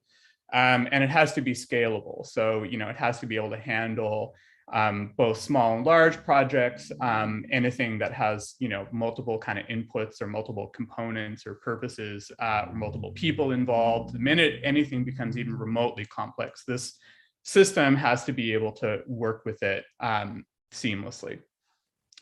So Ball describes this system as one that's designed to ensure that the structure and the functionality of the system is really, really easily understood by anybody, right? The researchers that are involved in the project over time, you know, we are usually the ones that read most of our own code, right?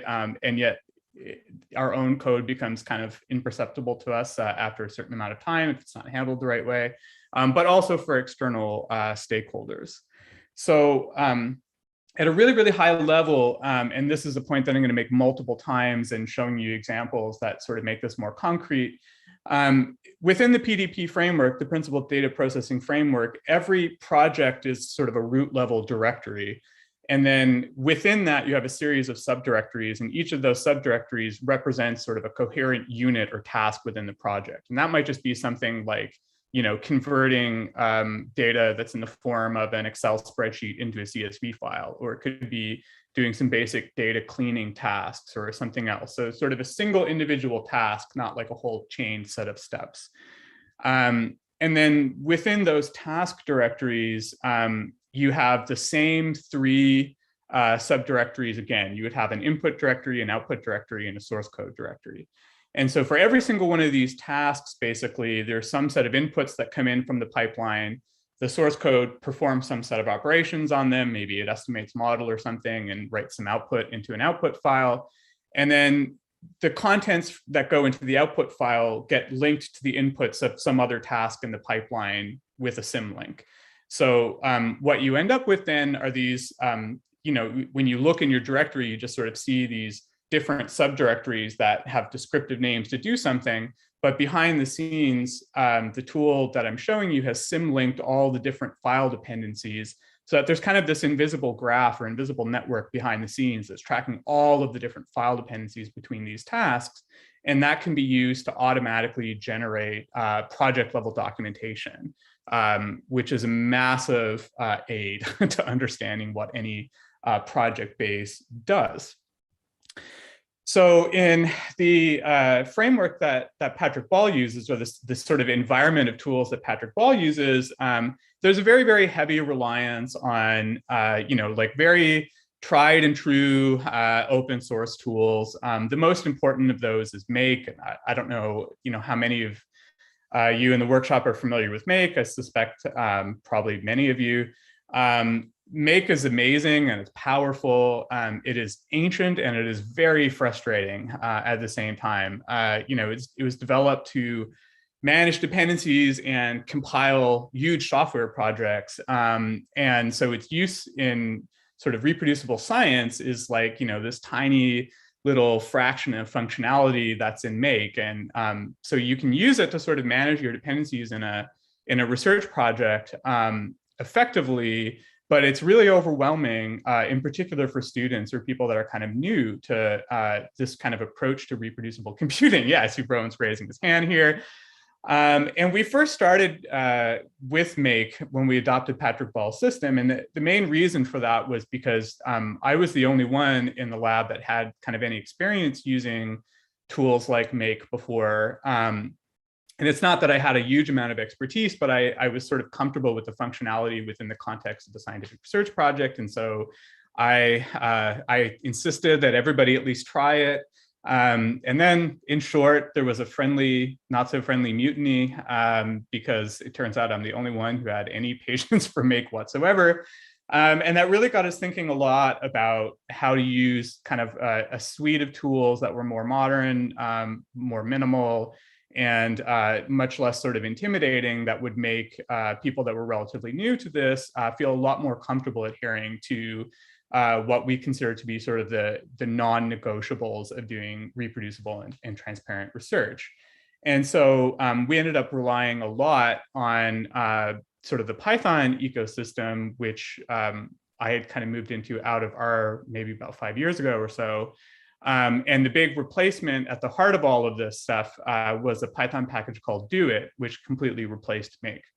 So we built this system that I'm going to walk you through here now entirely around this tool instead of things like Make. And this is part of what makes our kind of tooled ecosystem more accessible, but also things like more cross-platform.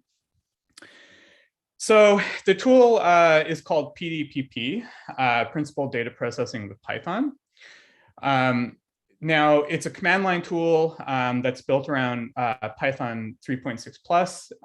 It simplifies adopting a principal data processing workflow in any kind of computational, statistical, quantitative research project. Like if you've got, you know, data analysis, collection, cleaning, modeling, that kind of thing. That's what this is designed for.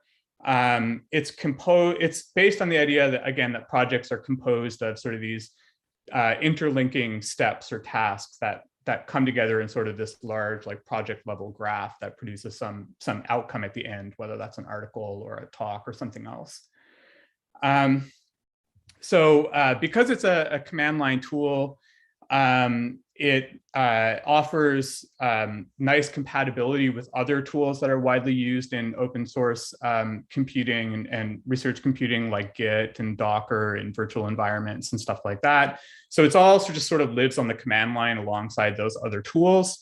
So, you know, your Git commands will be all mixed up with your PDPP commands, but they work together really nicely. It's a pretty easy to use tool. It's suitable for non-expert programmers, which I tend to get a fair number in my lab. Like I'll take them in as students and then, you know, train them over a period of years, of course, so they become more expert over time, but they very rarely start as experts. So this enables them to get into projects really quickly and easily. It's cross-platform and cross-language. So, again, we work mostly in Python, but it works equally well if you're working in R or other languages like Julia or something else. So it's easily installed in the same way that any Python package is installed. So you can just pip install it. It's on your system.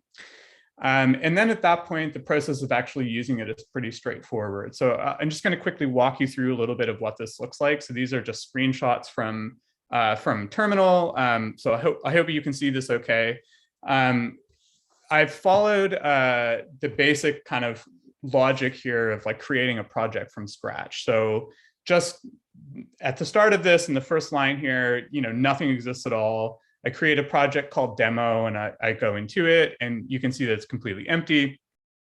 If you execute this pdpp init command, then it initializes the project with the principal data processing framework. And then so the ls command displays what is created by that init command. You see that there is a Python file that goes in there that is the one that manages all the dependencies. You don't actually have to edit it or do anything to it. And it creates this export and import files. So this is where the any sort of initial imports at the start of a project would go into. So, if you had like a pre-trained language model or something, or if you had a public data set, an open data set, you could put it into import, and then that will get propagated through different parts of your pipeline. So as I mentioned, each task in the principal data processing framework is organized identically. So it's a subfolder within the main project directory. It's got a descriptive name, and then inside that directory, there's 3 more directories, and they're always the same for every task: input, output, and src for source. So the files that are in the import portion of any task directory are put there automatically. They come from either the main import folder, or from some other task in the chain's output folder.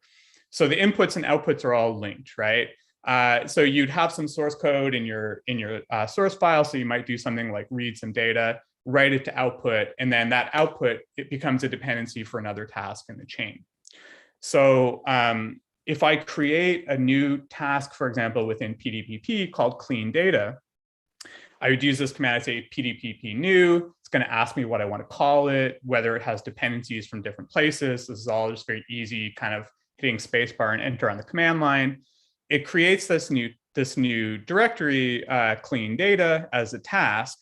And if you look inside it, it's created the structure that you would want to have in there. It's given it its input file, it's got an output directory, and it's got the source code directory, and it populates it with an empty script that you can work on. So the source code directory is the one where you're actually doing any work. So this is where all your scripts would live. And they're all task specific, right? So they read in the data from input, and they write data and other things into output that can then go into other tasks. So that process of creating the new directory just looks like this. It's PDP new. It's going to ask you want to call it. You type in a name. It populates these lists dynamically to figure out what the dependencies are going to be. Oops, mess up on the slide there. And then you're good to go.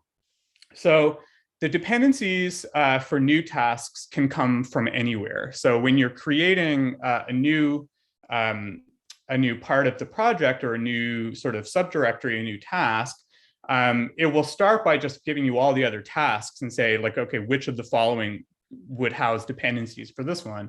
And so you can select multiple tasks, right? You might say, well, I'm going to pull in some of the clean data from cleaned one, and I'm going to pull in these more results from another step.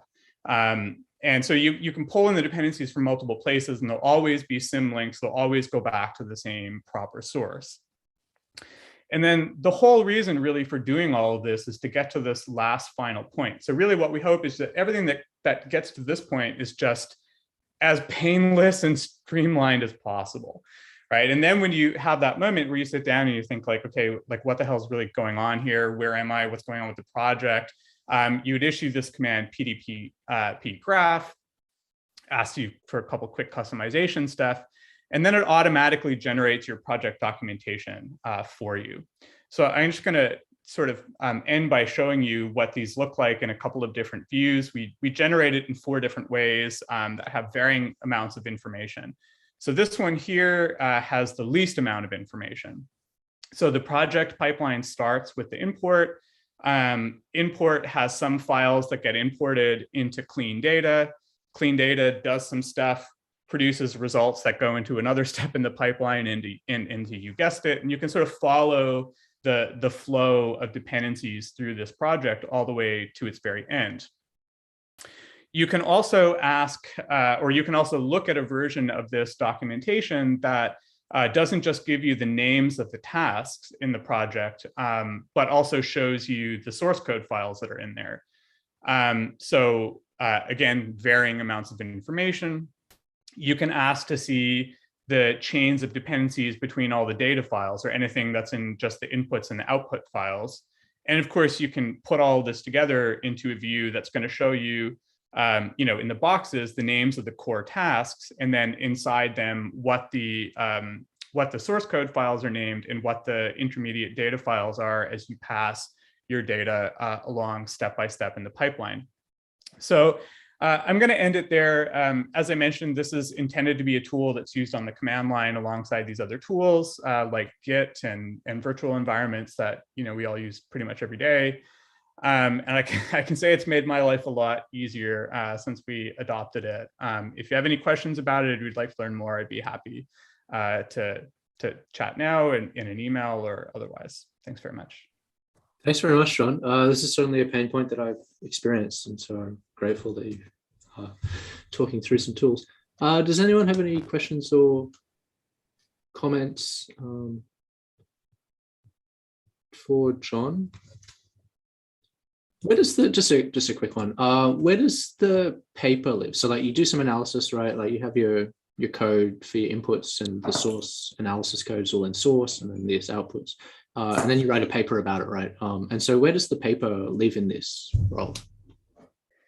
Yeah, so the paper can live in a number of different places. The way that I typically do it is that the paper itself is just another task within the context of the project.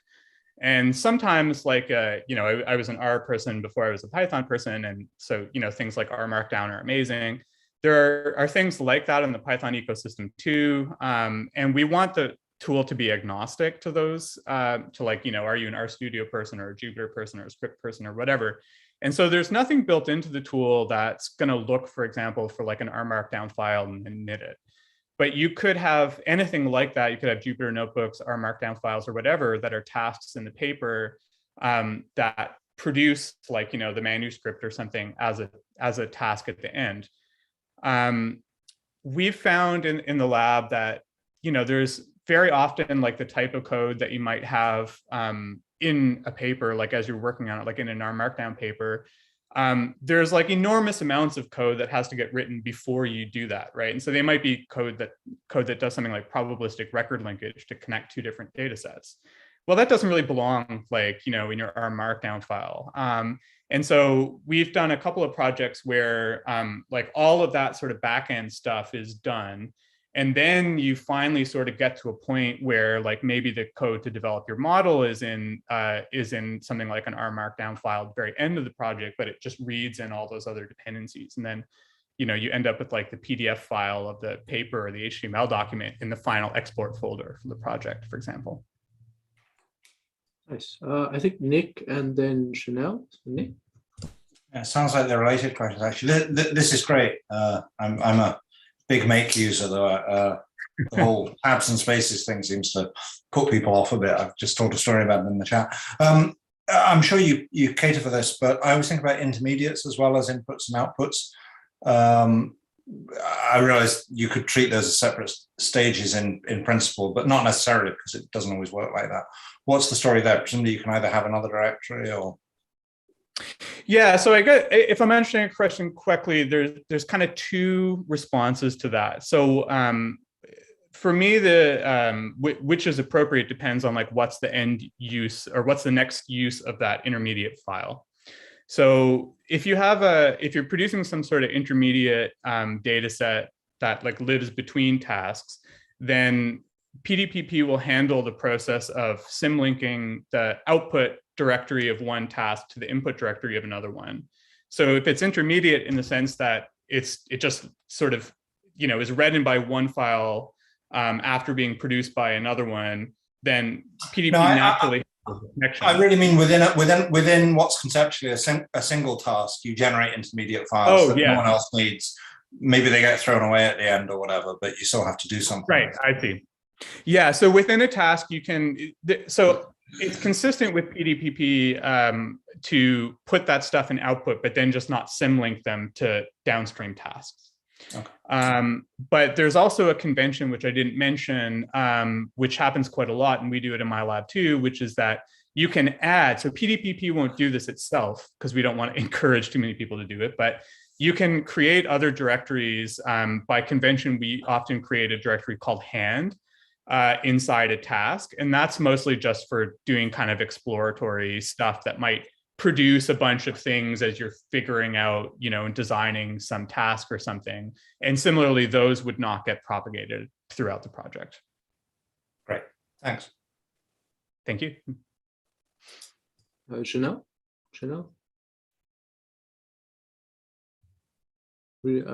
I can ask the question for you. So Janelle asks, how well does the system handle wildcards for intermediate inputs, i.e. dynamically named or variable number of inputs generated in a previous step? Yeah, so right now, we don't have any functionality that is deliberately built in to handle wildcards. I'm thinking about this, and I don't see any reason why it would fail or throw errors, but I haven't tested it. And like I said, we haven't designed for it specifically. But when you create a new task, for example, and you say, okay, well, the dependencies are going to come from whichever other tasks there. On the command line, like the tool is going to pop up lists, and you can just cycle through that list and very rapidly select it by hitting a space bar.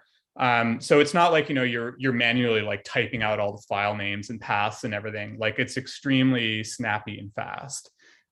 So I think it could work if you were to tell PDPP, for example, like programmatically, I want you to just pull in anything with like a CSV extension. But the way that it's designed right now is to, you know, populate these lists that you select from in order to link up all of the dependencies.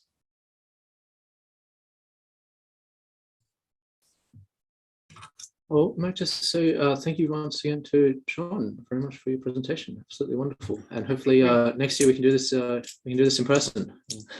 I hope so. Thanks. Thank you. So we're going through to a break now. If you're in Toronto, it is 1:34, so we're having a break through to 2. So if you're not in Toronto, then it's 25 minutes. And so we'll return at 2 o'clock in 25 minutes with Jake Bowers and Kevin Wilson, who are at University of Illinois and Brown University. So thanks very much, folks, and see you soon.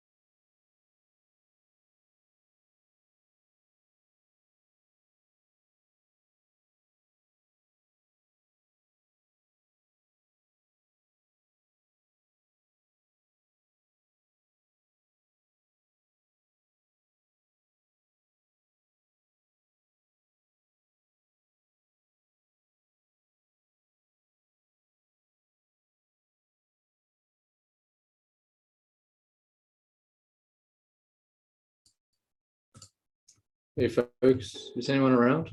Oh, hey Jake, how are you? Hey, great. Where are you? I'm in Urbana, and there's my Dowdy co-author, who I gather is there like a Across dinner the street from you, actually, Rohan. in between you two or something? Yeah. Either a cafe or a great restaurant. Yeah, we have to make that trip to Emmer at some point. Yeah, I think next time we should try and make a big effort to do some things in person. I mean, obviously, pandemic contingent. Are there good donuts in Toronto? Not as good as Chicago, I must say. Oh, okay, Chicago. Yeah, I'd agree with Kevin there. Have I not told you about my donut tours of Chicago, Jake? Well, you were giving me donut advice about Louisville, Kentucky, but not about Chicago. Yeah, Chicago is like the best donut city in the country, in my opinion. It's like them in Seattle, but like Seattle's like old school and Chicago is like new school donuts. Wow. Okay. I would have thought that like the land of Tim Hortons would have like great donuts, but the problem is Tim Hortons is the juggernaut, and Tim Hortons is great. I love me some Timmy's, but they're like, you know, they're a diner, like old school diner. So, which is to say, great, but not elevated. Is I guess the thing that's currently going on is Tim Biebs. What's this? It is a collaboration between Tim Hortons and Justin Bieber, where they are making donut holes in certain flavors and for a limited time, co-branded with none other than Canada's own Justin Bieber. Tim Biebs. Amazing.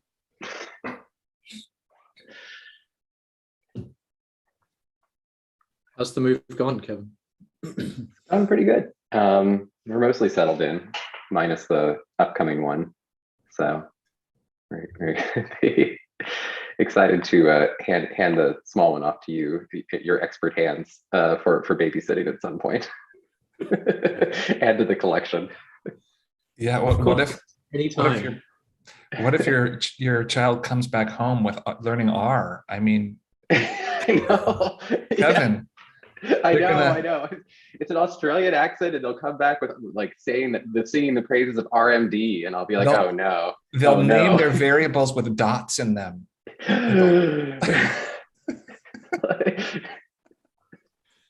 And Bayesian R user. Yeah, exactly.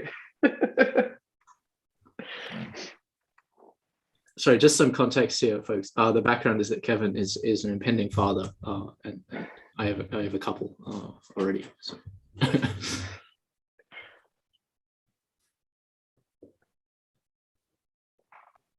Have you linked up with any Toronto U of T folks, Kevin? Yeah, I just met with Karen Chappell last week, right. Lisa Strug a couple weeks before that. I'm meeting with Steny, the dean of the public health school next week. Right. Met up with Prentice and other couple folks at the School of Cities. So been trying to get around. Lisa described you as hilarious and smart, which I think is like accurate. Like, yeah, that's Kevin. He's hilarious and smart. That's what I go for. That's like. Yeah. Looks like the other guests are here also. I think. Hey, Abel. Where do I put the Abel or Abel? Sort of. Yeah, the latter. Abel. Abel. Beg your pardon. Sorry. And looks like Allison's here. Hey, Allison.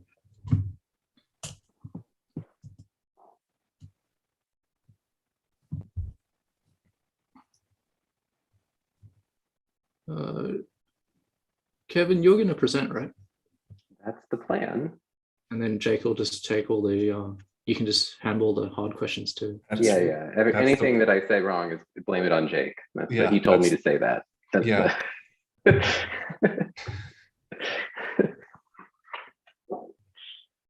I can see if I can share my screen appropriately. I always get a little confused if I have done this correctly. So just think, try it. Let's see if this is correct. Does that show things? Yeah, yeah. Okay, great. And if I hit this, that shows things. Potentially, oh, yeah. Okay, seems to. Okay, cool. Yeah, a little bit. Yeah. Does it? Had it fully loaded for others? Oh, or possibly not. Yeah. Let's see. Does that change things? Oh yeah, Yeah, that's great. That's transitioning through your slides, definitely. Yeah. Okay, perfect. Great. Okay. So I might just. Okay, sorry. of course. No, go ahead. Sorry. Go ahead.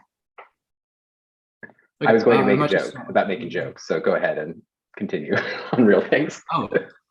No, well, we should record the joke, definitely. And so our next presenters are Kevin Wilson, and he'll be ably supported by Jake Bowers. Kevin is at Brown, probably remotely at the moment, as he's physically now in Toronto. So he is one of us, and Jake is, of course, all over the place, but also at University of Illinois. And they've put together the policy lab, and just putting together a huge amount of resources and really cool analysis. So I'll put the link in the chat for folks that are unfamiliar with that, but going to give us some advice about reproducible field experiments. So thank you very much, Kevin. And thank you, Rohan, for the invitation. It's been really great to see all the different talks that have been happening. In fact, many things that I was going to say have been said by others, so we'll probably speed through that part of the talk today. It's great to find like-minded people. So as Rohan said, I'm Kevin. Jake is the other person who's on-camera muted, whose camera is on. And we are both a policy lab. And 6 tips for reproducible field experiments is the theme. But really, honestly, like reproducible field experiments is really successful field experiments, in my opinion. And so you'll see that I will slip between this language, things that, I will say like, don't do this because you will fail miserably. And really they're kind of one and the same, as in my opinion. And this talk is really could be subtitled, Don't Do What I Did, because these are all hard fought and hard learned lessons. So please learn from my mistakes. So the story of a field experiment, right? What is a field experiment? Some bright young lad is like, what if we did something, right? We're going to make some change in a policy. We're going to try some intervention somewhere. Surely this is going to work, right? So you go, you gather up all your people, you get the government involved, you get everybody in a room, all your stakeholders, you line up your funding and everything else, you're pointing at screens, trying to make people convinced that you should do things. And finally, you go to the big boss, and the big boss says, go forth and experiment. You got your sign off, right? All this work kind of gone into this, and you release your experiment into the field, and and all things are wonderful. And then many months pass, and you go to look at your results, and this is what you find, right? This is ostensibly field experiments. Like the whole idea of a field experiment is that that the data analysis portion should be utterly trivial, right? Like there's an independent variable and a dependent variable, and you run a t-test, right?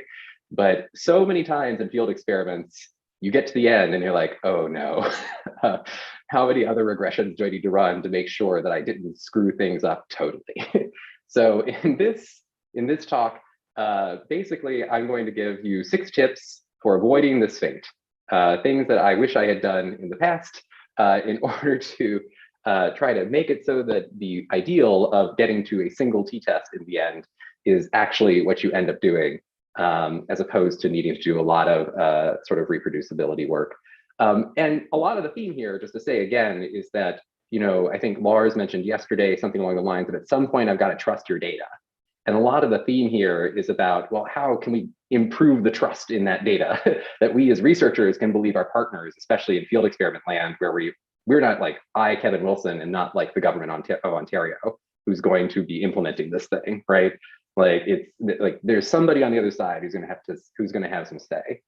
So these are my top 6 tips. So 1, and randomize the deterministic data. And throughout this, we'll explain what these mean. 2, randomize with code and get a copy. 3, write your SQL before an experiment begins. 4, for rolling experiments, continually run that SQL. 5, plan for a multilingual environment, code. And 6, plan for a multilingual environment, data. And really 5 and 6 is where a lot of this conference has been focused on. And especially I really like John's talk for the previous one to this, who was doing a lot of talking about like how code and how to set up your coding environments and things like this to plan for this kind of thing. So I'm mostly going to leave that to like CF the rest of this conference. But it is still one of my top 6 tips. So focusing mostly on the first 4. Okay, so you came to the tips. So what are the tips? So tip 1, randomize the deterministic data. So as we said, there's really 2 parts to a field experiment. Tips 1 and 2 are about the independent variable. Tips 3 and 4 are about the dependent variable. So this is the independent variable side, which is your randomization, your treatment variable. My tip is randomize with deterministic data, which is, what does that mean? Well, if you think about a field experiment, a lot of people touch your random assignments, right? So to give an example, some colleagues of mine at the lab at DC, once upon a time were trying to evaluate whether or not the introduction of body-worn cameras to the police force would actually end up having an effect on how citizens and police interacted with each other. And so they took the whole roster of police officers in the District of Columbia, and they assigned some of them to get a camera and some of them not to get a camera. They shipped that list over to the chief of staff of the DC Police Department, and they said, please do this. A week later, the chief of staff from the DC Police Department gave them a panicked call and said, I seem to have given everybody labeled with a C a camera, but I think you told me that meant control. And they said, yes, so you did the opposite? And yes, in fact, I did the opposite of what you told me to do. And conveniently in that case, it was actually a great lesson in randomization because it was a 50-50 split, so it didn't matter. So they made a note in their log and said like, okay, right, just have to remember to flip that at the end. But this is a classic example of you don't control the person who's actually doing the treatment assignment usually in a field experiment. Somebody else is going to assign somebody to do something. You're going to tell them to do it. They may not do it. And so an important thing is that if you can, you want to have as few steps as possible where things can break, or you can lose something, or that you can disagree. And so typically when you're doing a field experiment, every one of your subjects is going to end up with a unique ID of some kind. And if you could transform that unique ID into a random assignment, that would be amazing, because all you need then is to recover your random assignment is the unique ID. And you can just do that over and over and over again. If you lose the Excel file, who cares, right? You just run it again, life's great, right?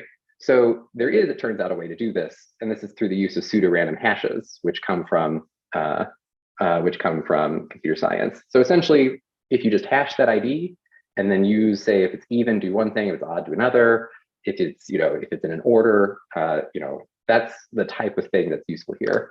So as an example, here's some pseudocode. I promise there's not too much code in this talk, but just to give an example of what this looked like in practice. So you've got some data, and so like for each row in the data, set the sort order to be a hash of the unique ID, sort the data by the sort order, and then assign the first p times n to treatment, and assign everybody else to control. And that will give you a proportion p assigned to treatment and a proportion 1 minus p assigned to control. Very simple, but it's much more reproducible than say, sample or complete array or things like this inside of R. So that's tip 1. Tip 2 is on the next note, which is that, again, randomization is like one of the 2 key components of your field experiment, right? Independent variable is the randomization.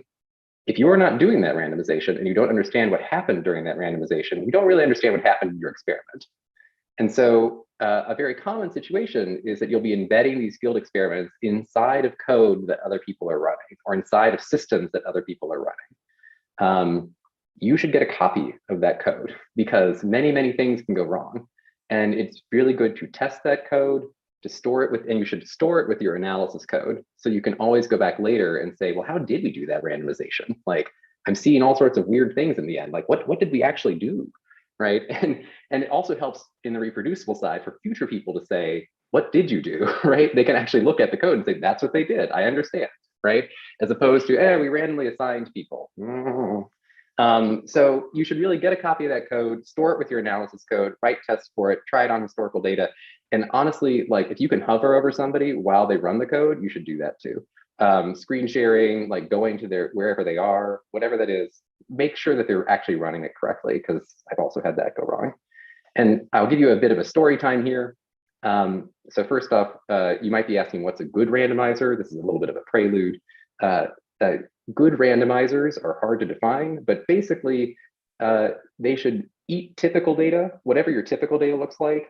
And when you run it through your randomizer, they should give you something that like looks uniform. That's generally what you should be going for, right? Like there's a lot of asterisks on here. Read Knuth if you really want to know the details, but really call a mathematician if you ever go down this path, because lesson number like -2 is never write your own randomizer. To wit, we had a partner that we were working with, a small state labor department. You might be able to guess the state by the location of my university. And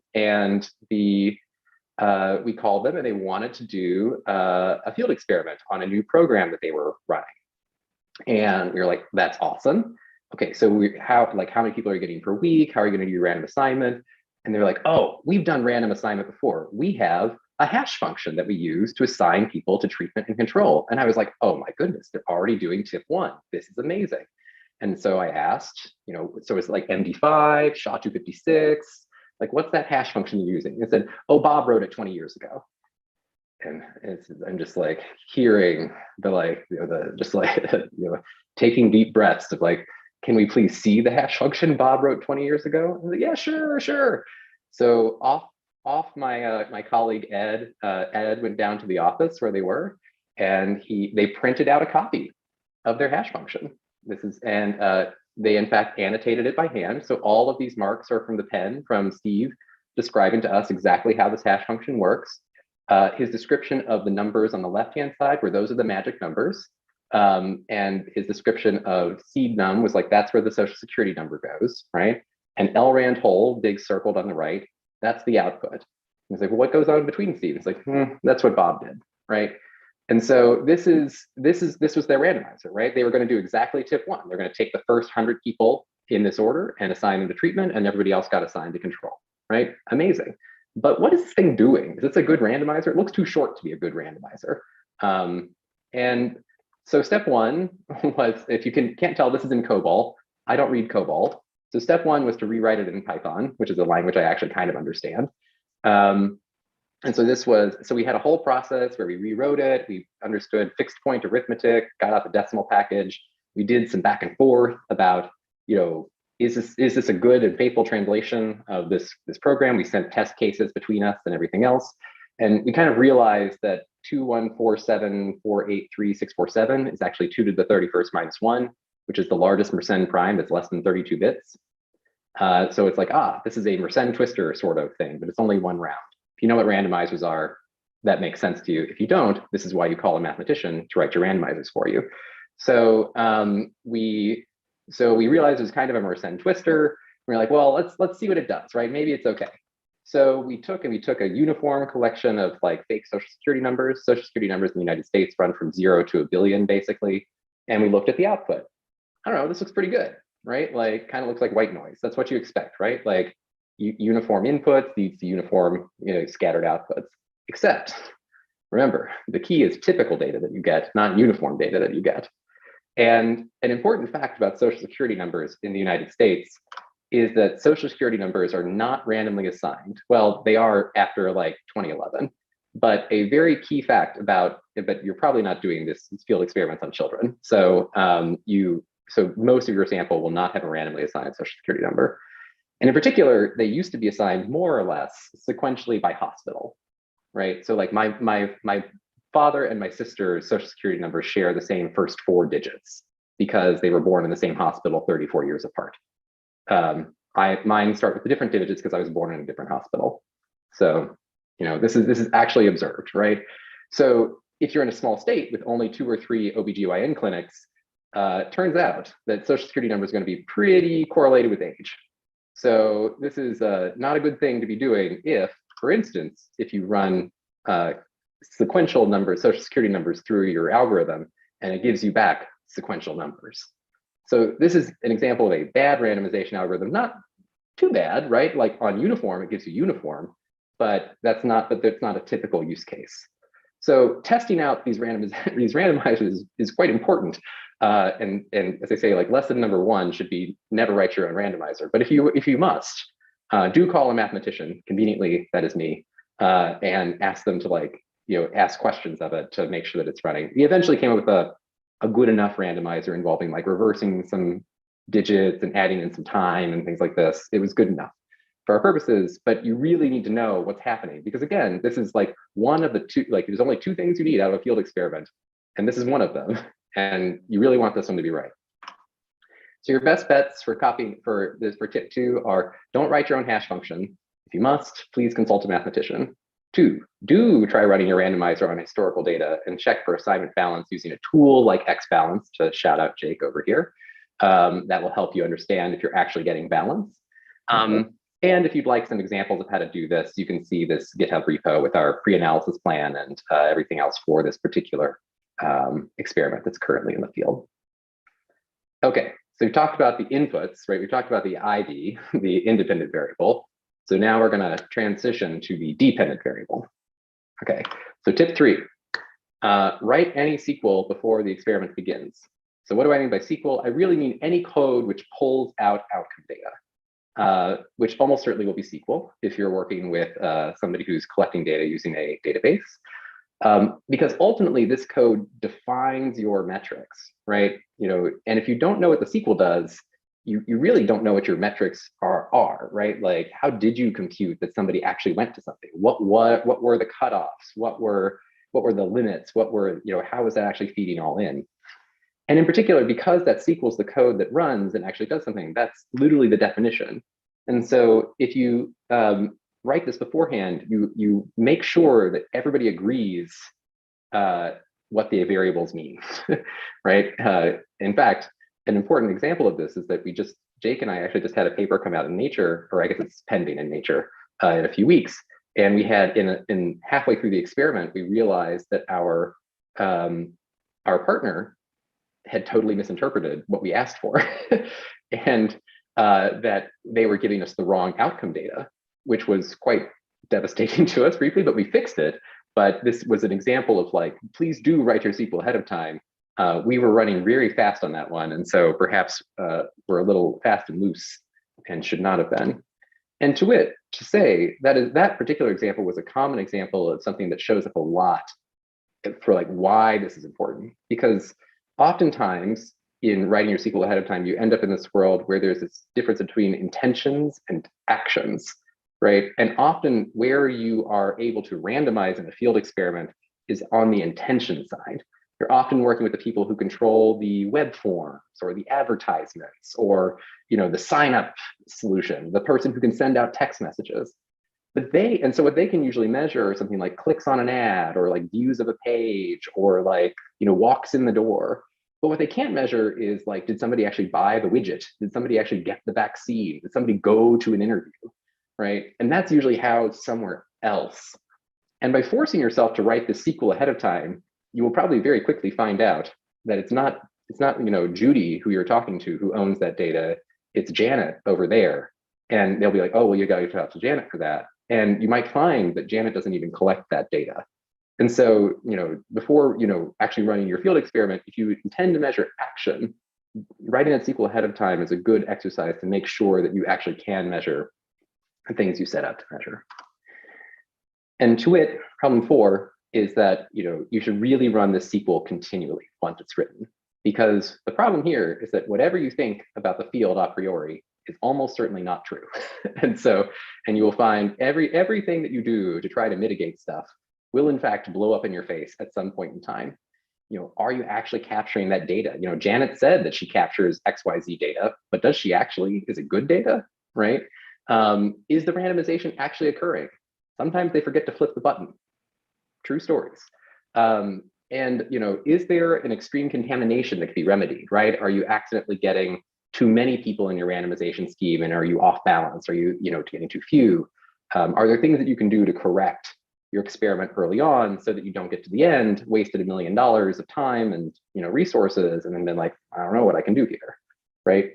So the key here is really just basic stuff, right? Monitor your experiment. So you should be having things like regular meetings with your co-experimenters or your partners. But really, on the tech side, those meetings are usually with the project managers or the program officers. You really want to have the regular meeting with your technical staff who's actually pulling the data for you. Basically looks like them giving you the data and running that code on the regular. So if you've written that code from tip 3 ahead of time, you can just ask Janet to run it every few weeks to give you a copy of the output. And now you can actually monitor your experiment quantitatively, not just kind of like the program officer said, it's all working, which is an important place to go. And of course, what does that look like in practice? Well, many people at this conference have given really great examples of like how to build pipelines, SnakeMake, John's talked previously. Maybe you involve some Airflow or some Pandera or Great Expectations or these tools. There are many, many tools to make this happen. But really, even if it just involves you running some scripts on the output that your partner sends you in an email every once in a while, like this will solve 90% of your issues. And it's even better if you can get your intern to do it, because that forces you to explain it to your intern and actually gives you a check on making sure that you actually are checking things. This is just basically, the key thing here is that making sure to run that code continually, because again, there are two things that come out of a field experiment: the treatment assignment and the outcome. And if you aren't going to get good outcomes, then your experiment's not going to go anywhere. So just some top things to check for.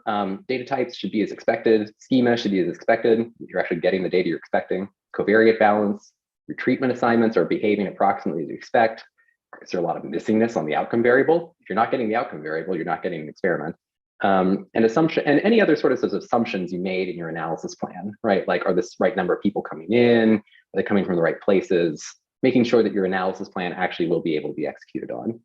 And it's great if you Google Peter Baumgartner testing for data science. He wrote this great blog post a few months ago that really goes into some examples of how you can actually do this in practice. And as I say, there's also many, this entire conference has been filled with people describing how you can do this in practice. So please see the previous YouTube videos about this as well. Okay, finally, I said I'm not going to talk too much about the latter things, but just to emphasize, when you're doing field experiments, you're stuck in a multilingual environment. You really don't, both like your team is often coming from lots of places, right? You might have, Jake is an old school R person who gets like pulled in on a contract to do something. I'm a Python person always, and I hate when people make me work in R. Or like Shauna here is a partner of ours who like always uses Stata and will just not learn anything else. And it's totally reasonable for her to say that. And so even on your project team, it's hard to control that you're going to have one single language you work in, and your partners are a black box, right? There might be some SAS back there. There might be some SQL. There might be some COBOL. God knows what's going on over there. And so you really are kind of stuck, even if you can get your team to agree, that your partners are not going to agree with you. And so you're stuck in a multilingual environment. And so planning for that is very important. And really that mostly amounts to planning. And so if you want, here is our version of this. Again, there are many examples. So you can go to the Policy Labs GitHub page. It should be the top repo right there right now, just multilingual repo outline. Just giving an example of how we go about, thinking about how to organize our work in light of multiple languages that are coming in.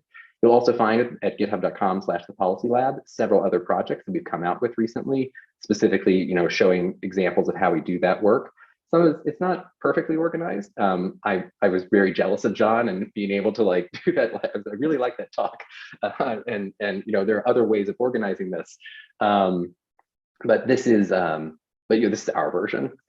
And similarly, just on the same note, your data is your data. You're also going to be planning for data to come from lots of different places, right? Surveys will come to you in .save files. People want to give you CSVs or TSVs or zipped up God knows what. For whatever reason, old school labor departments really love fixed width files, having to do with like COBOL really likes fixed width. So you're just going to have to like accept your data is going to come in all sorts of ways, all sorts of schema, and you just really have to be prepared for that. And again, that's mostly in planning.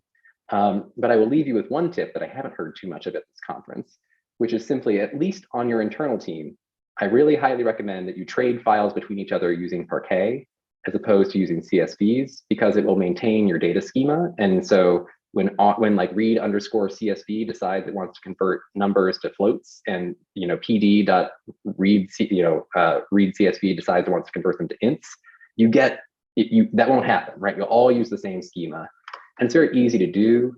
Basically, every time you see the word CSV in your language, you just change it to Parquet, and this will, I swear, this will like make your life much, much better as you're trading files between each other. So that's my one tip here, other than just being prepared for it. And as I say, seeing the rest of the talks of this. So just to summarize, top 6 tips. 1, randomize with deterministic data so you don't lose track of who's assigned to which condition. 2, randomize with code and get a copy so you don't lose track of who's assigned to which condition. 3, write your SQL before the experiment begins so you measure what you want to / need to measure. 4, for rolling experiments, continually run your SQL to receive alerts when something is going wrong ASAP. And 5, plan for multilingual and collaborative code environments. And 6, plan for multilingual and collaborative data environments. So those are the tips. That's it. That's the talk. Thank you for the time. This is the email address if you have any questions, and I'm also obviously happy to take some questions now. Thanks very much, Kevin.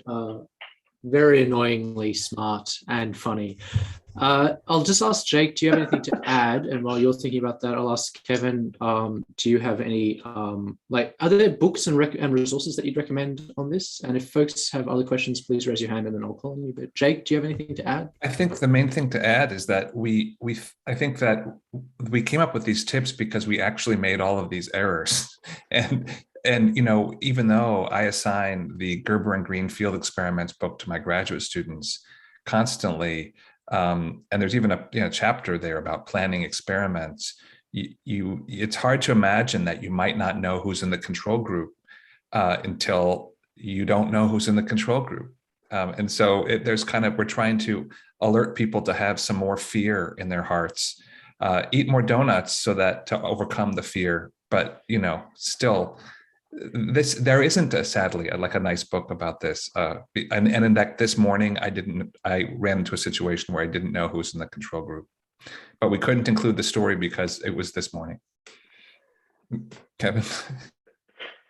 Yeah, and as Jake said, on the field experiment portion, I've actually not seen very many good resources on this specifically. There's folks, and in fact, Jake, as we were writing these slides, Jake was like, we should write this down.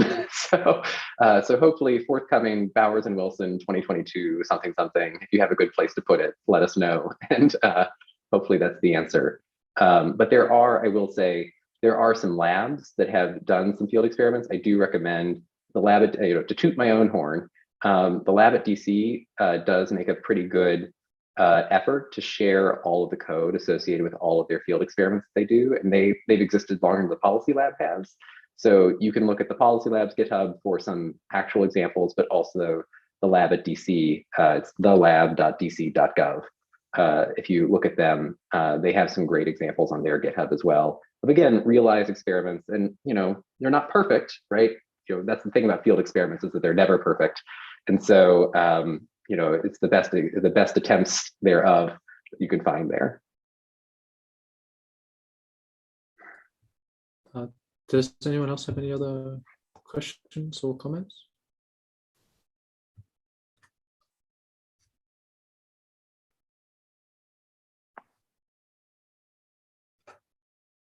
Well, we might just close by saying very grateful that you're in Toronto, and hopefully you're going to be running lots of experiments here and making things much better here, Kevin. And thanks very much once again for your presentation, both of you presenting last year and now again this year. Really appreciate your time, Jake and Kevin. Thank you very much. Thanks for having us. This is such a great conference. Yeah, thank you so much.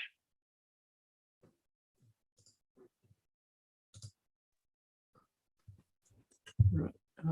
Abel, are you good to go? I think I'm good to go, yeah. I'll start recording now. Hey folks, so our next presenter is Abel Broder from the University of Ottawa. And Abel is going to talk about introducing the Institute for Replication, which is a brand new institute, probably a month or so old. And so hopefully you're able to sleep at night and, the feeding isn't too much of a hassle. But thank you very much, Abel. Hey, thanks a lot for the invitation. And it's a great workshop, great conference. I missed a bit of yesterday, but everything's on YouTube. So it's been great to catch up at night when the kids are sleeping. Can everybody see the slides? Yeah. Yep, perfect. Okay. So this is an institute that I launched with so many collaborators about a month ago. And I've been thinking of doing this for years. And this year I'm on sabbatical, so that was my project. And the goal really is to try to promote and generate as many reproduction and replications as possible.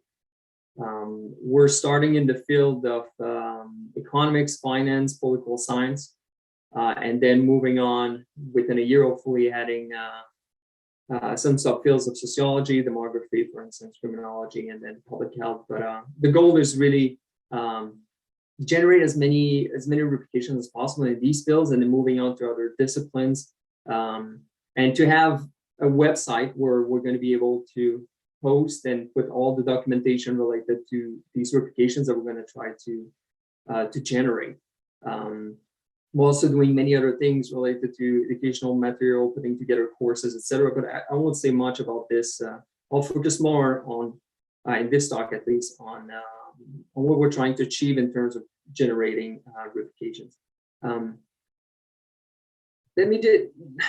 I don't know how much I wanted. So yesterday I was playing with the slides and kind of deleting a couple of slides because I thought, like, do I really need to motivate the idea that replications are that important and essentials? Let me just talk a bit about my own discipline, economics. There's just not that much replications in economics. And I'll get into some definitions later on of what I mean by replications, what I mean by reproduction. But just keep in mind for the moment, reproduction is more just running the codes, whereas replication is something else. It can be robustness checks, can be sensitive analysis, or it can be replicating the study using the raw data with new procedures. But anyway, when we think about replications in economics or social sciences in general, there's just not that many. In economics, maybe 20 a year are getting published. Number of comments are going down in top journals. And we don't know whether it's a problem of supply or demand.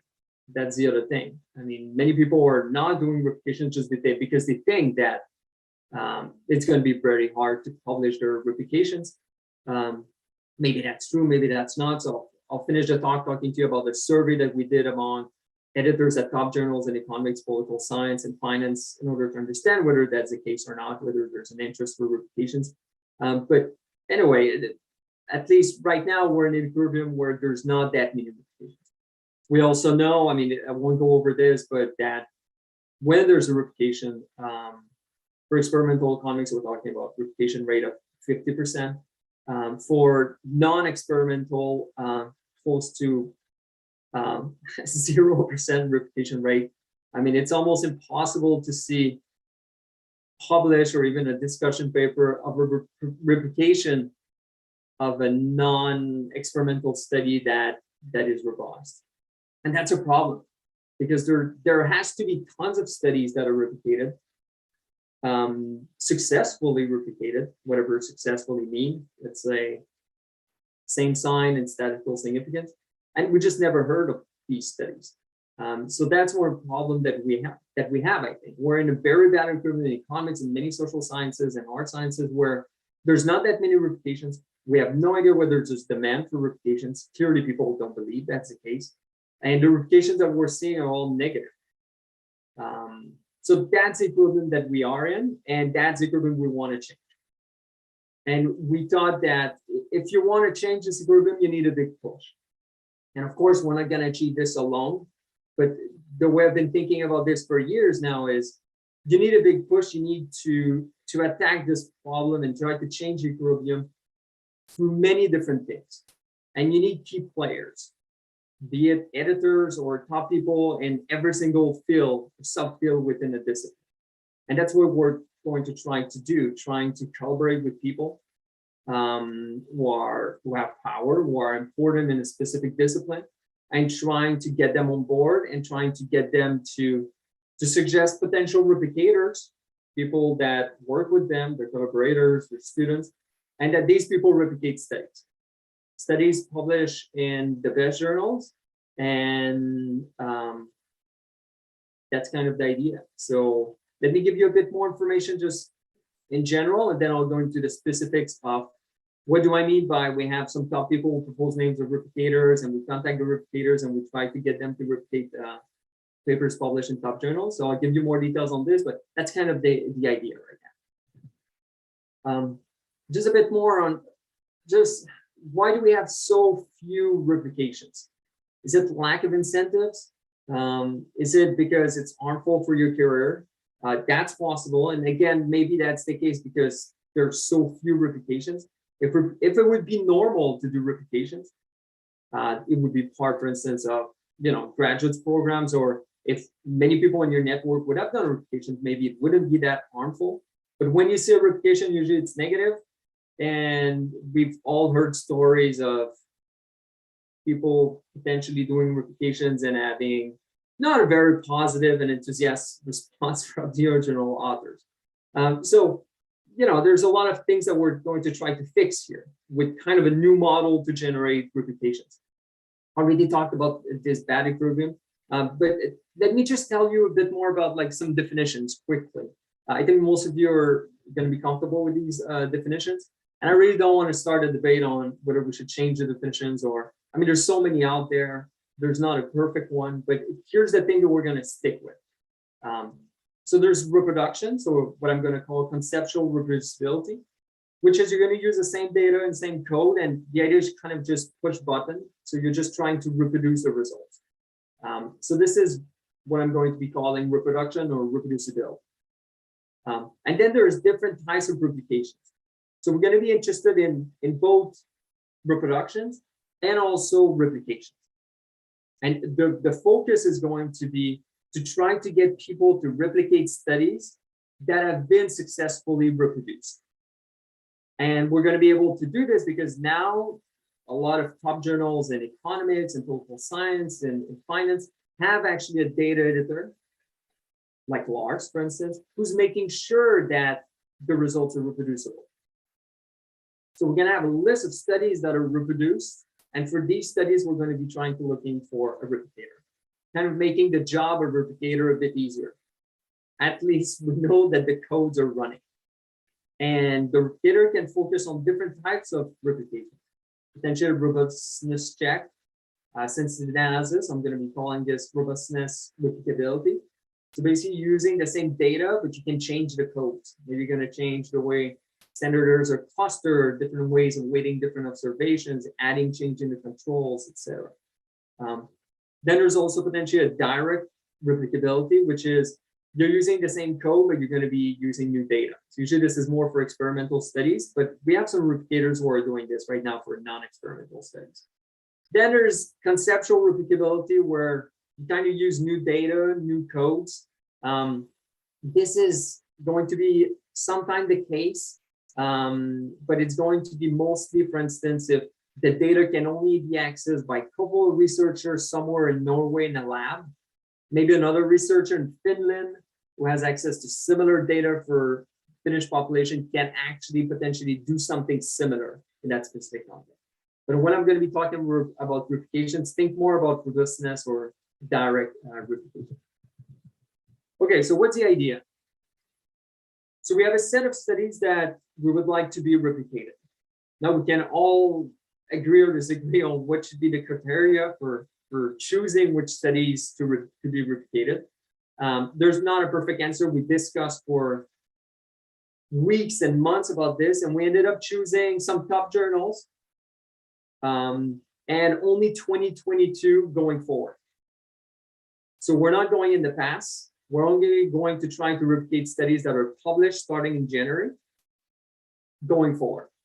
And one reason we decided to do this is simply because first, some original authors might find this a bit more fair Sometimes you see replications that use new codes or new procedures. I mean, those are super interesting, but if you replicate a study from, let's say, 1990, which is seminal, using techniques that were not available back then, sometimes it kind of makes it a bit hard for the communication with the original author. So one of the reasons why we started this. The other reason, just resources. We were just not able to do everything. And in terms of citation, so another idea could have just been, well, as soon as a study reaches, say, 100 Google Scholar citations, you can try to replicate it. This kind of became a bit complicated. Some studies and some fields might get there faster. So anyway, we ended up choosing 2022 in a list of journals. So for these journals, we're going to collaborate with the data editor. And the data editor is going to tell us whether the data is available and whether his team or her team were able to reproduce the results or not. Sometimes it's not feasible because the data is just, they cannot share it. Some journals provide or ask the authors to provide scientific data. So it's feasible. So depending on which journals, there's different policies. But anyway, then we have a list of studies that have been reproduced. And for those, we're going to be interested in looking for replicators.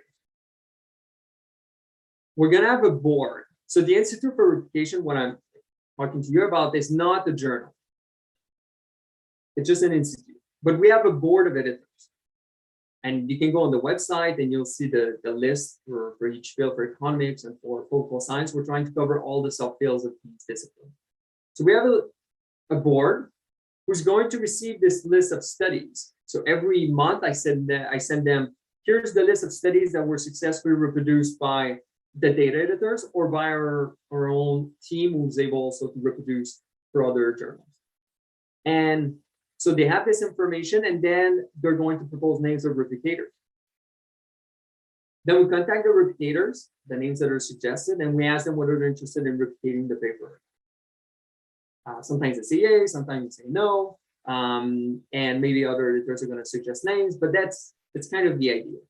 So of course, we're not going to be able to find replicators for every single study published in these journals. This would be hundreds and hundreds, but sometimes we're able to. So then we have a replicator who's not self-selecting himself or herself into replicating that study. We nominate this person. So this also removes a bit of the conflict of interest sometimes that you have for replications. For instance, in economics, well known that David Card and Borjas always argue and have been arguing for 20, 30 years about immigration and the effect of immigrants. You don't necessarily want David Card to replicate the study by Borjas. You kind of know that he's going to find that it's not robust. So here we nominate and we select the replicators. It kind of removes a bit of that. The other thing is the replicator can remain anonymous for a period of time, removing also potentially this thing that there could be negative reputational effects for that person. Okay? So here the idea is we're going to ask the replicator to give us the equivalent of a referee report. It's not a referee report. It's a replication report. And then once we have this paper, this replication, then we send it to the original authors and we ask them to provide us an answer. And then we post simultaneously both the replication and the answer from the original author on our website for the working papers at the same time, simultaneously. Okay. Of course, when the board of editors propose names of replicators, there are people who are either experts in the field or that's their field of their graduate student. So replicators can be graduate students, they can be postdoc, they can be assistant professor. We have a mix right now. It's unclear when we're going to reach a large number of replication, what's going to be the fraction and the share of, is it mostly graduate students, is it mostly faculty? But also sometimes what happens is we reach out to someone who's a faculty member and he's going to do replication with one of his or her students. So they can collaborate on this.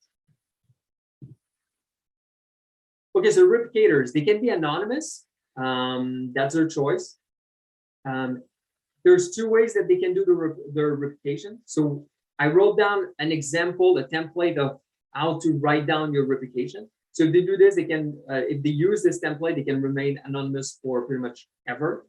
But we also propose them to use a platform, the SSRP, Social Science Reproduction Platform, that was developed by collaborators at BITS in Berkeley. And if they use that platform, they can remain anonymous for up to 4 years. Okay, so replicators can remain anonymous. They don't really have an incentives to show that the results don't replicate or replicate. And that's kind of neat. And our goal at the end of the day is going to be to disseminate both positive and negative replications. We don't really care about the outcome of replication. The goal is just to try to document, and if there's multiple replication for a single paper, that's fine too. We have a conflict of interest policy. So of course, you cannot be a colleague, recent collaborator, friend, etc. The same for the board of editors. They cannot nominate or select replicators if they know the original authors. And the replicators kind of choose how they're going to do the replications. So we give them a template on how to report their replication outcomes, but we don't give them instructions on how they should do it. They can do a direct replication if the raw data is available, sometimes not the case, or they can do a robustness replication. That's their choice. But we do require a pre-analysis plan. So the replicator has to write a pre-analysis plan telling us what they're going to do, and then they can go in the code, changing the codes, etc., doing robustness replications, for instance. And then in the report, they have to write what was pre-registered and what was not. Okay, so we're trying to limit a bit cherry picking here for the replicator. Okay, so the replicators basically they can reassess reproducibility, but in theory, this has been done internally or by the data editors. Then they can do sensitive analysis, they can improve the analysis, changing things. Then they give us a short report. We send this report to the original authors, and then they can change their report once they see the answers of the original authors. Maybe the original authors point out some things, maybe there's a discussion, etc. And then we're going to simultaneously release these two things, the report and the answer from the original authors. Already said this, skip this. Okay, so if you go on our website and you go to reports, you'll see the list of studies that needs to be replicated. And you'll see that we already have for these journals, for the issues in January and February, whether the data is available, whether it has been successfully reproduced or not. If that's not reproduced because the data needs to be accessed in a specific or in a specific data center, for instance, then we try to look for someone who's going to become a reproducer, if you will. And then, of course, in the future, we're interested in expanding this selection of journals, depending on whether we get funding, more people involved. And as I said, by the end of the year, we're hopeful to add demography, criminology, and potentially starting with public health journal. Okay, so why on earth would you do this? Why would you become a replicator? We try to incentivize this to some extent. So the first thing is we're in touch with a lot of journal editors. We're independent, but of course, through our network, we know many journal editors. So we're trying to put together as many special issues as possible, dedicated solely to replications. For instance, at my own journal, Canadian Journal of Economics, there's going to be a special issue where we're going to publish a number of replications. We're going to also try to put sessions together and trying to get some papers published in the different papers and proceedings at conferences. If you replicate a paper for us, you become a co-author to a meta paper that we're going to write and put together all the replications. So you don't even need to publish your own replication. You're going to become a co-author automatically for that meta paper. We're trying to put people together. We're also collaborating with many instructors who can have their student in a class replicating studies, and then maybe can select, or she can select 2 or 3 of the best replications. And then the students and the instructor, him or herself, is co-author in the meta paper. Anyway, so we have things like this going on to try to incentivize people to do replication. What do we do for priority data? So here it depends on which discipline we're talking about. Reproducibility rate in political science are over 95%, which just blew me away. The data editors can almost always reproduce the results. We're not there in economics, I can tell you this. We're like 50% maybe, but the gap is massive, insane. And there's many reasons for this, and we can talk about this later for those interested. But one of the big reason is in economics, we're using tons of data set for a single paper. We're using admin data. We're using data that nobody else has access to. And it's kind of a fight in some fields like labor economics to have access to the best data. And if you have access to the best data, you can publish in the best journals. That's kind of the way the field has progressed over time. So it's less and less transparent in a way, and people have grants. So once you have access to one of these big data set, then you can exploit these grants. But anyway, one of the cool thing is some of the data editors, for instance, Lars at the EAA has developed lots of collaboration with, for instance, French institutions. So we have access to pretty much every single data set in France that you can think of. And we can have this reproduced through collaborators at Cascade. The same for Sweden. In Canada, we're getting much better. We have access also to census data. Then we were looking more and more for people in Scandinavia, other countries in Scandinavia that have access to these amazing data sets. Same for Germany. So we have collaborations. And one thing that now we're doing is the replicator can propose changes to the codes. And then somebody on site in Norway, for instance, or in Germany is going to be to have access to the original data set and change the codes for the replicator. So we're able to do this remotely more and more. So, but it makes things harder. But anyway, I think we're making a lot of progress into reproducing these studies that before could not be reproduced, and also now potentially replicating them. As I mentioned, we're using, or we're telling replicators and instructors that they can use the social science reproduction platform. If you don't know that platform, it's great. You should definitely have a look. We also have guidelines that have been developed by people at BITS for replicators, kind of giving them a bit of guidelines, how to report the results, etc.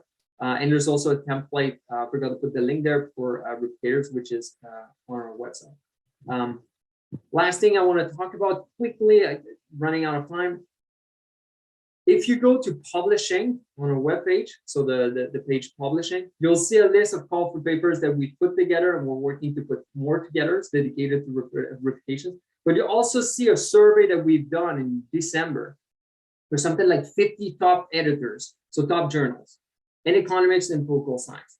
And you'll see the answers to two questions that we asked the editors.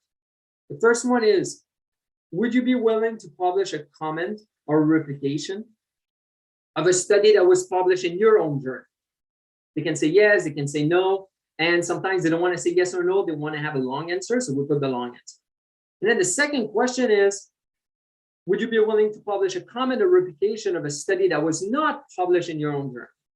Sometimes they say yes, but usually it's because it would be a higher ranked journal. It's totally fair. But you see the answers of the editors. And it's actually quite good. I would say that depending on which field we're talking about and subfields, like a lot of journals would be interested in publishing comments and replication. I was quite surprised to see this. And when you chat with these editors and they don't want to make that part of the conversation public, it's a question of supply. Like they've never received a single comment.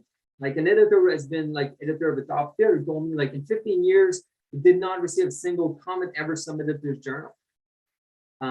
So at the end of the day, I mean, it's purely a question of demand also, but supply is a problem. So we're in this really bad environment where people think it's impossible to publish comments because they never see comments. Well, one reason you never see comments, they're never submitted, they're never written.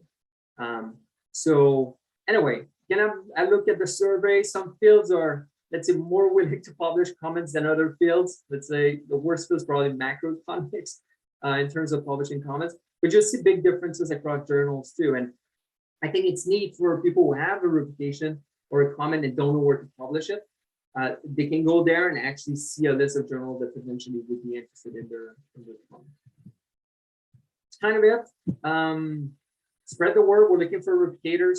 People can contact us if there's a list of studies that are interested, or study in general that are interested in replicating. We're trying to help them publish them, also putting them in touch with potentially journals that are interested in.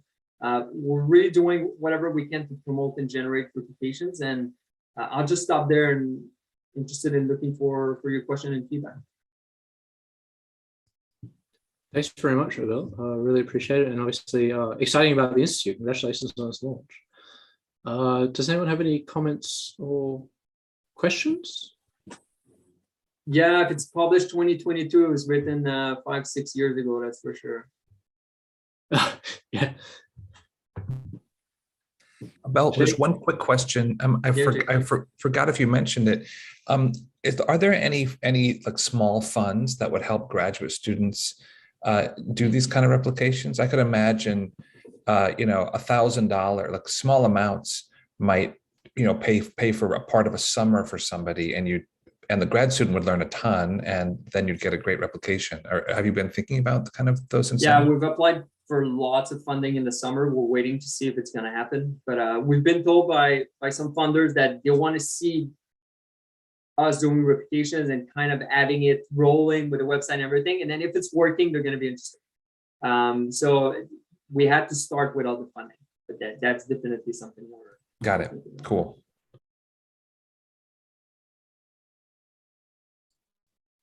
Any other questions or comments? I've had a lot of success with undergrads. They need a little bit more steering in terms of like, don't email the author with your angry comments. But like, I found them amazing in terms of replications of papers. The strong ones, of course. No, I agree. I mean, the most important. Whereas your focus is graduate students because of the funding question, or? No, I mean, if an undergrad student is interested, I mean, we're working with instructors right now that have been doing replication as, class assignment for years. And now we're telling them, look, I mean, if you got good replication and this is part of this list of studies, I mean, you get co-authorship and meta paper, and I think it's going to motivate even more like some students. I mean, the best students I've ever had were undergrad, and they were amazing. Like, it's just, some of them are fantastic. So if undergrad students are also interested in doing this, I mean, no problem. So far, the board has not suggested me an undergraduate student, but there's no reason why they would not. If somebody is interested, and yeah. Any other comments or questions? You have tenure, don't you? So you can afford to do this? I got tenure, yeah. Excellent. Yeah. I was waiting a bit. To do this for many reasons. I don't think the tenure mattered too much. I mean, I'm at U Ottawa. It's not a top department. So from the moment I got hired, I knew I would get tenured easily. So that was never really I was waiting because we needed the data editors. And I think 3-4 years ago, political science was nowhere near having data editors. Now it's getting much better. And economics is moving really fast now. There's like 9 journals with data editors. Because if you don't have them and you ask someone to replicate a study from scratch, it's just a lot of work because they don't know what the data is available. They don't know where their codes are going to run. So here we send them an email saying, look, it's running. You can focus completely on using either the raw data. We tell them whether the raw data is there or just robustness. So it saves them a tremendous amount of time. Yeah, do you want to add a link to your mailing list and things like that? Maybe you can put it in the chat so folks can sign up. Yeah, we don't have yeah, that's yeah, one thing more. I'll email you, Jake, but we don't have we have a Twitter account which someone is running for me because I'm not a social media person. But I'll start a mailing. I'll ask someone to start a mailing list. I'm not good at stuff like this. It's just a very inspiring project that you're doing, and it'd be nice to, but this is the first time I've heard of it. And so I really want to be, not lose sight of it as you guys go forward. Sure. That's a great idea. I'm sure I'm not the only one. Yeah, I only randomly, did Gelman blog about it maybe like a month ago? I think I randomly heard about it. I tried to get us out a bit. Like I did 3 or 4 guest blogs. Andrew Gelman accepted, but I mean, I don't know how to spread the word more than just having people on Twitter sharing things. And I think, the moment we're going to start having some replications, it's going to be easier. But now we're just starting. So it's been a month. I mean, we don't have a lot to show for. I think the survey is kind of cool. But other than that, when you look at the website, there's not like that much to get excited about. So I think this summer, maybe we're going to make another push when we're going to start to have some results and stuff. Cool. Well, yeah, great stuff. And good to see that someone in econ is sort of pushing these forwards, these ideas forward. Thanks very much, Adele. Alison, are you okay? Are you a co-host? Yeah. Yes. All right. So I'll just start recording. There we go. So our next presenter is Alison Connick. I realized I forgot to ask you about your surname. I'm very sorry. So Alison is at Microsoft Research New England and is an incoming assistant professor at Cornell for information science. So thank you very much, Alison. Oh, thanks for having me. So great slate of presentations we've had today, and today I'll be speaking more on the causal inference side of things.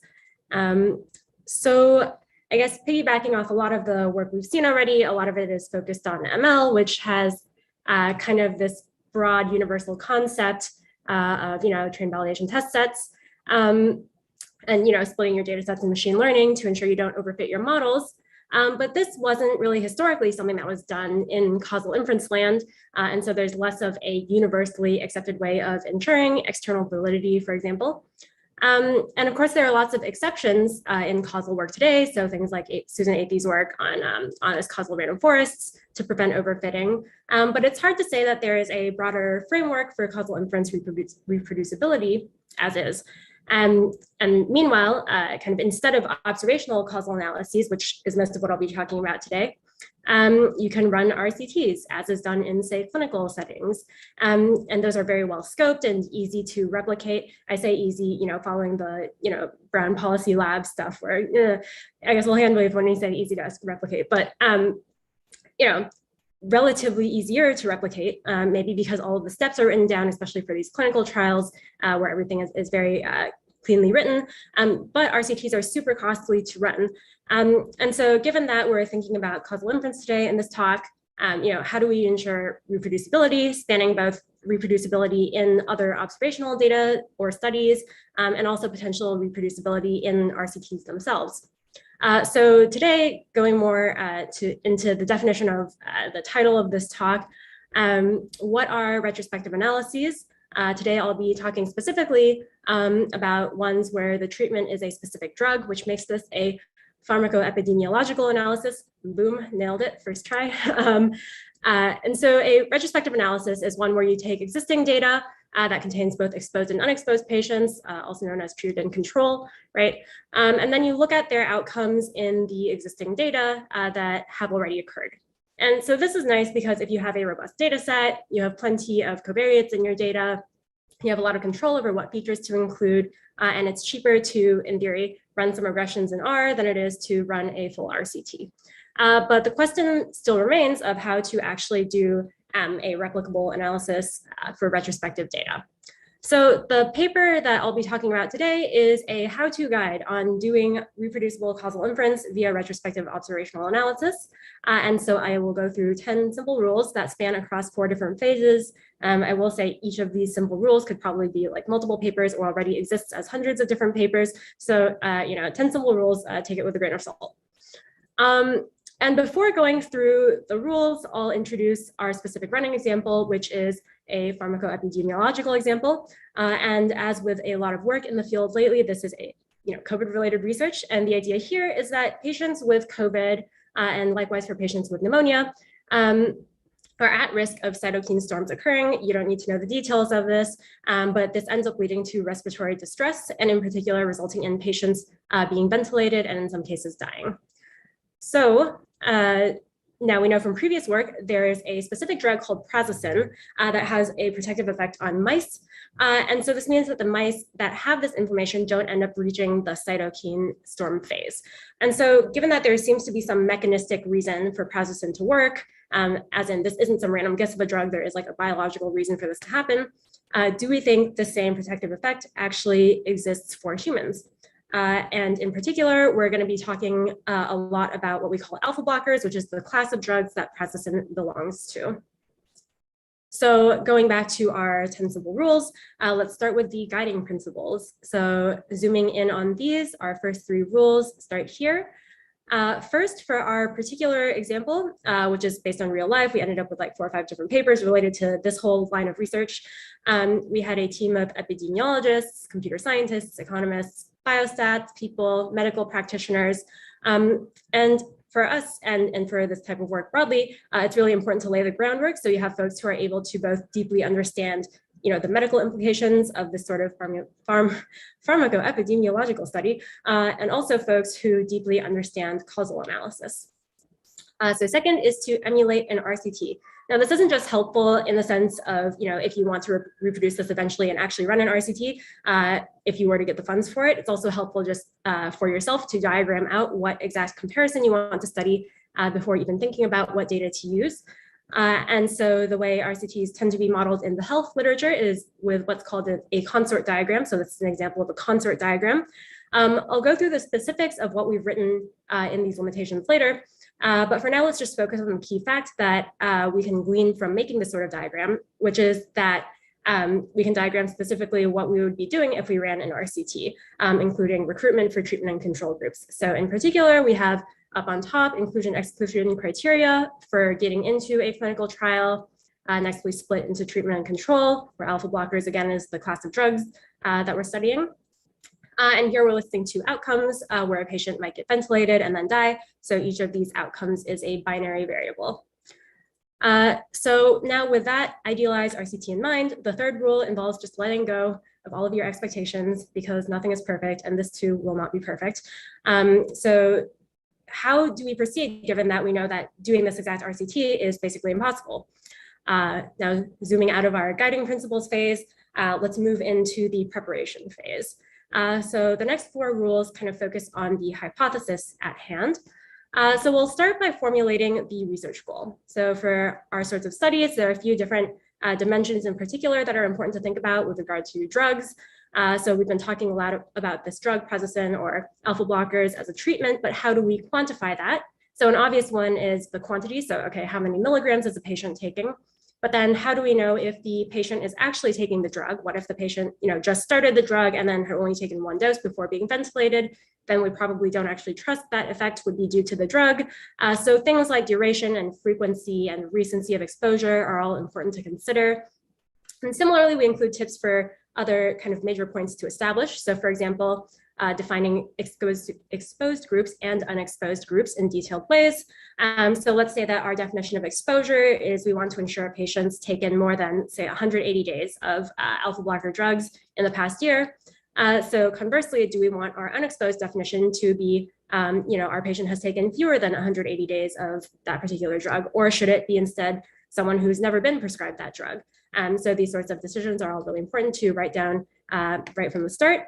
So similar thing for outcomes, we need them to be measurable and specific. And all of these should come together when you're thinking about your hypothesis, including whether you want to consider multiple exposures or outcomes. And so as a quick example, we've now developed our hypothesis from earlier in this talk, which was just, do alpha blockers improve patient outcomes? So now we can ask a more measurable question, which specifies the treatment and outcome.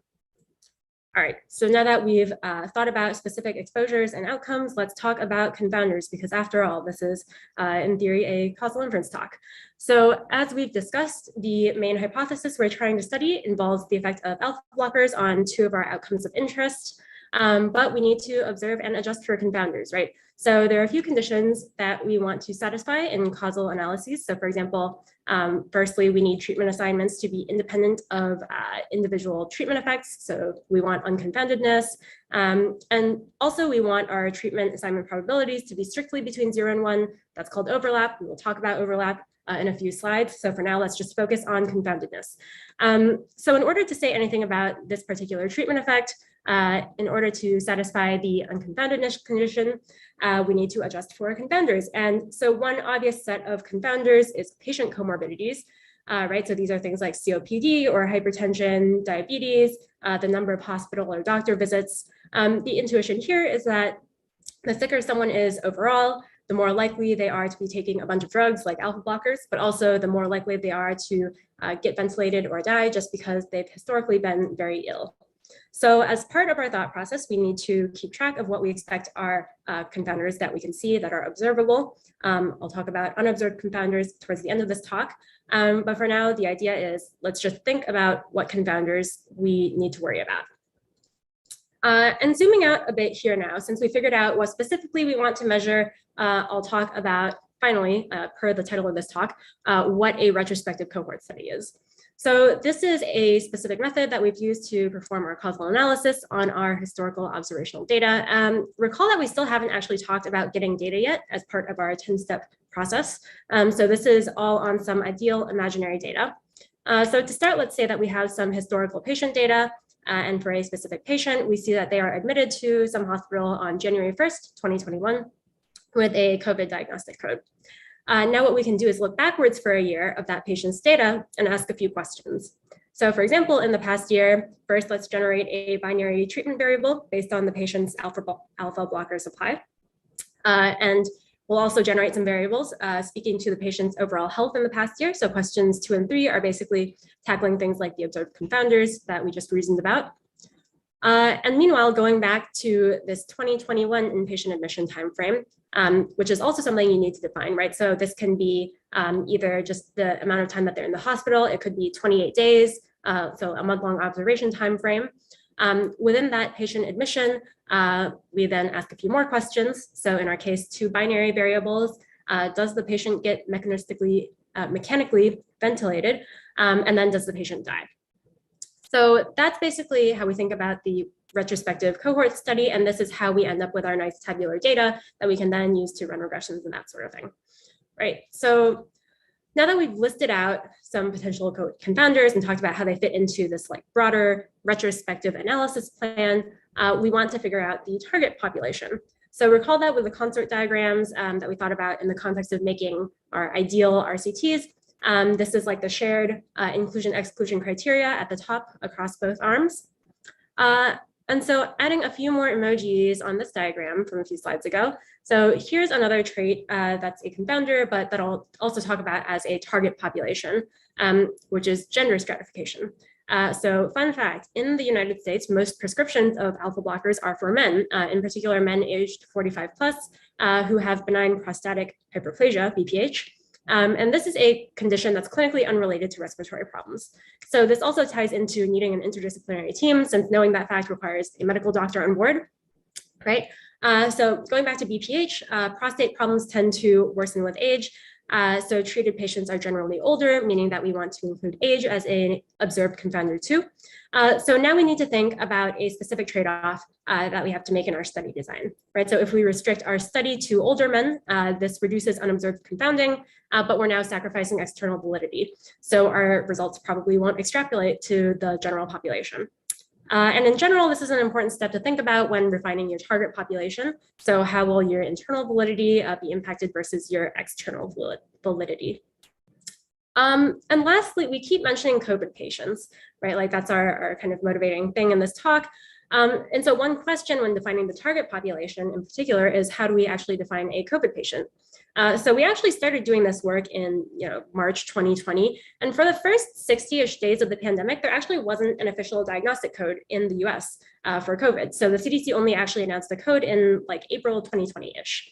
So early in the pandemic, COVID tests were only available in inpatient environments and were reserved for like the sickest patients. So we had a ton of unobserved, undiagnosed patients.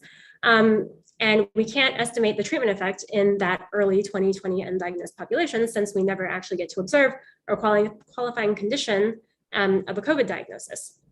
So later, once COVID actually gets its own diagnostic code, we face another issue, which is that you have a bunch of diagnoses made across communities, but those results might not actually appear in a patient's health records or claims history, especially if they're milder cases.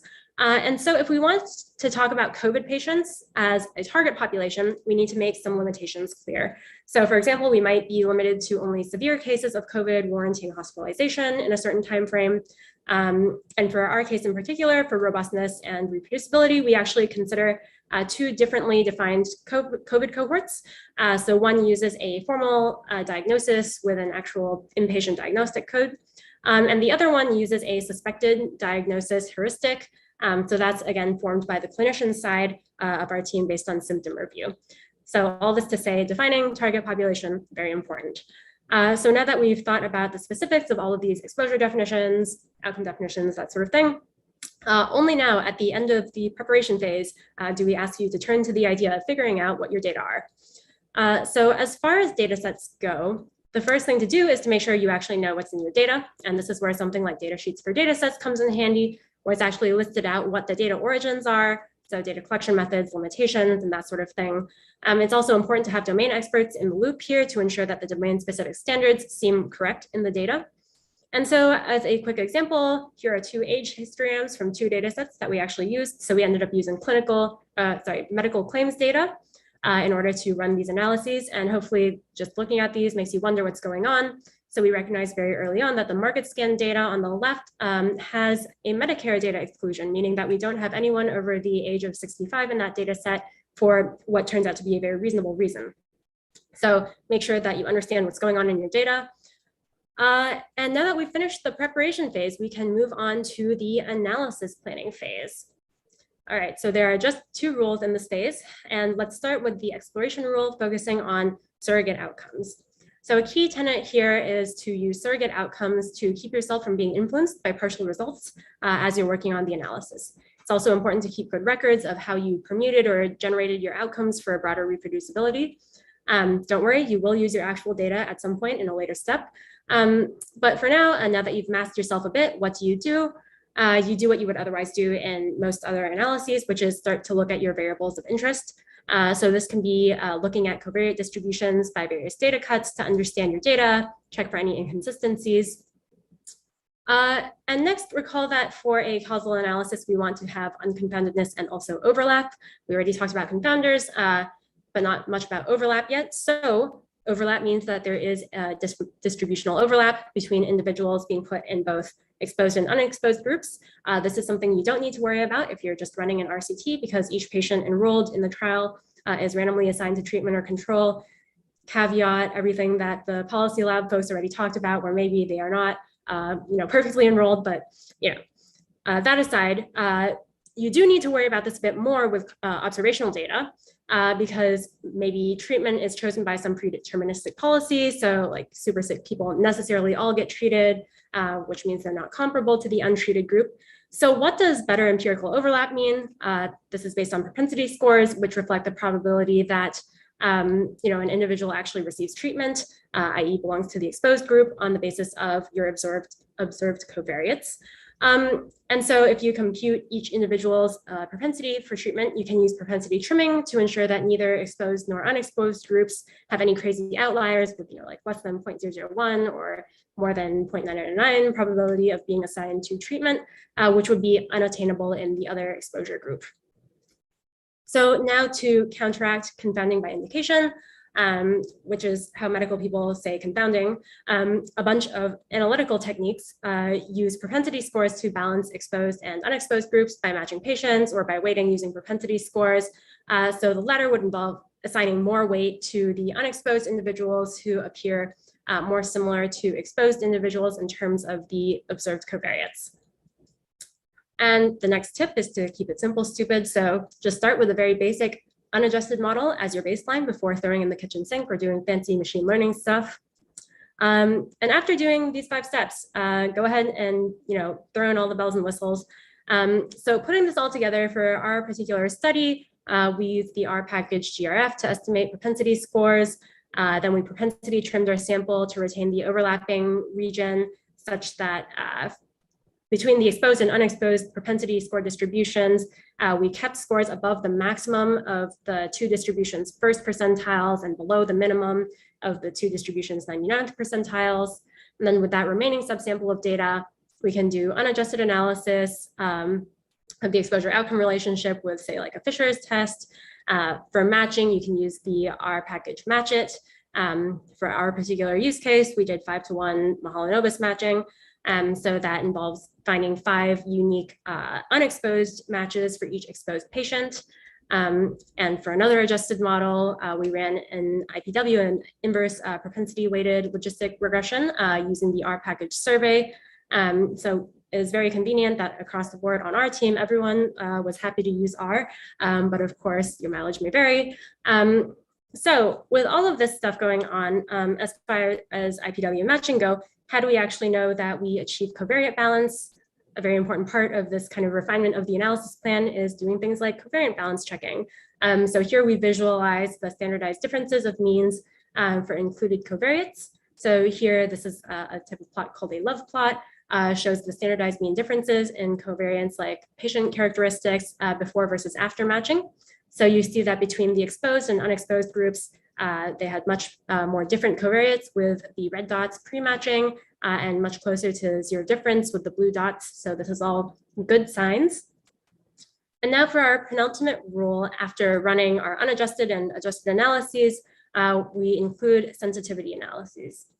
So the first is the kind of usual type of robustness check that you might do. So figuring out, what type of hyperparameter tuning makes sense to do, whether results change a ton with the inclusion or exclusion of a bunch of different covariates, that sort of thing. And as far as modeling techniques go, you can try a range of estimation approaches, right? So for example, for doubly robust methods, you can use a bunch of different machine learning methods to estimate propensity scores and your outcome models. And the point here is to see whether your obtained treatment effects are sensitive to the specific methods that you choose to employ in your kind of main analysis. Next, we need to think about unobserved confounding. So while there's no way to test for unobserved confounding directly, since you don't know what you can't actually see, there are ways to estimate basically how strongly correlated your hypothetical unobserved confounder would have to be with the exposure or outcome or both in order to move the estimated treatment to the null. So basically, how hard would it be to flip any significant treatment effect that you find over to having no effect at all? So then you can make some supporting claims about how likely it is that such a confounder might exist and is either unknown or unmeasurable. And one way to do this to assess this metric of unobserved confounding is with the e-value. And finally, you can consider coming up with some negative outcome or treatment control experiments, which are similar concepts to running placebo checks in kind of the broader causal literature. So in a negative outcome experiment, you run your treatment on a fake outcome not associated with the treatment, where you should find no treatment effect. In a treatment control experiment, you kind of do the opposite. You run a different treatment with no known connection to that outcome on your true outcome. And again, you should observe no protective effect. So if any beneficial effect is found in either test, then there is some unobserved confounding somewhere, which may help you reason about point number 2 that we just talked about. So with that, we've finished our kind of analysis planning phase, and we go to our final phase with just one rule, and this is the execution phase. So here we'll actually run the analysis and talk about sharing results. So first, it's time to finally use your real data. Recall that everything before was run on your permuted outcomes or synthetic data. So here you finally rerun your unadjusted and adjusted analyses and look at the real results. Next, if you run into issues because of your true data, so maybe you need adjustments in your propensity trimming or something, of course, refinements can be made. It's good to pre-register those as well, where OSF is more the physical sciences side as predicted, more the social sciences side, all of these types of platforms, fairly straightforward to use. Next is to make sure to present your results in a way that is unsurprising to your audience, right? So for us, our statistic of interest is the odds ratio, which is hopefully familiar to people across both medicine and causal inference. So we define R null as the odds ratio equals 1, so the exposure does not change the odds of the outcome occurring. And then we assess the drug to be beneficial, to have a protective effect if we find that the odds ratio is less than 1. Next, when reporting results, you want to make sure to describe all of your limitations. So for example, in our case, we want to make clear that our results are for, say, older men in the US with official COVID diagnoses. And lastly, make everything easily reproducible, which other people at this conference have talked about far better than I probably will.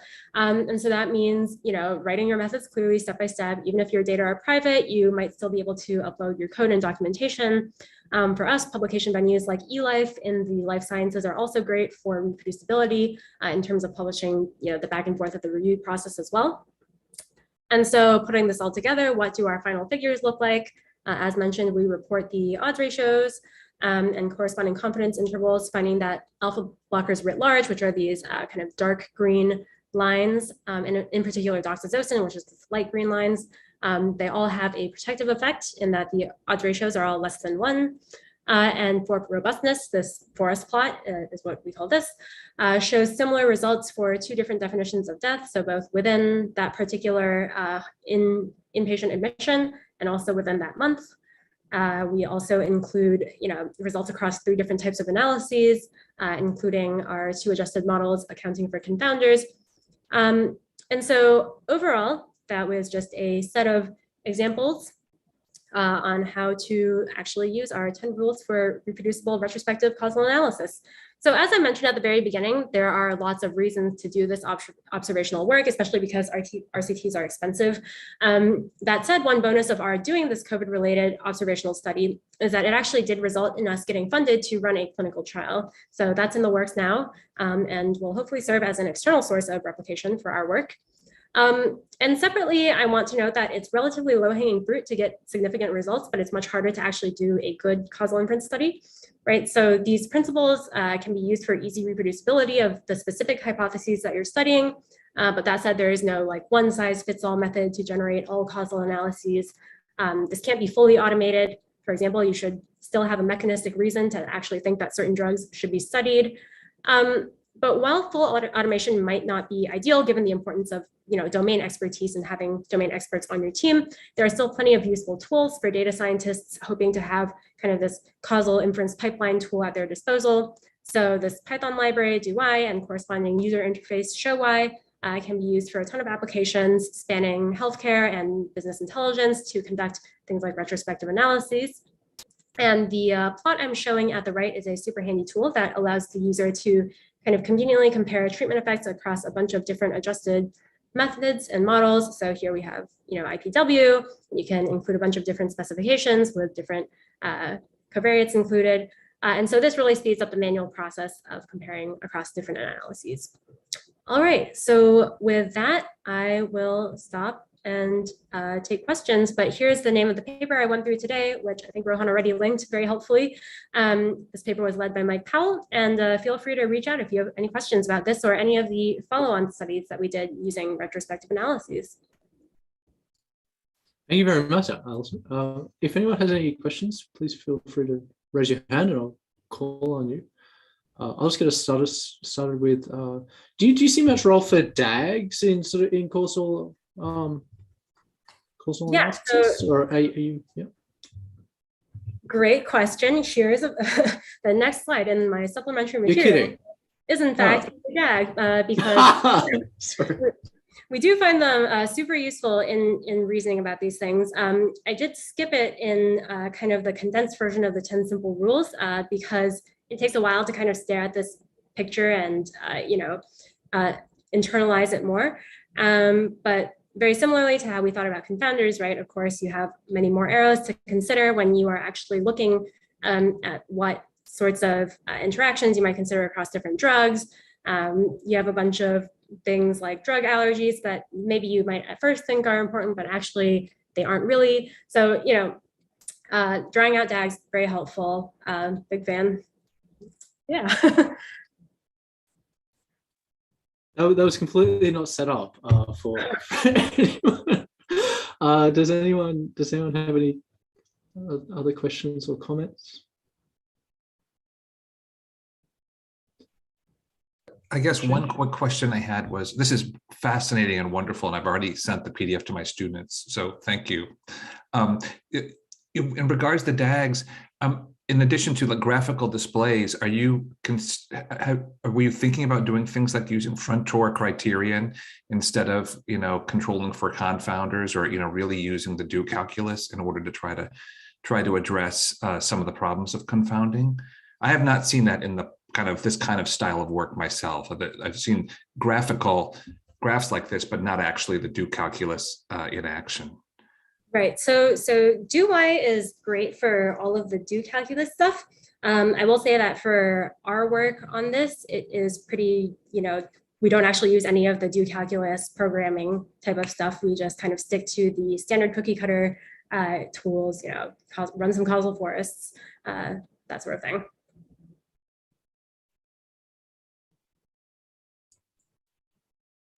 Are there any other questions or comments? Have you taken this approach in social sciences? I mean, this is very much, medicine and things like that. Do you have research interests in social sciences as well, where this could be applied?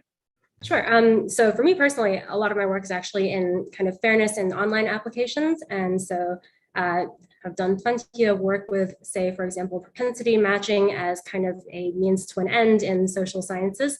But to kind of shill for this paper as part of my answer, I hope that I and others will start using these 10 simple rules more broadly in the social sciences, because I do think it is kind of like you think of it as a means to an end and not really more specifically as a key component to the overall analysis. And so hopefully this paper helps with that.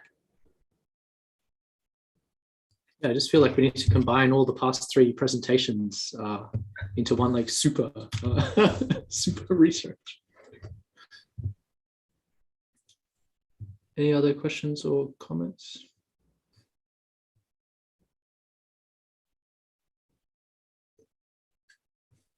Well, we might just say thank you once again to Alison. One of our presenters yesterday, Lars, is at Cornell also. So when you actually move there, we'll have to do email introductions or something. So thank you very much for your presentation. Really appreciate it. Thank you.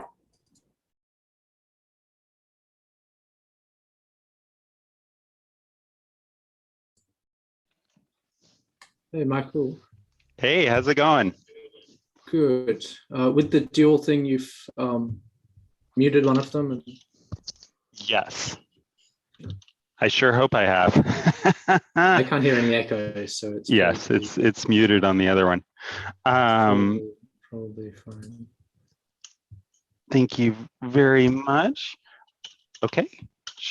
And sorry about the lighting here. It got very sunny here, and that's not gonna have good effects on the lighting in this room, unfortunately. Maybe this will help. Okay, paradoxically, if I make the room darker, it makes it easier for you to see me. So that's great. Yeah, hopefully next year we can all just be in person and just not have to worry about any of these problems. So our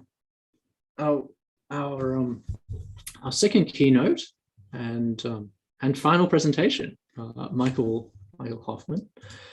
Michael is interested in predictive computational models, and he's interested in the genome, the epigenome, and the phenotype in human cancers. He brings together, as you can see from his many affiliations, he brings together sort of methods from machine learning and computer science into health applications. He is a CIHR new investigator and has received many awards. He's going to talk about reproducibility standards for machine learning in the life sciences. So thank you very much for your presentation, Michael.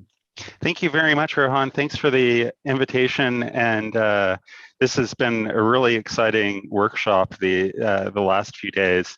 So I hope everyone, if you can, if you have access to the Zoom reactions feature, you might want to give Rohan a little round of applause. I'm going to do that because I think this has been amazing. Thank you so much, Rohan. All right, let's get started. Reproducibility standards. So first, some disclosures. I have a patent application related to machine learning, and NVIDIA gave me a GPU once. So machine learning is being used more and more in biology. This paper did a study of machine learning plus a bunch of terms that they think have to do with biology, and so the number of publications keep going up and up and up. I'm sure over the last year it went well over the 9,000 mark, went up even further. And as that happens, reproducibility becomes more of a concern. People being able to see, whether a machine learning study in biology is become more of a concern. So more recently, people have been starting to look at common problems in the reporting of machine learning studies in biology and looking at reporting guidelines. So here's one example of a reporting guideline called the DOME guidelines, Data Optimization Model Evaluation, which lists some some key issues that need to be reported for a study to be really scrutinized by reviewers and editors. And it's one of several reporting guidelines that have come about for work in the machine learning in the biomedical space. So here are some tables from the Consort AI guidelines, which build on the previous Consort guidelines. Gets a little bit longer. And here's another guideline, which is the Spirit AI guidelines. There's even more parts up to the checklist, and the acronym gets even longer as well. It's more and more fun stuff to look at. So people may have come across the implementation of these sorts of guidelines and something like this sort of checklist. If you submit to any of the Nature journals, you now need to include a reporting summary, which includes whether you did all of these different kinds of statistics, and it also includes a section on software and code and data. And I'm going to give an example from a paper that Benjamin mentioned in the very first talk of this conference on Wednesday. So we're going to bookend it by looking at this very paper. So we'll zoom in on the software and code section for this paper. It's people following the Nature Research Reporting Guidelines. All right, and they tell us, all the versions of the software they used in exquisite detail, right? They use DCMTK 3.6.1 _ 2016-0630, right? This is something that will really help you reproduce what they have been doing exactly, right? So all you need to do is get their code, and then oh no, right? So they tell us all that, and then they're like, actually, code, the release is not feasible. It's not feasible, and the data, most of the data is not publicly available. All right, so you look at this and it's like, oh, this is great. We're really pushing the boundary on reproducibility when we have guidelines that require people to describe their software versions in exquisite detail, and then allow them to say the code is not available just because we think it's too hard, right? And is it even fine? The authors in this case claim all experiments and implementation details are described in sufficient detail in the methods section to allow independent replication with non-proprietary libraries. Some of you may be familiar with the story of, Benjamin Habe-Keynes decided to look in to see whether this is actually possible, and it is not possible. There are a lot of, key details that are missing, right? So, it's not even really possible, I think, to see whether this is robust. You can't reproduce this in any way, right? You can't independently reproduce this training pipeline, despite this, what seems. I like Joel's analogy earlier this morning about how a paper without, a computational paper without code is kind of like a proof in mathematics a theorem without a proof, right? This sort of statement reminds me of what's called proof by intimidation, right? You just say it is easy to show that anyone can do this, right? And so if you can't do it and you don't have a lot of confidence, then maybe people will just assume that they're an idiot. This never works on me when I'm a reviewer. In fact, this is a magnet for me as a reviewer. When someone says something like, it's trivial to show that this, I'm like, no, you definitely need to explain that then in this case. So let's compare some of these reporting standards, right? So the three that I showed you before, DOME, Consort, and AI. DOME has 21 individual items that you need to report. Consort, the initial Consort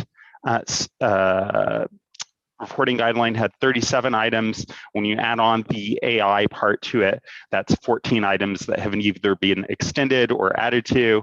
Spirit AI is even bigger. There were 51 items in the original guidelines, and now they're adding or extending 15 more. Right? What does this what does this actually get you in terms of what you need to reproduce the study? So DOME, they do not require that you make data, model, or code available, but you do have to disclose if it's not available. So at least you'll know that it's not reproducible, and they recommend that people make it available, right? So the guideline doesn't require it, but they at least recommend it. The consort AI, they don't even recommend any of these things, right? So they require you to disclose if the model or code isn't available. They don't even talk about data availability, right? So you know, when they came up with this, they're just, I feel like on a in a totally different section of the timeline for me, that, you know, making data available to independent researchers is just, you know, totally not something they were even thinking about, right? Spirit AI is similar, but they at least, you know, require people to disclose non-availability, right? So with these sorts of standards, how reproducible is stuff going to be? I'd say with DOME, if authors complying to DOME actually follow the recommendations and not just do the minimum, and you're lucky, you might be able to reproduce the work. For Consort AI, Spirit AI, it's possible, but there are no guarantees. And in reality, you know, it's probably not going to happen for a lot of these cases. Like, I think it's theoretically possible, but, you know, people are less likely to make their data, model, and code available, I think, if they come from a guideline like that. So how do we get here, right? Why did these statements, these guidelines, where did we get them from that they turned out to be, you know, of so little use in terms of actually giving us reproducibility? Well, the key word is that they are consensus statements, right? And I think the latter two of those were arrived at something called the Delphi method.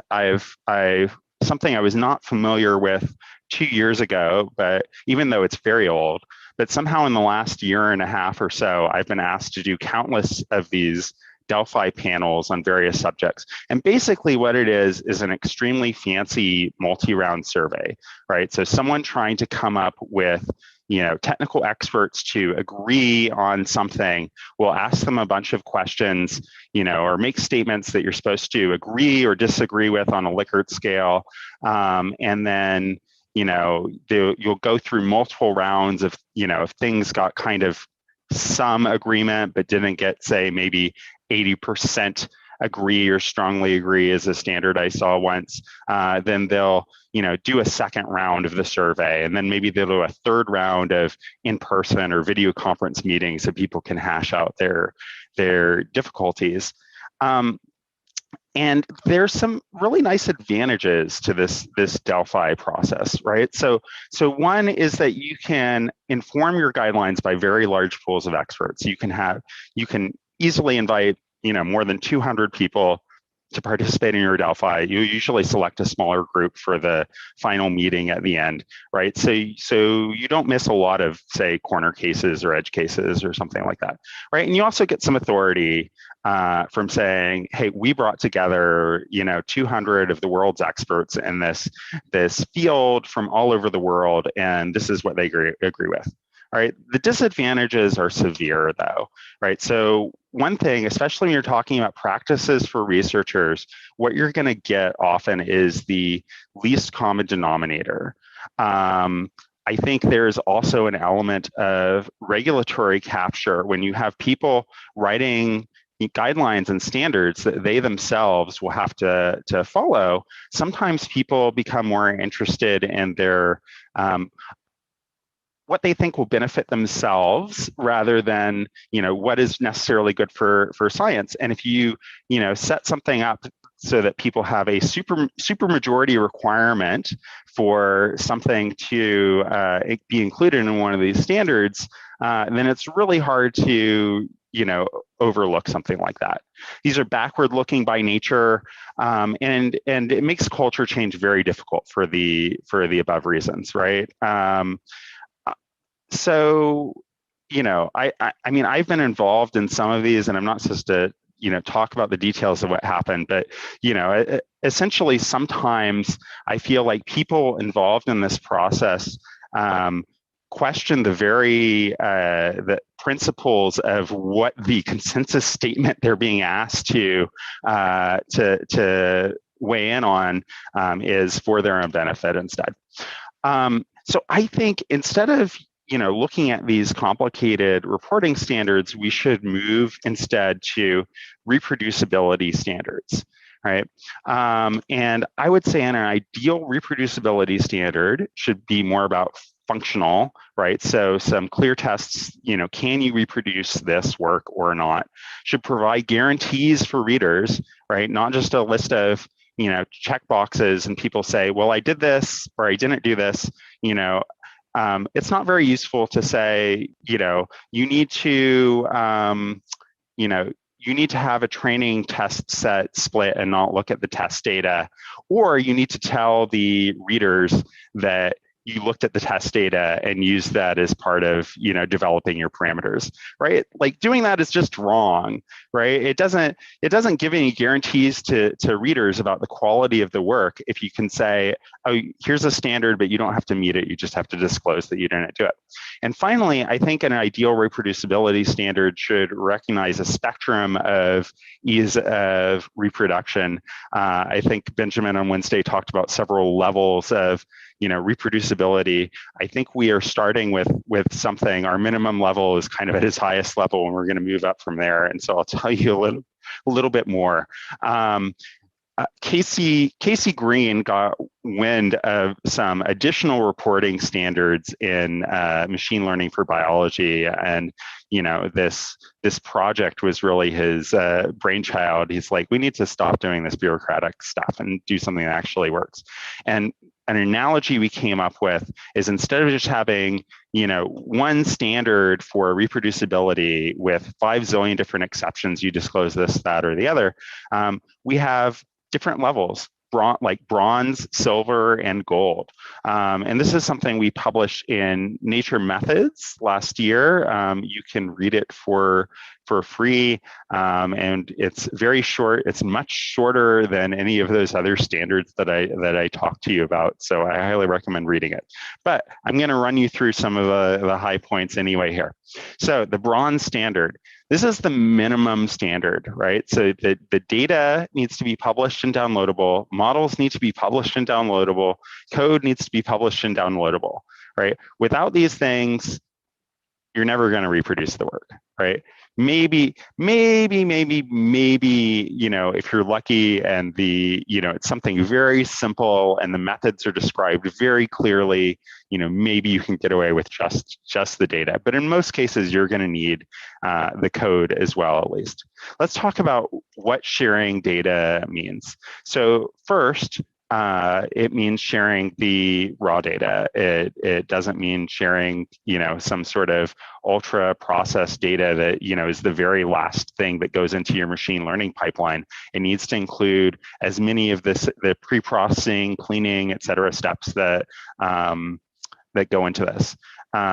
What if you don't actually have any new data in your paper? What if it's pre-existing data? Well, you're not off the hook for helping other people reproduce the data part of your study there either. You need to include the information required to download and pre-process the data there as well, ideally in the form of a script, right? So when people in my lab, when they download data from various sources to start a project, usually they will put that in a script. They put wget, whatever, or curl if you're a curl person, right? And that's how they record where they got the data from originally in a way that is reproducible.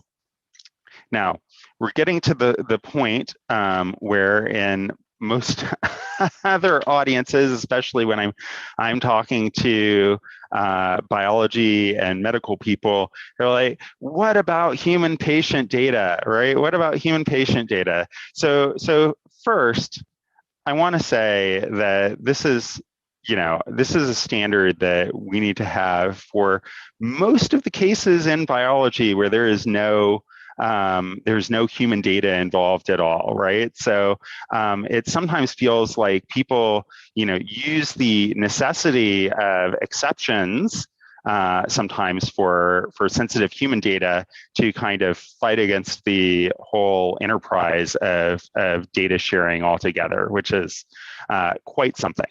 But there's still ways to share private data, right? So one thing, you can make your data public, but there are definitely sensitive kinds of data where even de-identified data, you can't just stick it up on the web, right? Hold on. Okay. So one thing that you can do is you can do some sort of controlled access sharing. In genomics, there are repositories called like dbGaP run by NIH, which are for NIH-oriented studies. And then in Europe, there's the European Genome Archive, or EGA, which is accessible for anyone in the world. You don't actually have to be in Europe. And you can upload your stuff to one of those centralized repositories, and it provides some sort of guarantee to everyone else that data is out there, it exists, there's a process to get at it. The process part is often not quite as good as it should be. The guarantees aren't there yet, but I think things are getting better. But anyway, that's a way that people can make their data available that I think would satisfy this standard. There are other things that people can do as well. Both this and the slide in the last one are for this really excellent paper by Brian Bird and colleagues, which was a review on how to share human health data, right? In addition to the controlled access route, there are a variety of ways that you can post data that will help people reproduce your study or scrutinize it in more detail with minimal risks to privacy. So one, summarizing the data, so not having any individual level of data at all. When you do these sorts of things, I really think it's better if you have controlled access de-identify data, but also provide something like this to help other people scrutinize the work without having to go through the controlled access process, which can sometimes be quite lengthy. You can add a little noise sometimes to the data in a way that won't necessarily affect the results of an analysis, but can make it more difficult for people to attack the privacy of the data. You can redact sensitive parts of the data, and you can also generate a model that will generate synthetic data that is very similar to the initial data that at least someone will be able to test your pipeline on, right? So if someone wants to use their data use your method on another data set, right? It can often be very, very difficult to do that if you don't have any examples of good data, right? So this is a way of giving people essentially example good data. These are all good things. Where does the data go? So it's best to put them in specialist repositories, right? So if I have gene expression data, I send it to the Gene Expression Omnibus website, which is at NIH. A lot of journals in my field require that you either use GEO or the European equivalent. Less often, people are requiring microscopy data to go into something like the Bioimage Archive, and it's often because people don't know things like the Bioimage Archive exist. But these specialist repositories have, curators and infrastructure that ensure that there are quality checks, that appropriate metadata is collected, and so on and so forth. And it's way better than just dumping it up somewhere as a blob. You may be interested in a paper that my postdoc Sam Wilson and several other colleagues and I wrote, which is called Sharing Biological Data, Why, When, and How, which goes into great depth on lots and lots of different specialist repositories you can use for various kinds of data, which has become much more of a concern now that NIH is saying they're really going to require people to make things public. Sometimes specialized repositories don't work. Sometimes there's, not really a specialist repository for the data. So there are generalist repositories. I use Zenodo a lot. I love it. It's free. It's run by CERN. If it's over 50 gigabytes, you can often negotiate that with Zenodo. If not, Dryad will be happy to take your money to make your data available. And finally, it's never like, this is never satisfied by putting the data up where it's under 100% author control, right? It's not on the lab website, it's not on GitHub, not under some random S3 bucket, because that does not provide any of the guarantees that we need about provenance, about, whether stuff will stay around, whether stuff can be changed later, that sort of thing. It's just, it's, I think, as appropriate as just putting all your papers up on GitHub and not even putting them on a preprint server. You need something more. Okay, sharing models. What is the, people are like, what do you mean by model? So model, I mean the structure and the hyperparameters and trained parameters, or similar sorts of things for whatever kind of machine learning you are doing. But really I see it as the output of the training step, if you have a training step in your procedure. Theoretically, you could often reproduce the model just from the data or code. In reality, this is sometimes quite difficult, and including the model as well, I think provides a huge acceleration in people being able to look more deeply into your study, or to reproduce it or extend it. I will say that if you do a big hyperparameter sweep and you generate hundreds of thousands of temporary models, you don't need to include all of those, right? It's only the model you use to make final predictions somewhere in your paper that you really need to include. Where do the models go? We have a similar sort of thing. In machine learning and biology, we're starting to get more and more specialist repositories just for machine learning models like Kipoi and Sephora. If not, you can put it up on Zenodo. Never under 100% author control, right? Got to put it up somewhere that will give you a DOI or something similar. Sharing code. I think I'm really probably kind of preaching to the choir here on sharing code. I would just say, treat papers without code with skepticism as papers without methods text, because the methods text for complex computational analysis is almost never going to be enough to reproduce. And that's not because the authors are intentionally hiding things back. It's just because it's really hard to get all of those details. A lot of them are embedded right in the code. Where does the code go? Zenodo. I bet you guys can all guess what's coming up next, right? Not on the lab website or GitHub or something. People are like, but I like GitHub. Okay, using Zenodo and GitHub is great, right? You get the guarantee of persistence and the provenance and the tracking and all that from Zenodo, and GitHub is much more convenient for people to further develop the software and use. But you should snapshot your code at the time of any publication at least, and put it on Zenodo. So does anyone think, with the bronze standard, are we actually going to be able to reproduce someone's stuff? Oftentimes it will still be quite hard, right? So I say it's the minimum standard. I feel like the bronze standard is often going to be the minimum standard to which the person who did the analysis originally would be able to reproduce it if they were taken out of their lab and plunked down on another lab on the other side of the continent, right? Because there's some tacit knowledge that they might have that other people are gonna miss. They have some nice things about the environment of their current workstation or server, and when they go to the other side of the country, suddenly they find the software they need isn't installed or whatever. So the silver standard requires everything in the bronze standard, but some other things to really make it much more likely that you'll be able to reproduce the work independently and make it much more smooth. And so one thing we talk about in the paper is that reproducibility is really a spectrum that I would measure as the time and effort it takes to reproduce the study, right? And it's really not, you can do this. Well, sometimes it's really you can't do it, right? So it might be forever in the case where someone doesn't provide any data or code, right? But there are definitely degrees of how easy it is if someone dumps all their code on Zenodo versus tells you which order you need to run the code in, right? So dependencies are super fun.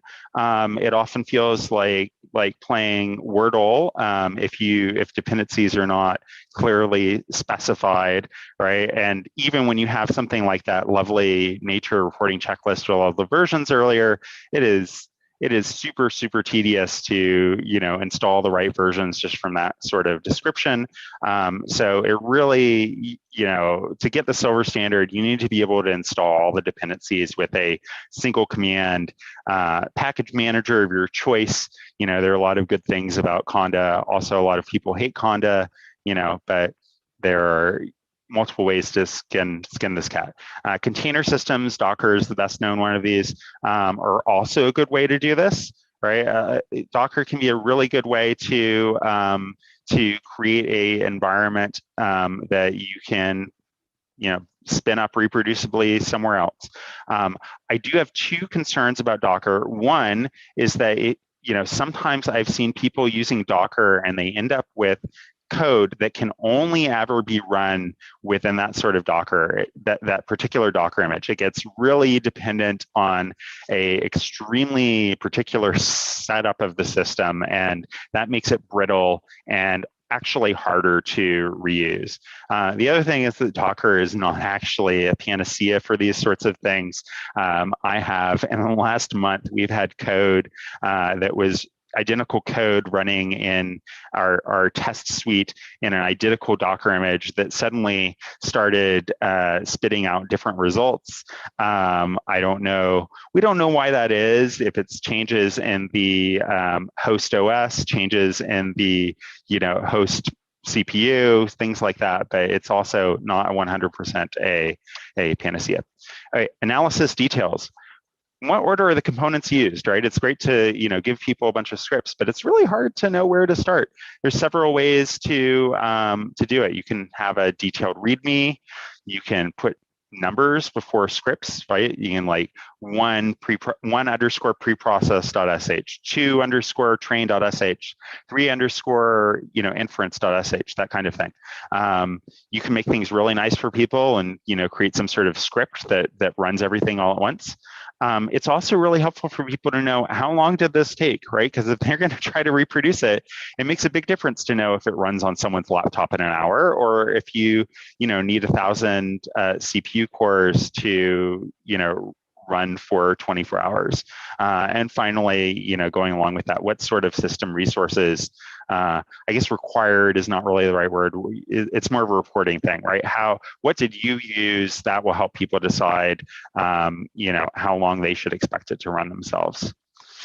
Another thing we need to consider for the silver standard is the challenge of randomness. You need to save seeds used for pseudo-random number generators. Unfortunately, there's sometimes more pseudo-random number generators being used than people realize. Sometimes there are more places to set seeds than people realize. Also, this is something that is sometimes not prioritized by certain libraries that prioritize speed over determinism. Sometimes there are options for non-deterministic operation. I think this is an area of increasing development. And finally, again, publishing the trained models can make a very good backstop against some of the challenges of randomness, which is another reason why we require it as part of the bronze standard. Okay, so the gold standard, this is really the stretch goal, right? So it's the silver standard plus you can reproduce the entire analysis with a single command, right? Wouldn't this be the dream? I mean, some people are already doing stuff like this, right? Some people have been doing stuff like this for years and essentially don't get any sort of recognition for it. And I would be cautious to say that the gold standard should be, required by any journals or funding agencies tomorrow or something. But if people are doing all the work to make something like this possible, I really think we should recognize them for it. The gold standard, raises some problems with compute-intensive analyses. If you use workflow management software, that helps.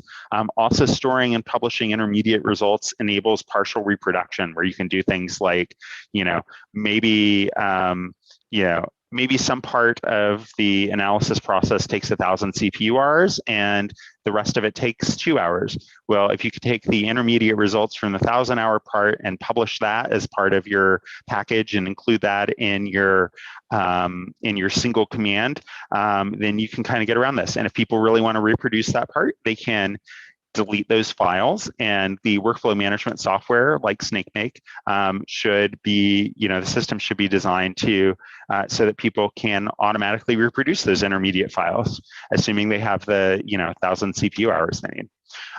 So here's a table with all of the reproducibility standards. Again, they're in the paper. Most important really are the first three, though. The data have to be published. The models have to be published, the source code have to be published. All right, let's look at how our reproducibility standards compare to the reporting standards, right? So we require data model, we require code. As you go up the ladder, the code, we require more and more from the code essentially. And instead of just, if you're lucky, there is essentially a guarantee that you will be able to reproduce this with a certain amount of effort. So this is all great, right? I'm sure I said again, I was preaching to the choir. I'm sure everyone here loves this, but how do we make, how do we get people to do this, right? How do we make reproducibility a priority? And for this, I would like to, wake you guys up. Let's have a little poll, right? Which is the most important aspect of evaluating research output? Is it quality, quantity, or popularity?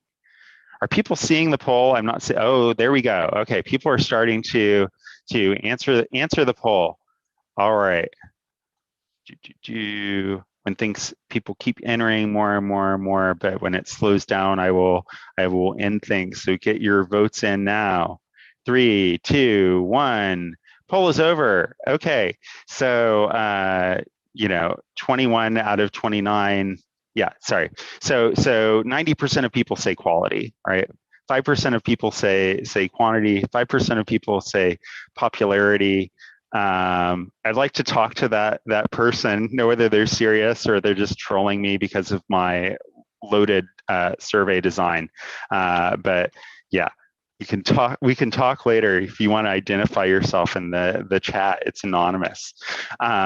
So, it's interesting that people generally, whoever you ask this question to, right? In my opinion, if you ask it, especially if you ask it this way, people are almost always going to say quality, right?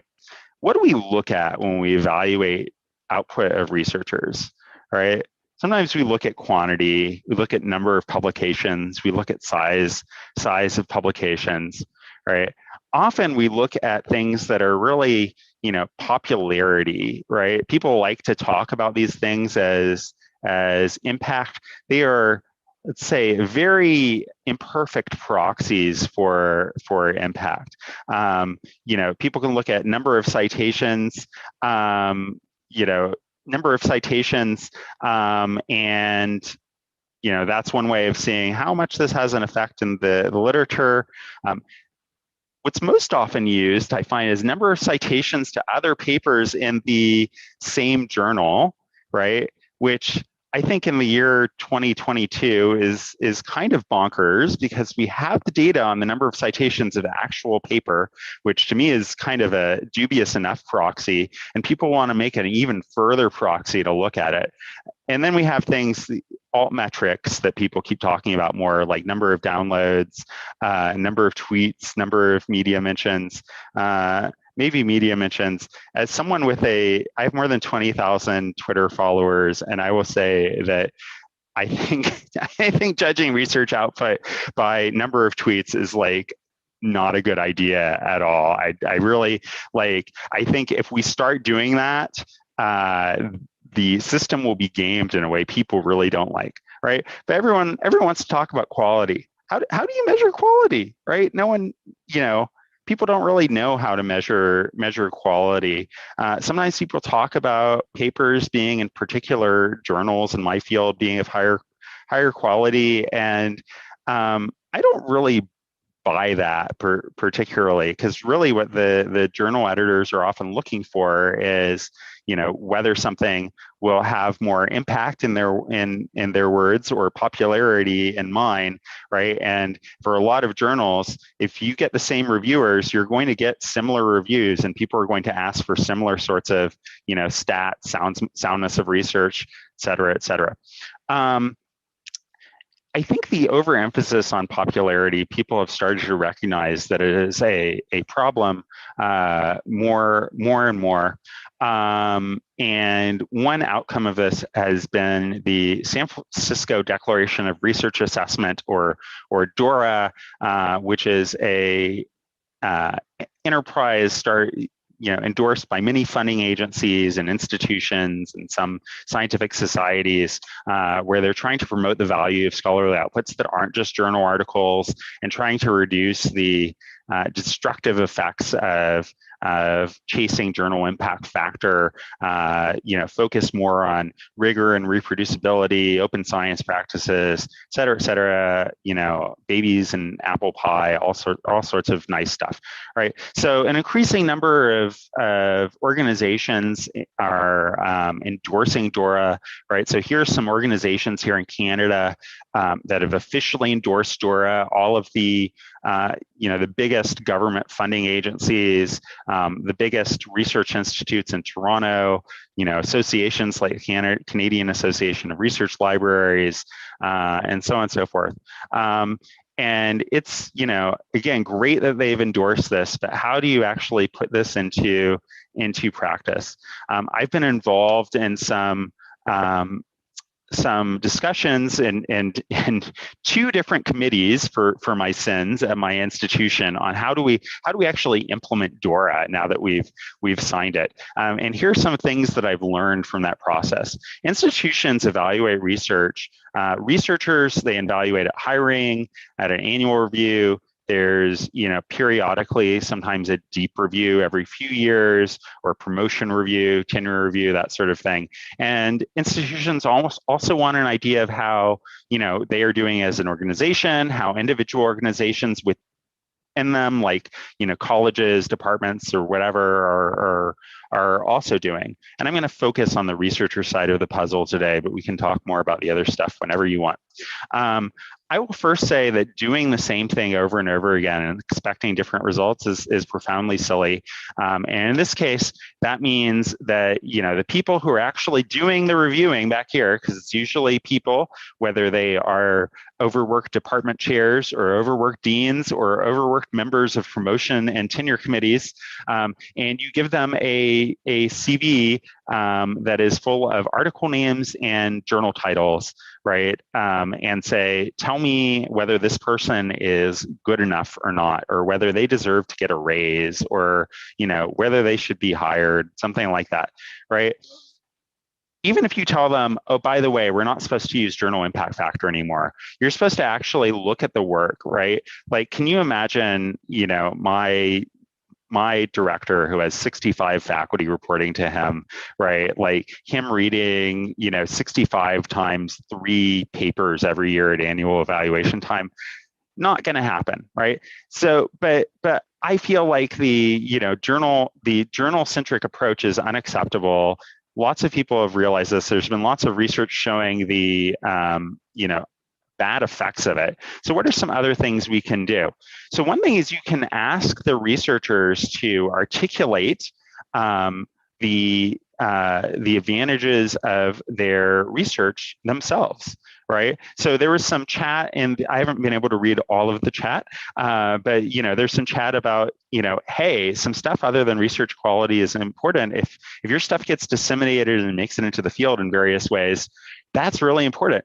I agree entirely, right? And that's something you aren't going to see from journal impact factor. It is something you can see if you ask the researcher, what's the impact of your work? And you say, my work, went into deciding the new guidelines for this, that, and the other that are followed by, the, Health Canada, like super important, right? And the researcher says, what the quality is. Did the work meet any formal standards, right?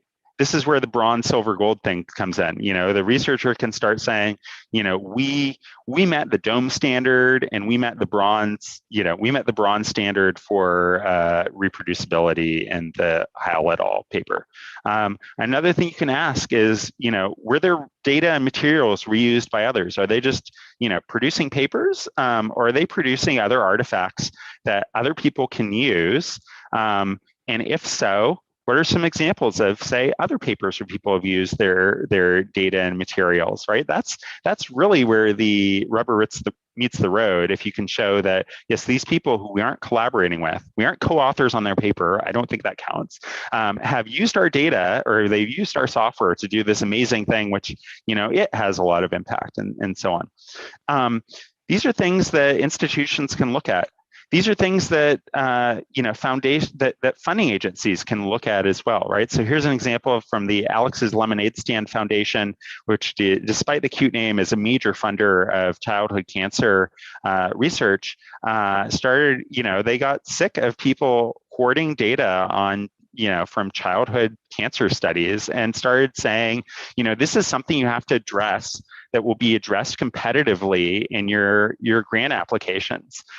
This is something that I think needs to be done more and more. People need to say, why are they, what are they going to do to ensure that their research isn't just publications, but that the outputs are used, that it's not wasted. You know, what is their track record of doing that in the past? These are all great things. I see more and more funding agencies are starting to, you know, put requirements on data sharing. Like NIH has the new data management sharing policy, but peer reviews are forbidden from including their look at that in their scoring of an application, which to me, again, is bananas. Because, you know, if someone is creating a data resource and they have a good plan for sharing it, that is significantly going to change the significance of the grant. I pressed the wrong button. I'm so sorry. Give me 1 second and we will get right. I will start my screen sharing again.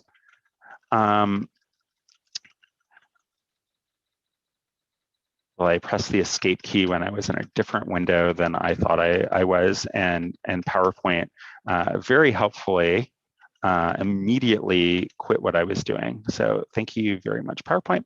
Okay, I'm going to end here with a call to action.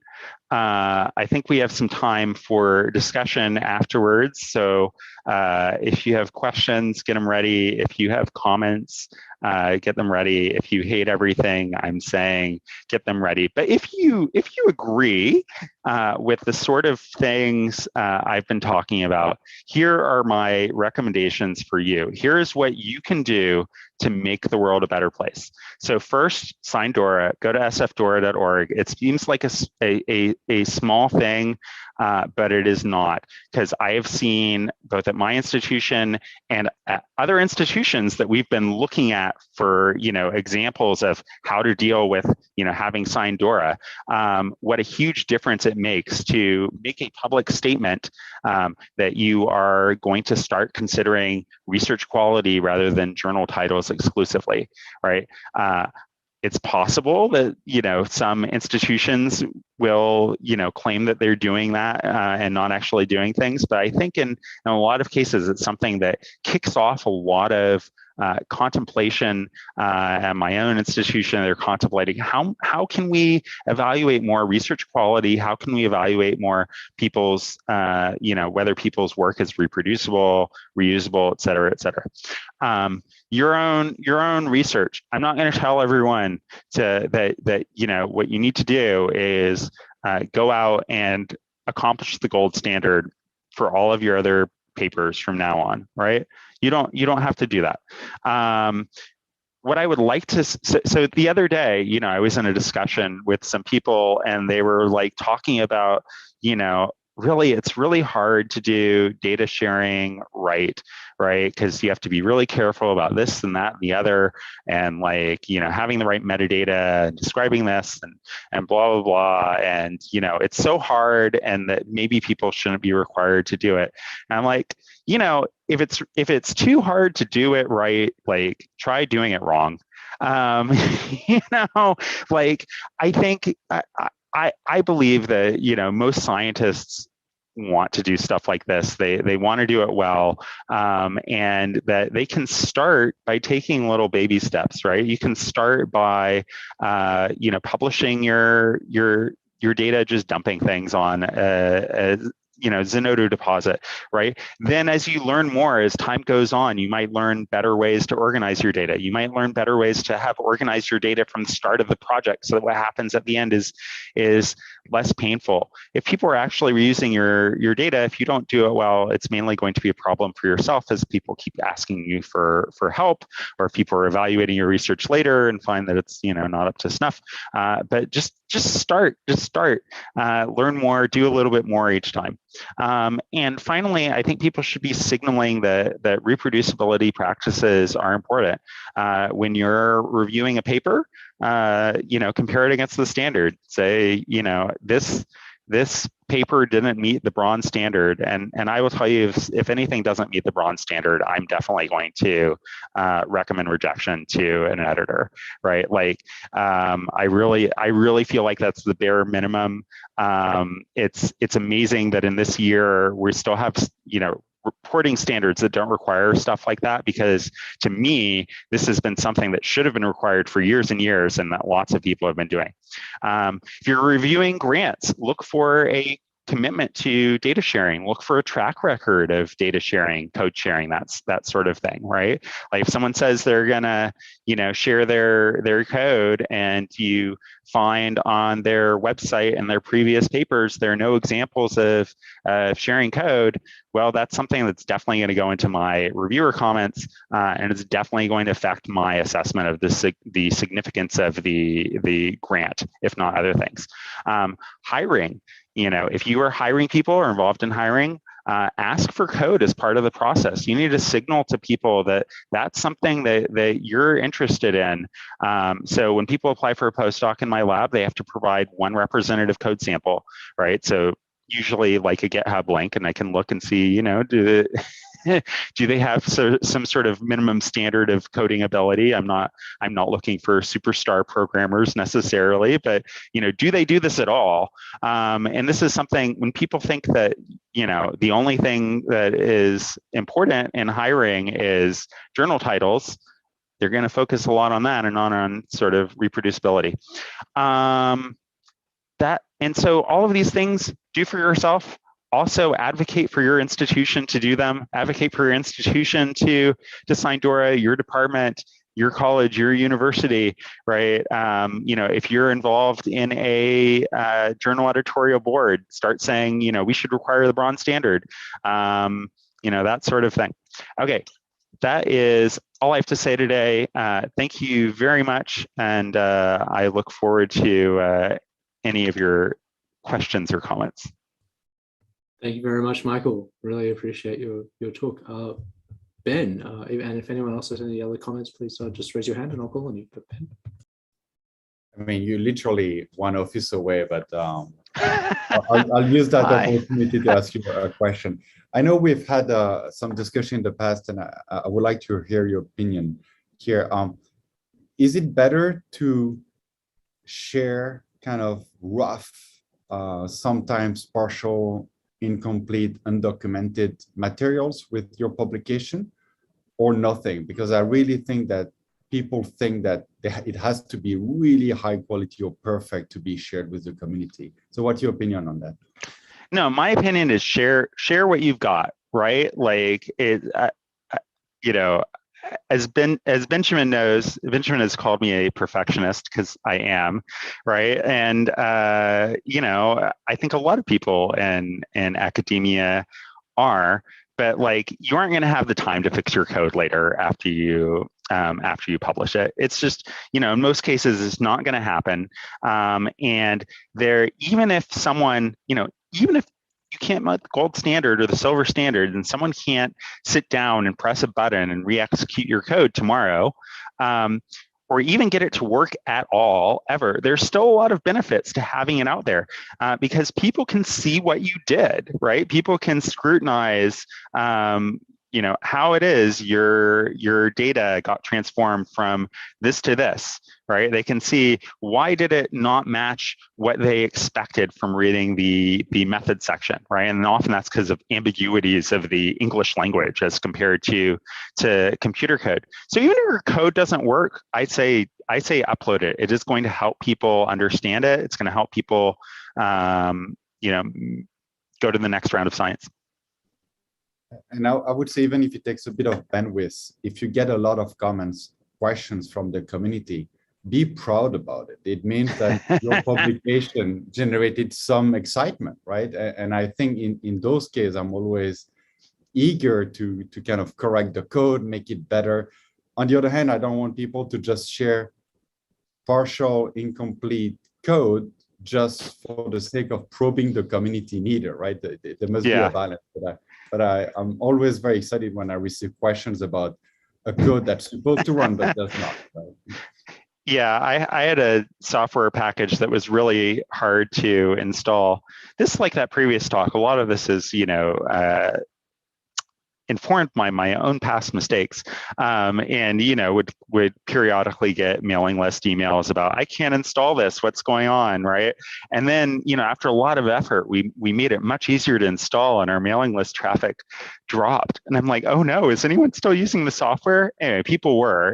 It was really nice to run into people at conferences and be like, oh yeah, I used your software, instead of like, oh yeah, I tried your software and I couldn't get it to work. Kevin? Yeah, thank you so much. This is a great talk. I actually have many questions, but I shall limit myself to a reasonable number. One question I had for you was just a simple technical one, which is that you're often dealing with large data sets. And the thing that I run into is actually that Git is really great for code sharing, and code sharing on teams, very difficult for data sharing amongst teams. And you were talking especially about intermediate outputs being a thing that you want to store and share amongst your teams and coordinate on. And that's really hard to do when like those outputs are like gigabytes large, and Git's like, nope, not doing that. So I was curious, my first question is simply, do you have good recommendations for tools on that specific point? Because that would really help my work. Yeah, I'm not on mute, right? Yeah, so first, I mean, my recommendation first for this sort of thing is to look at Zenodo, and I have a lab sort of checklist or guidelines for how to upload things to Zenodo, and basically you can just upload a zip file that has, I think, up to 50 gigabytes worth of stuff in it, and that's how I would share this sort of thing.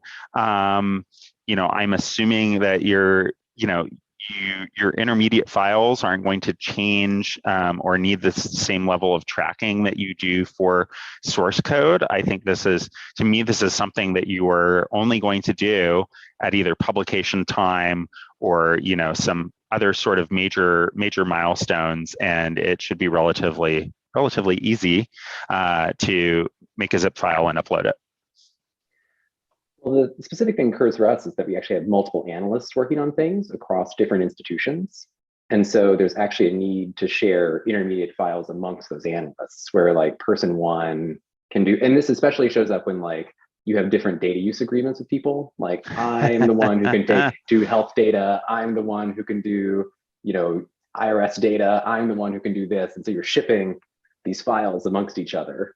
And it'd be nice if there were like a way to do that consistently and in a way that's tracked and things like this. And that's what, so there are other times when it occurs. So, but I assume you're familiar with get large file storage. Yes, that's the, like I'm really focused here on sort of, external reproducibility. And it sounds like you have some very different sort of challenges than we do, where, in my field, where usually the data ends up in one place before people start working on it. But yeah, that's what I can suggest for you. Maybe other people have ideas they can put in the chat. And the second thing that I had was that I was curious as to kind of what Ben was indicating. I will put code on the internet, and I have reviewed it, but there's no peer review process. There's no code review process as part of the peer review process for things. And so I would love it if somebody would look at my code and make sure that it actually does what I say it does. But there's no formal way to do that right now with external reviewers of code as part of the process. And I'm curious as to how you approach that in your lab for like, do you have somebody red team your code or somebody external review your code or before actually publishing? No, we do not do that generally. We have some pre-existing, like not before publishing. Actually, we do it after publishing. So stuff that is, already been published that we are continuing to develop, we will usually do that through a pull request and code review model. One thing that we talk about in the machine learning reproducibility standards paper is the idea of a reproducibility author.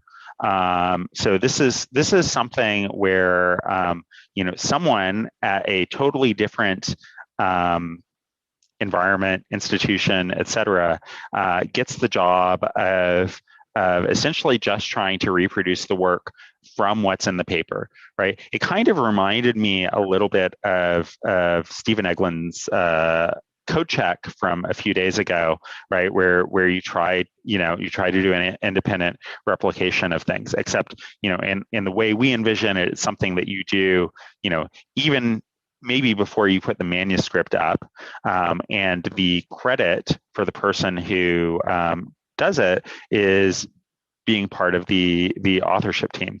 I think that usually this process is going to involve a lot of back and forth, and to actually make it reproducible, and a lot of intellectual input from that sort of author. And that's one way that we can propose to make this sort of thing possible. Because otherwise,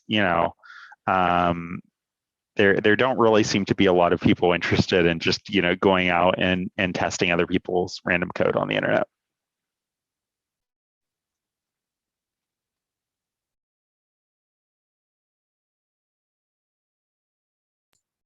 Kevin, you're done? No other questions?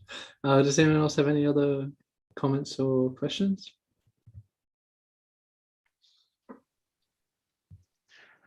I know there was a lot of stuff in the chat I didn't keep up with. So if anyone wants to re-raise any of this stuff, please feel free to tweet at me. Yeah, Jake, did you want to add some? Sure, this was inspiring, and I agree. I love your calls to action. I might add to your calls that I think that people do better quality work even on their own if they think that they're collaborating with themselves in the future. Like you can not care about ethics or science or all the things that I actually think you should care about, and you should still work in a reproducible way because there's somebody else who is you who will forget what you did, or someone will come back and ask you questions.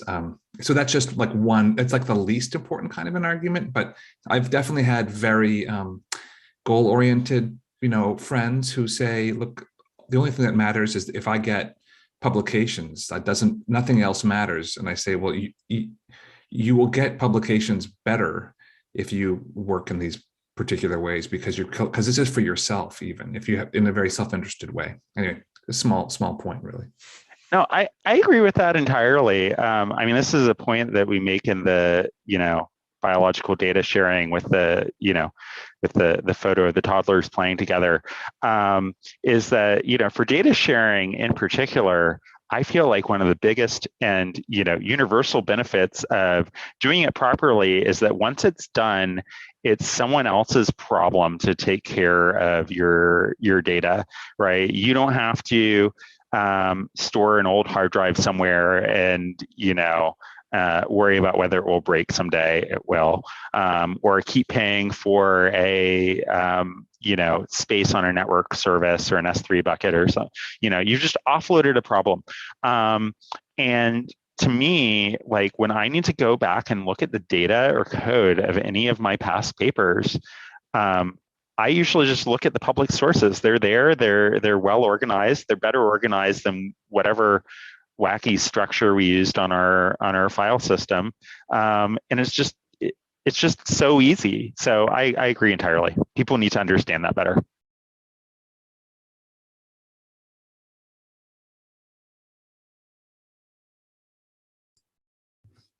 Any other questions or comments for Michael?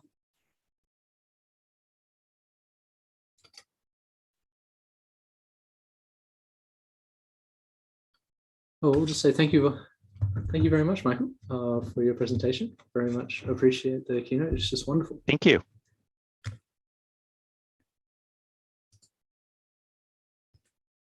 And that brings us to the end, which is hard to believe. I'll speak briefly for a few minutes, and then we can all go and enjoy the weekend. So this was the second running of the workshop on reproducibility, and having done the first one by myself, I'd like to thank Esther and Cal and Natalie and Helen and Suze, all of whom did so much work behind the scenes to make this conference happen with very little work from me. And this second running of the workshop on reproducibility was put together with the Canadian Statistical Sciences Institute of Ontario, so CANSI Ontario. I'll just put that link in the chat. And we have a lot of money, and we're keen to give it to statisticians from Ontario. And it was also put together with the U of T Data Sciences Institute, and I'll put that link in the chat. And they have an awful lot of money, and they are keen to give it to data scientists at U of T. So please apply to those programs so that we or they can give some of it to you. And I think that there's a lot of disagreement between statisticians and computer scientists as to what exactly is a data scientist. But I think that one thing that we're all very lucky to be in, we're all very lucky at the moment because data science is in demand right now. And there's just an awful lot of money floating around. And a lot of it, especially for those of us at universities, is public money. And so that is one reason that I think that we have this duty to ensure that our work can be built on by others, and hence why reproducibility is important, so that we're not being wasteful with that public's money. And so I love Michael's challenge to us, which was just to try and do a little bit more each time. And so hopefully next year, we can all hang out in person, and we can all tell Michael about all the improvements that we all made. I'd also like to thank the co-leads of the U of T Data Sciences Institute on reproducibility. So Ben and Jay, and also the director of both CANSI Ontario and the DSI, Lisa, and all of them were also instrumental in the organization of this workshop. And all three of them are sort of these just incredible first-rate scientists, but they're also have been terrific friends, giving so much advice and guidance to me, even though they barely know me. And I think that maybe is one additional thing that those of us who care about reproducibility also need to think about carefully, because one of the common phrases that I think that we heard was that presenters would say, well, I don't need to convince anybody about how important reproducibility is at this conference, right? And that's a fairly reasonable thing to say here.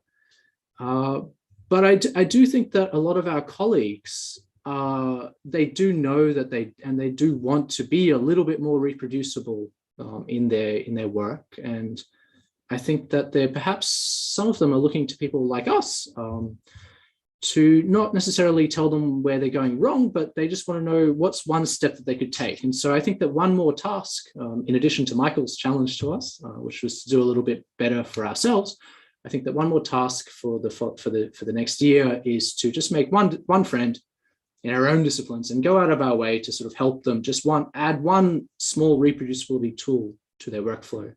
And if that's Git, then that's great. And if that's Zenodo, then that's even better. And if that's Make, then I would like help with that.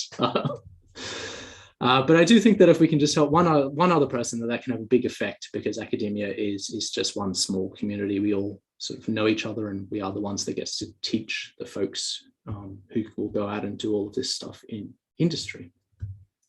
So hopefully next year we can all come and meet in person and tell Michael how we all improved our workflows, and we can all also bring a friend along. And so thank you very much to everyone, all of the presenters, for all of your hard work in terms of putting together your talks. I just really appreciate it. I'm really grateful for all of your time, and I hope that everyone has a very nice weekend. Thanks, everyone.